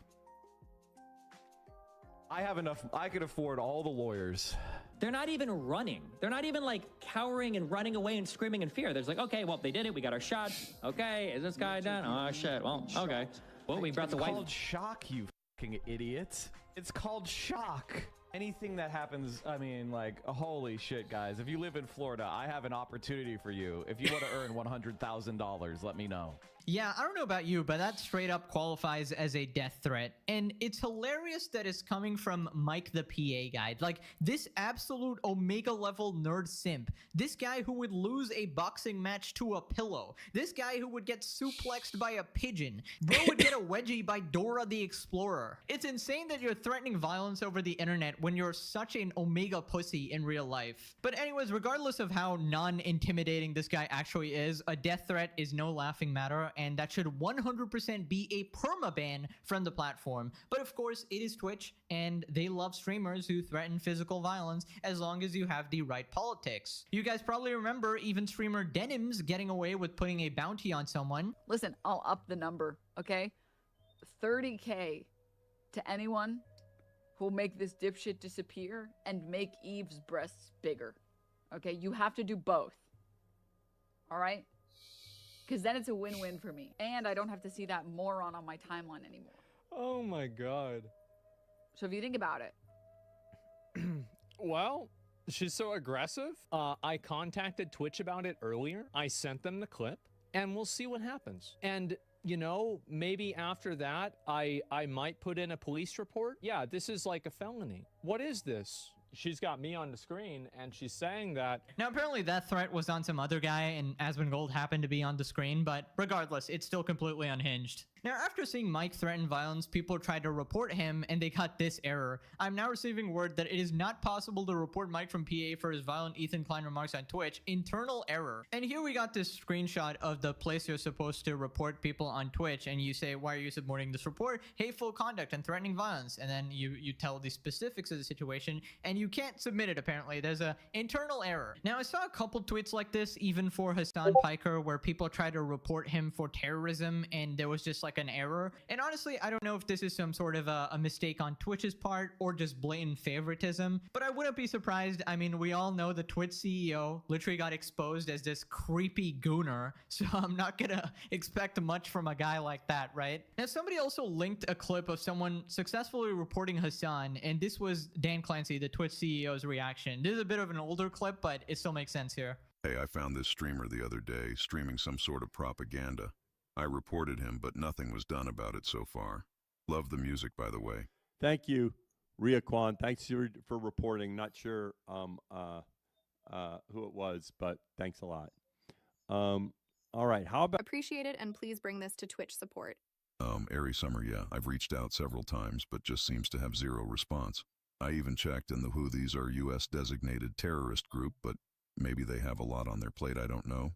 Did you report someone for terrorism? Actually, I have no idea who you reported, actually. Definitely can't be my golden boy Hassan, right? I actually lick peanut butter. off of his nuts every Tuesday. I actually personally bring my own chair to watch him in the bedroom, you know, when he's going to brothels in Germany. Sometimes I bring along my friend iCux, you know, we hang out together, have a little good time, you know, bring two chairs for the price of one. Now, you would think that Dan remembers Hassan after he wished him happy birthday, of course. Happy birthday to you. What the Happy birthday to Yeah, that's like one of the things that I don't really like Twitch is kind of like weird.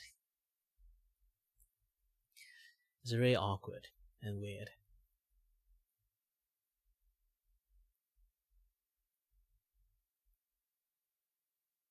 They're definitely like under the umbrella of Dan Clancy at this point. So like some people like, well, it's my job.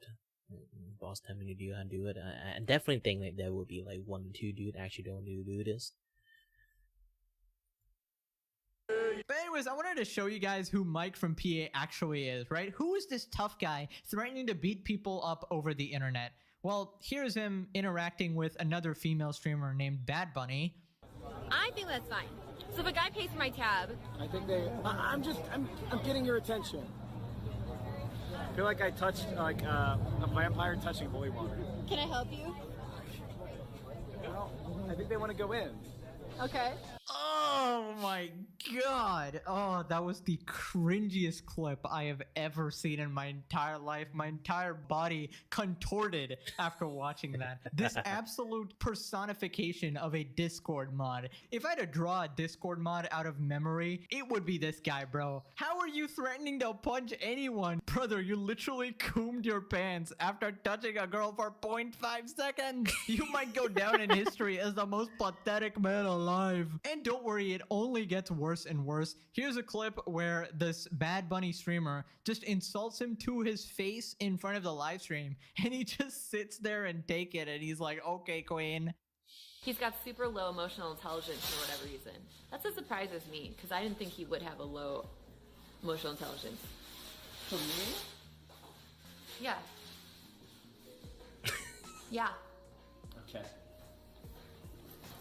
So they're gonna be here in 2 minutes. Okay. Holy moly, this dude has zero self-respect, man. You don't let anyone treat you like that, dude. Especially not on live stream, dude. How humiliating is this? Then we have this clip of her saying, keep an arm's length away from me. Oh wait, did he ever finish 1,000 subs? I will. What? Can you hover hand me, please? Hover hand me, please. Can you stop walking in my space? Okay, from now on, I need you to use one arm's length away from me. Put your arm out. If you can touch me, you're too close to me. I don't want to hear it anymore. I don't want to hear it anymore. What are you gonna do? Continue to be annoying? Stream. We got some chips. Change it over to Central Committee. Get some real viewers on it. You would have to know how to function a piece of technology in order to do that. This is diabolical, bro. This is hurting my eyes to even watch this. How are you still simping when she makes it clear that she wants nothing to do with you, dude? I really thought that iDubbbz was like the biggest puck in the universe, right? But we have another contender, another challenger. You just know that this guy likes to watch, all right? This guy loves getting humiliated on stream repeatedly, and he just takes it over and over. Now, apparently this guy got so weird that this Bad Bunny streamer literally says that she had to unmod him from her Twitch stream because he was being so creepy and he kept violating her personal space, trying to touch her. Bad Bunny was clearly uncomfortable with Mike's touchiness, mentioning this while discussing why she unmodded him from her Twitch chat. Was there a slip up? Like where he messed up? Like, was there a mess up? It was more like a smattering of multiple mess ups that defined like more like 2 solid days of me pleading, please stop, that's bothering me. Finally resulting in me unmodding him in my chat, and then he said, oh my god, is she serious? 2 days later, that maybe I'm crossing her boundaries and making her feel uncomfortable. Oh my god. I mean, that sounds exactly like him. I'm not very surprised there. A mod for a female Twitch streamer, by the way, who you have no chance with. You're like a Discord mod and a Twitch mod. Like, you gotta be kidding me, bro. Bro's actually checking every box of ultimate white knight simp. And you know, since he loves to threaten people over the internet, this is what he would do if he found H3 in person. That just feels good. Oh my god. Yeah. It just feels good. What did you just do? Nothing. Why is this couch now moved? Did you just hit the couch? Let me just move the couch back. I just nudged it.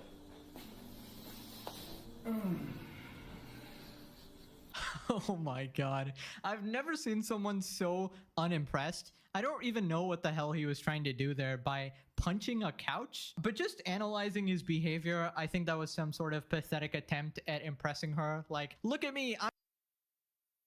Ooh. Wow. I feel like that is some things that I might do if I got into internet much more early. I've been streaming for 9 years, okay?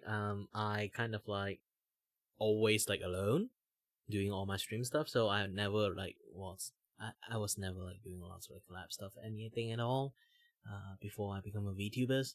So it's weird. I think I've been thankful a lot, but it's still like, I think like back in the days I do have like a lot more cringe energy than now. Now I'm just like a very old 30 years old that pretty much not a lot of things faze me. But wow, if I really like simp for a girl like that, I think I would actually do something like that too. Like, holy shit. Thankfully, I grow up.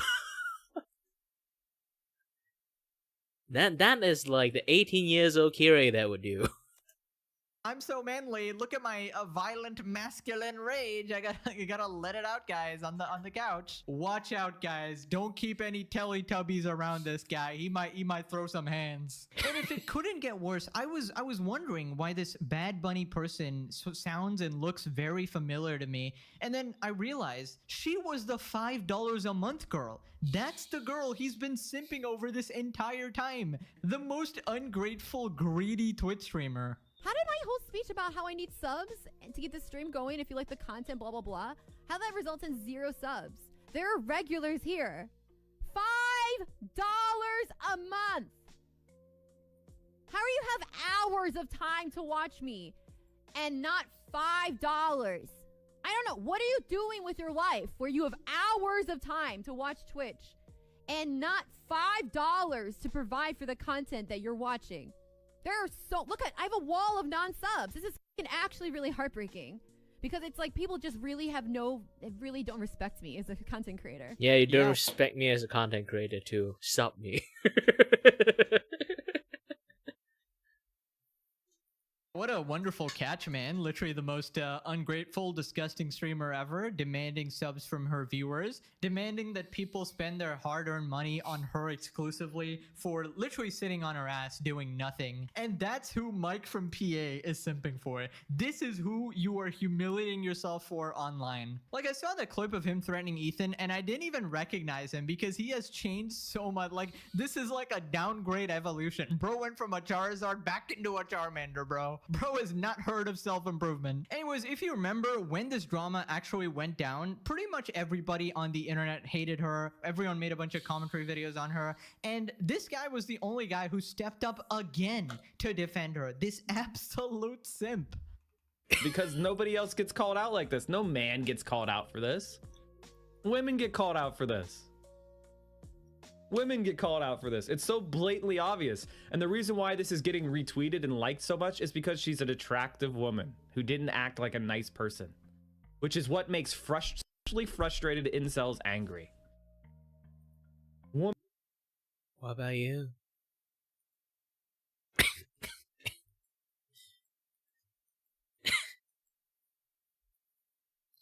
Then TOS is like no personal attack. This guy's doing personal attack.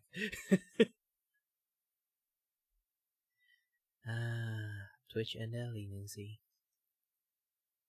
Only on human being. Like VTuber, you're fucked.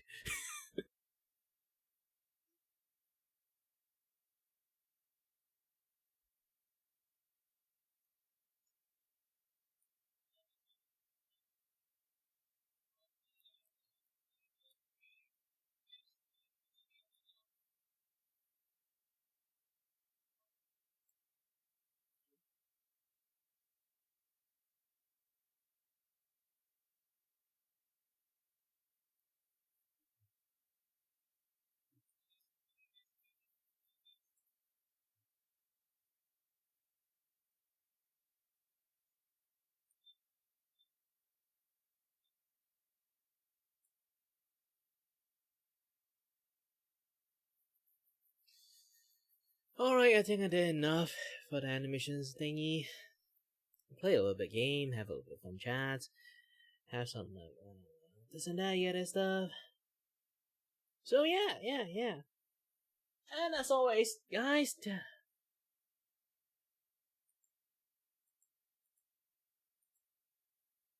as always, thank you very much for watching, and stay healthy, stay safe. Until next time, stay tuned on the next stream. Bye-bye!